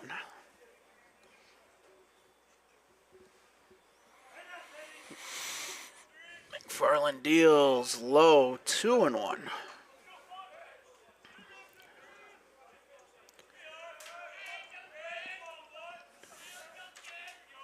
There's the offer. Swung on a miss. That'll even the count. Yeah, Fontaine's just trying to stay alive here. Get on base, see if something strange can happen. That's how they scored their last runs. Half swing popped up towards the light pole and out of play. Yeah. I think Teddy just wants to go with the heater here. They're not catching up to him. A 2-2 low. That will fill the count. Yeah, I think you come with number 1. Say, hit me if you can. The payoff. Fouled back. Fontaine got eaten up inside, but stays alive.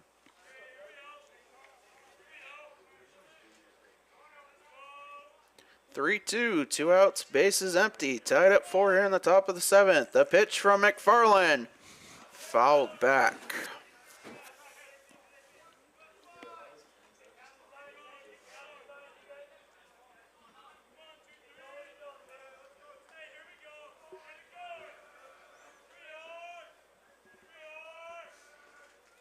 And the 3-2. Line down the left field line. It is foul.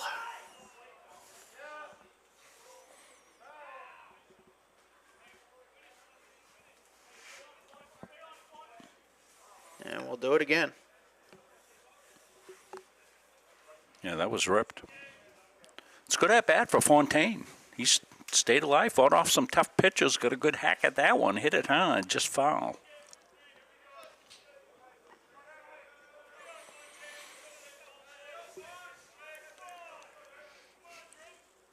And the 3-2 line to center. Calver coming in. He'll make the catch. And the Mustangs with a chance to do some heroics here in the bottom of the 7th. Tied at 4.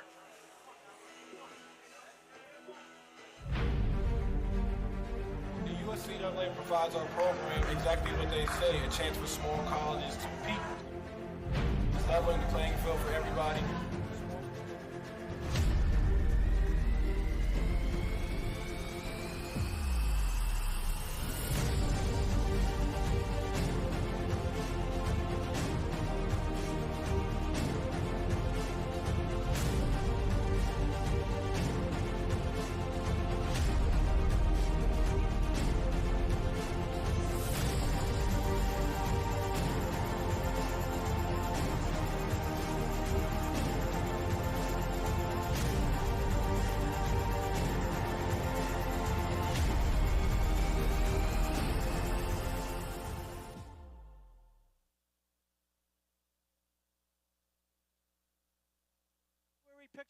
The Hutchinson Family Sports Foundation is proud to support Munson Media's production of live streaming high school sports.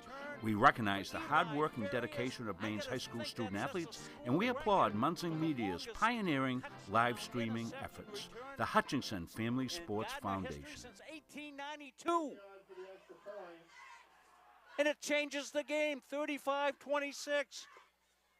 This has been a wacko affair. Back here for the bottom of the 7th. Brendan Mahaney will lead it off. He'll be followed by Cody Cleveland and Cam Dostey. As the Mustangs will look to play heroics in the second game of this doubleheader. And the first pitch to Mahaney skips in.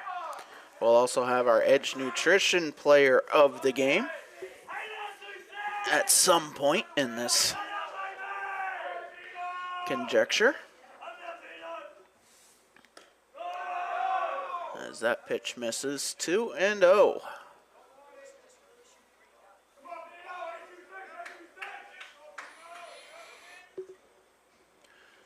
And Erickson deals 3-0.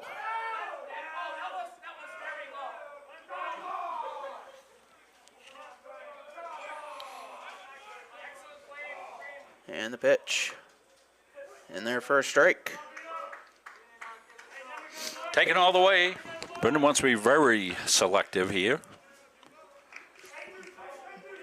The 3-1. Grounded to third. And the throw over by Castillo goes wide. And Mahaney will stay at first. You might see if Coach got a pinch runner here. Get a little speed on the bases.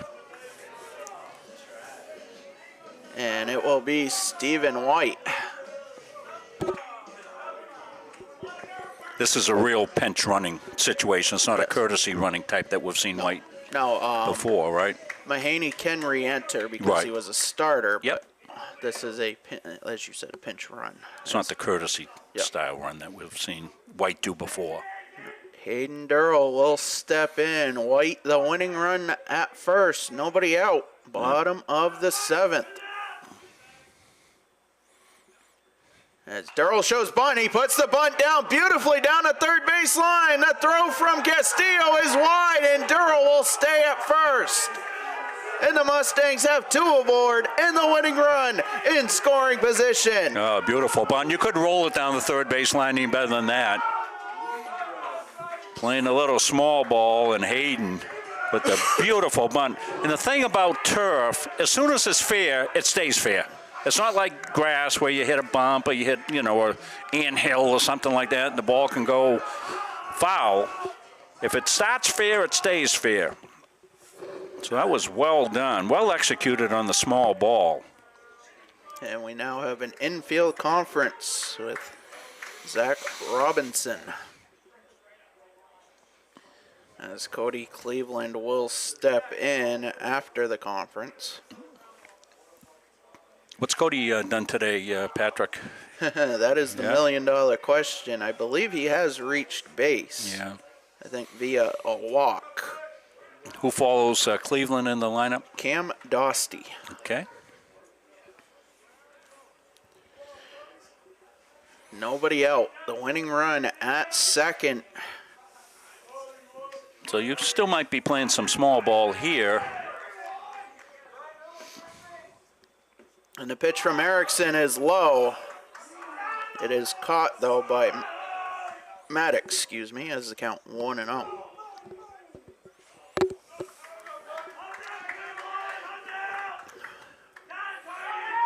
And the pitch in their first strike.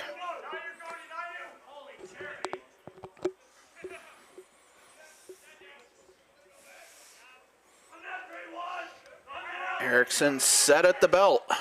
The 1-1 swung on and missed to count 1-2.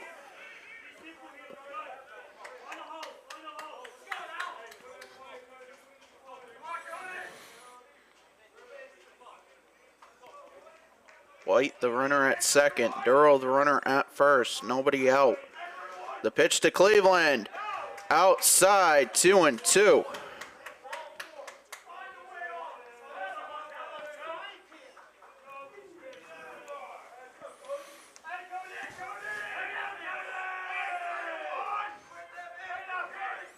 And the pitch grounded to the right side. They'll throw to second, one on to first. There'll be no throw. White advances to third as the Mustangs have runners on the corners with one out. As Cam Dostey will step in, the winning run 90 feet away.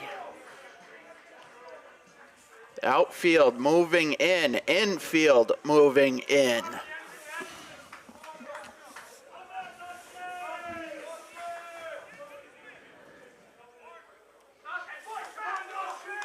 Erickson gets the sign. He's set at the belt. The pitch to Dostey popped up, but foul. Count 0-1.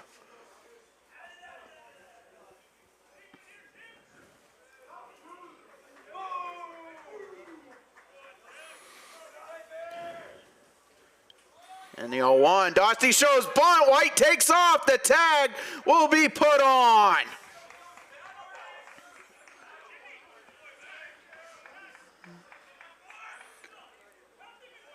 Now they had the squeeze on.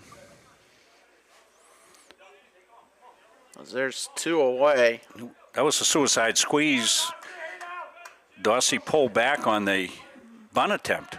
Runner goes, pitch driven to right, and the catch is made, and that will do it. We will head to extra innings.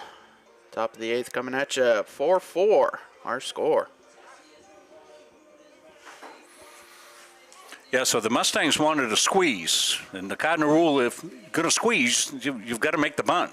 You've got to get a piece of the bunt, and the ball was up and in, which is one of the strategies that you often will do on a suicide squeeze. You're either going to pitch out or you're going to throw it up and in so the batter can't make contact with the ball, and that's exactly what the Hawks did. They executed the defensive part of that very well, and they were able to get the out at the plate.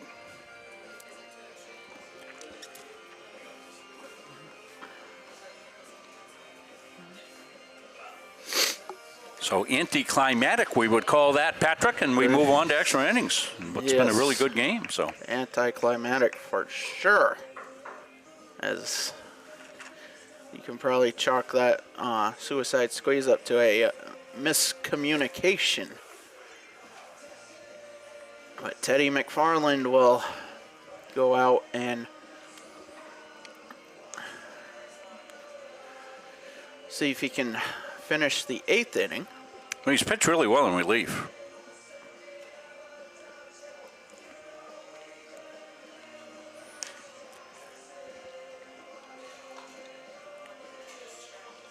Drop kick. Murphy's playing up over the PA. They're back on tour. I should get tickets for them. That's if I'm not doing 30 other things. But yeah, we'll get a pretty busy month, Patrick. When do you go back to, are you doing the paving and the striping and, and all that? I do not know yet. Don't know yet. Of course, they got to wait for good weather to get that going, your outside job there. So hopefully that'll be coming in the next couple of weeks. The weather, that is, at least. Yeah. Yeah, I don't think I'll be starting anything till mid-May. Yeah. At least. We got to get the frost out of the ground, I think, to do the work that you do. You're driving post in and stuff like that. Yeah. Jack Sullivan will lead it off. He's dangerous. Where are the Hawks? Sullivan has been impressive with a capital I. Every time we see him. Number 11, Jack Sullivan. Jack's out of Sanbornville, New Hampshire, over in the Lakes area.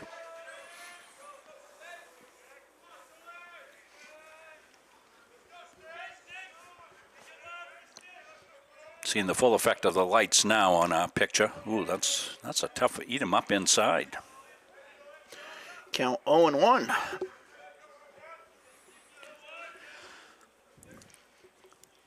And the pitch. Driven to right. Stone will range over. He'll make the catch. 1 up, 1 down. Oh, it's good to get Sullivan out of there if you're the Mustangs. Jace Spade will step in. Now batting number 17, Jay Spade.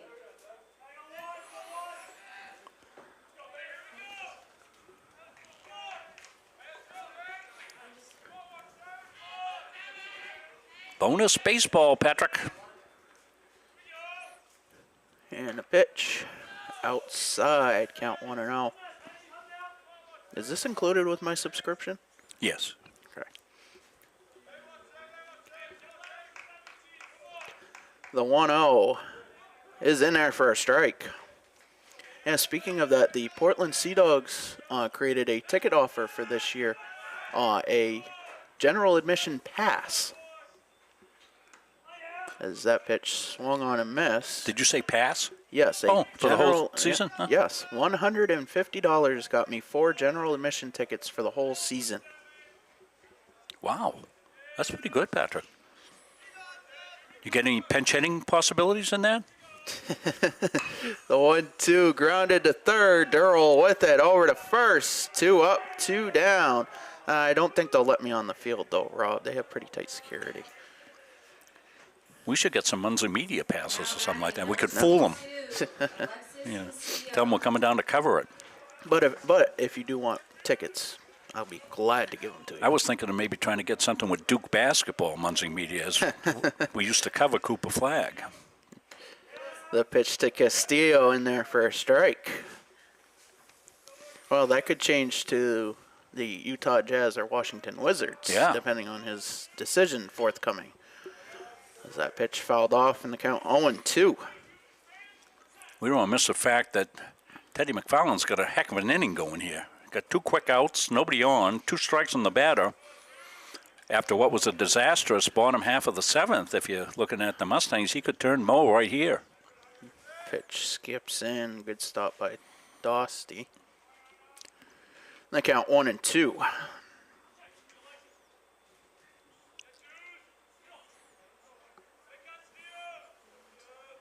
We should have got Great Bay up here to start to play at 10 o'clock tonight. To play at 10 and midnight. It would be better weather. The 1-2 grounded through the left side. That'll be a 2-out base hit for Alexis Castillo. Well, singles don't hurt you when you're throwing strikes. As long as you're not walking, guys. And Number 12, Danny Williams. As Danny Williams will step in. because I got to think that the Eagles might try to run themselves into scoring position here with a steal. I think Williams taking a good long look down at third base.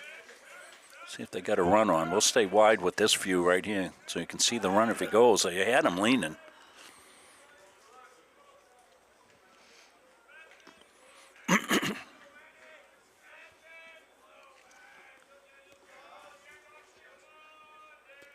And the pitch. Grounded down the third baseline. Fair. Durrell will throw to first. The one hop to Mahaney. What a play.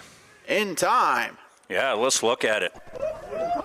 That's a great play by Hayden down the third. Watch him in foul territory. He's got to come up, throw across his body. Throws a nice pick back at first base as well. Well, good job there by the Mustangs. That's a well-done defensive play to get out of the inning.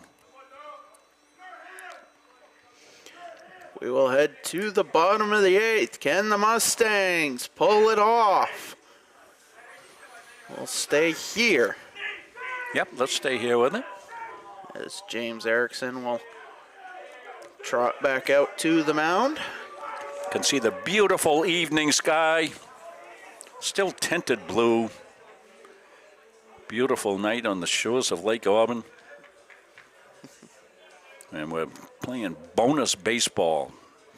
You were talking about Division I basketball, Rob. Some news from a former Mustang.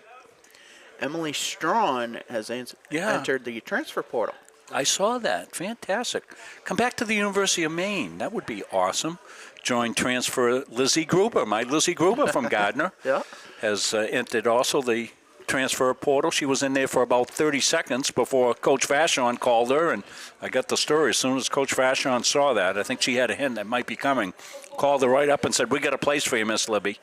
So Libby Gruber, who was Miss Basketball her senior year in high school at Gardner High School, heading up to the University of Maine. They're also getting Bailey Breen, joining them next year. And Lizzie will have 3 full years as she redshirted this year. She's going to be an outstanding contributor, 6'4" post player. Well, I could see where Emily Strawn may go up there. J.C. Christopher actually entered the transfer portal from UMaine. J.C. looking for a chance. Originally, J.C. had gone to BU, and then she hadn't even been down there like 24 hours and came back up to Maine. So some exciting time in Division I basketball here in the state of Maine. Coach Mark Wooden doing a terrific job with the men's program up at the University of Maine. He'll get Ace flag next year. Yep. Ace is going up there. Ace, I don't know if you know, Ace and Libby Gruber are boyfriend-girlfriend. Oh, okay. Yep. I'm not with the scoop sometimes. I got to go to my main TMZ. Yeah. Well, this is like the Muncie Media View. It's like the View. I've got all the stats and all the goodies. I'm not sure the kids up here know what the View is, but as Brady Vincent pinch hits, he'll look at strike one. Change the inning. I got to tell him war stories. Pitch misses outside. Yeah, Brady played in the first game.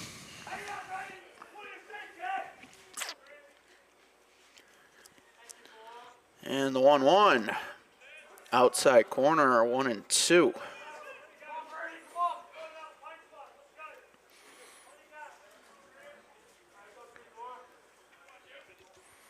And Erickson from the windup.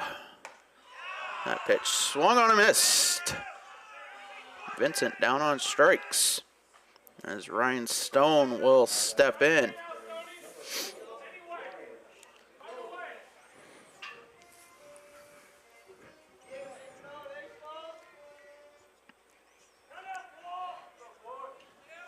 And the pitch upstairs, 1-0.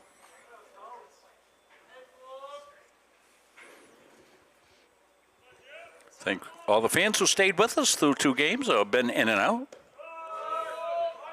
That pitch misses, 2-0. Glad we can bring the families of Mustang baseball live streaming action of their sons out here playing. We'll have daughter Baltimore's softball team will swing in action against Roxbury Community College. Those games did not change time. Those will still be noontime and 2 o'clock. Baseball 11-1 if we're done. The 3-0 to Stone. It's the inside corner, 3-1. 1 out, bases empty. And the pitch to Stone. That's line to left center. That will drop in for a base hit. And the winning run is aboard. Now we'll turn the lineup over to Brandon Gore. Stone's done a good job in the 9 slot today. He really has in this game. He's got on base a couple of times. Runs well. Now he can play a little hit and run or straight out steal if you feel you can get it. What the conversation is here. Definitely have me curious.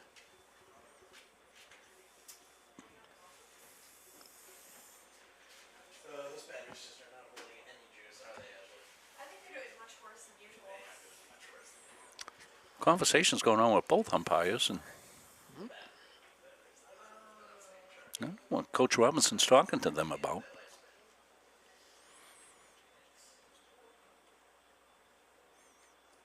Nothing really out of the ordinary there. I mean, wouldn't have any batting out of order or anything else like that. I can't imagine what it would be. But it's a long conversation. Not heated. Not heated, just...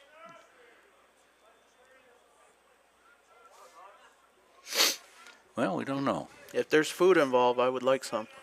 I don't know what they're doing here. But anyway. So 1 out, 1 on, the top of the order for the Mustangs. Stone, the winning run at first. Let's see if they don't want to get him on the move.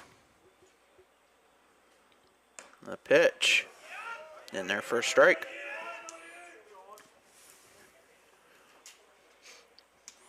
Erickson not overpowering, but around the plate for the most part.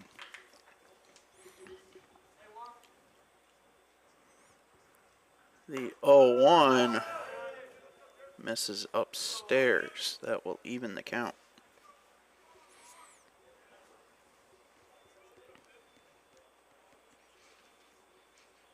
Erickson taking a look at first. Now he's set. The 1-1 misses 2-1.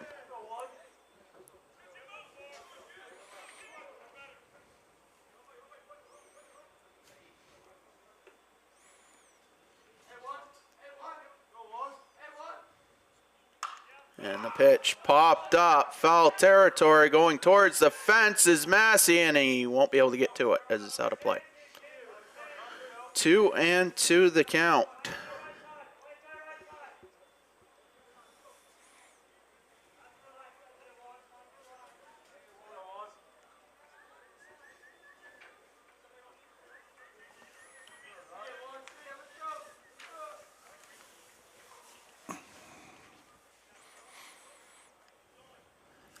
And now the 2-2 from Gore. Skips, gets away from Maddox, but no advance from Stone.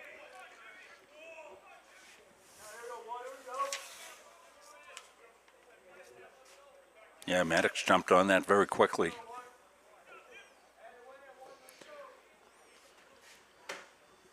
See if they don't send him 3-2. The pitch lined right at second. They throw to first, and they get the double play. Now, that's a couple of times we've seen that. An opportune time here for the Mustangs. On the line of good contact. See double play. So we continue. We will continue. We will head to the 9th inning. Tied at 4. We'll step aside here quickly on Munzing Media. Our goal in public service is to improve the quality of life in communities. This is the Public Service and Social Sciences Department. We originally started with criminal justice, and then we added more programming. I'm in the forensic science program. I want to become a state fire investigator. State trooper. I want to be a game warden. Forensic psychologist. Behavioral health professional.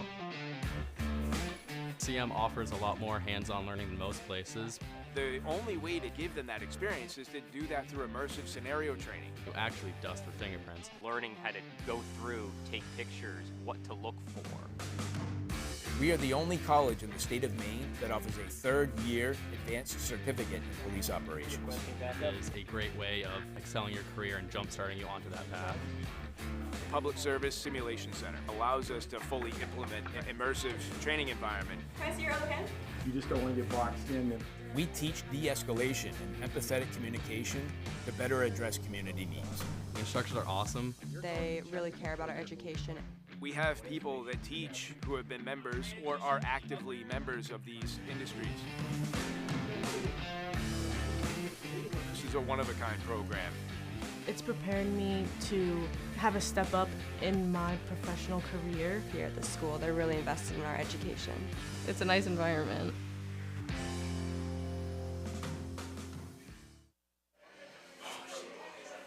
Back here for the 9th inning, second game of our doubleheader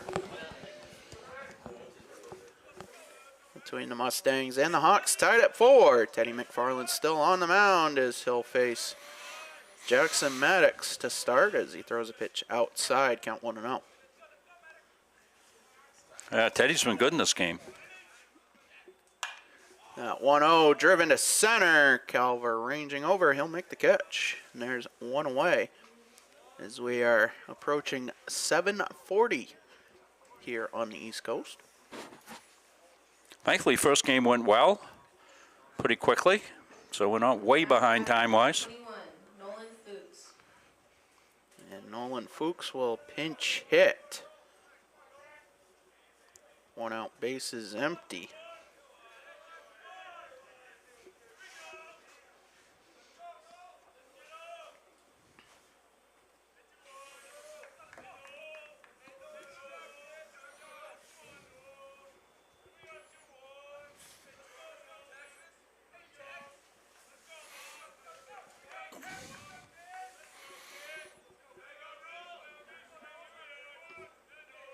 And McFarland deals. That pitch popped up, foul territory, left field line. And it'll go out of play.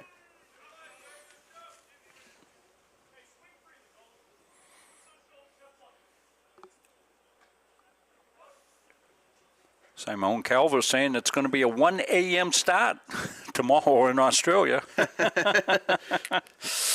Is that 1 a.m. Monday morning? We'll give Mr. Calver a note to take a nap tomorrow. Yeah, I have to ask, is that 1 a.m. Monday morning? Yeah, well, no. Sunday morning probably, right? Oh, yes, because tomorrow's Saturday. It's only Friday. Pitch grounded to short. Cleveland with it. He regathers the throw in time. A quick heads up from Cody Cleveland. Well, Cody didn't panic. When you muff like that, the temptation is to go quickly and try to pick it up before you're ready to get it, and you end up fumbling the ball. But he stayed cool, calm, collected, Mr. Cleveland did. Pitch in there for a strike to the top of the lineup, and Caden Pettit. So 2 quick outs. The 0-1 grounded up the middle. Cleveland with it over to first in time. Oh, what a beauty. Up, 3 down, but cue the highlight film for Cody Cleveland. Here it is, Patrick. Let's look at the replay here. Cleveland having an inning here. Comes across the bag, does the pirouette, fires, and you can see a bang-bang play at first base. Gets him out. What a play that was. That deserves another look right here. Let's look at that one again. Cody Cleveland. A tough hop, too, Patrick. The freshman. What a play. That's a play of the game. That play brought him up the middle of the infield, just in front of the second base bag. Oh, somebody's... And Zach Robinson just got ejected from the game. Yeah, he might be putting jail. He gets in this guy's face. He's not happy. I don't know why is...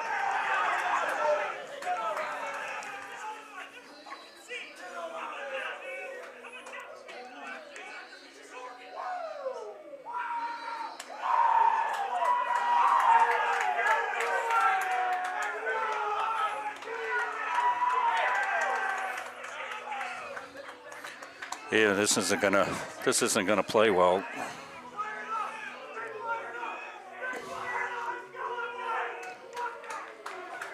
Anybody up here got any idea what that was about?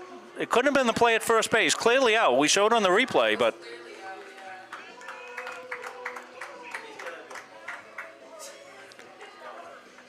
geez, I don't know. We're going to look at the replay again. I don't think there was any question on the replay here that it makes a great play here.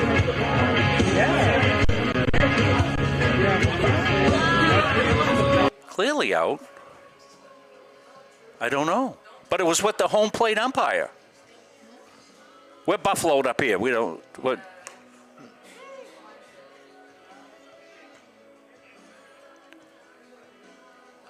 So I don't know what. When you get thrown out of a game like, where do you go? There's no clubhouse. Do you have to go out in the woods? No, I think he has to go to the team bus. Or at least that's where I think he's going. Well, this might give some momentum to the Mustangs here. They were all charged up at the bench area. Jake Calver will lead it off here for the bottom of the ninth, and we're all just stunned up here. Yeah. I don't even know if stunned is the right word, you know, flabbergasted. We might have some social media content right there, Patrick. Well, the more the merrier. I don't know. The first pitch to Calver, driven to left down the line. That will drop. No, the call isn't out. Well, that's a heck of a catch. Let's take a look at that. Boy, we've had some excitement here in the last couple of minutes. Here's the catch. Oh, it's a clean catch. Good job, Ed, getting that. No question about it. Wow. Garen Post will step in. Bases empty, 1 away. I can't keep up with things.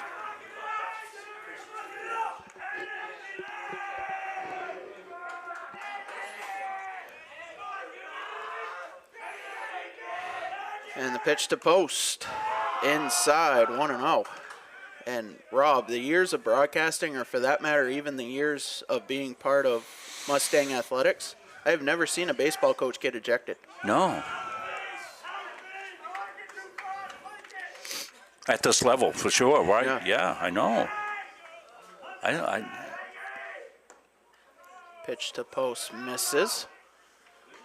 But it's with the home plate umpire. I don't know we got to get the story behind the story. We got to send Scoop Lamb down on that and find out what's going on. Pitch in there for a strike.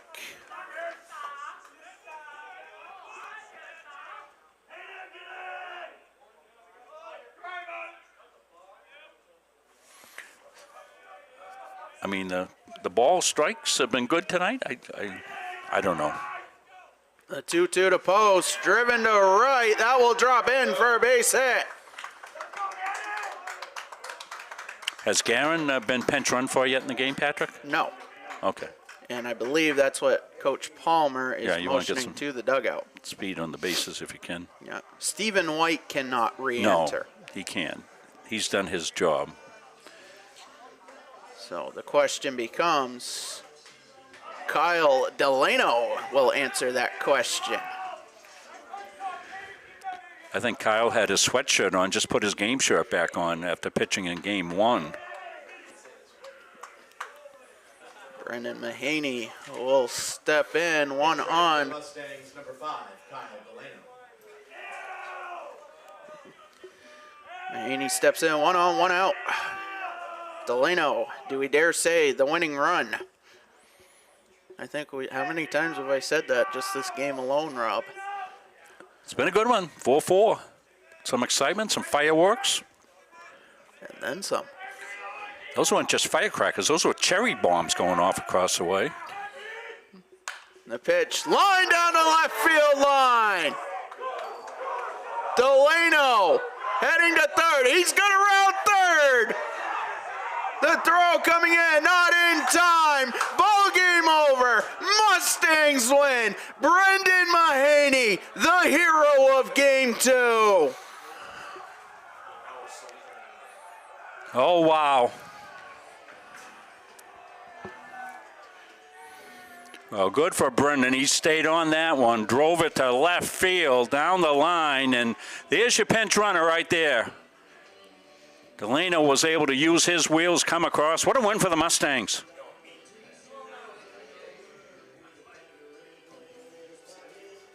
The Mustangs with 2 one-run barn burners take game 1 4-3 off a game-winning 2 RBI single from Lee Robertson in the bottom of the 6th of game 1, and then a walk-off double for Brendan Mahaney in game 2. That brings Kyle Delano in a pinch running situation all the way around to score and gives the Mustangs a 5-4 win in 9 innings. Oh, what a day it's been for the Mustangs. Some good baseball, some theatrics.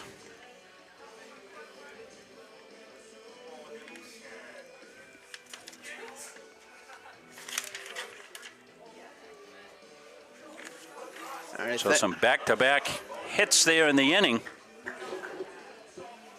Brendan Mahaney will be our Edge Nutrition Player of the game, as you would well figure.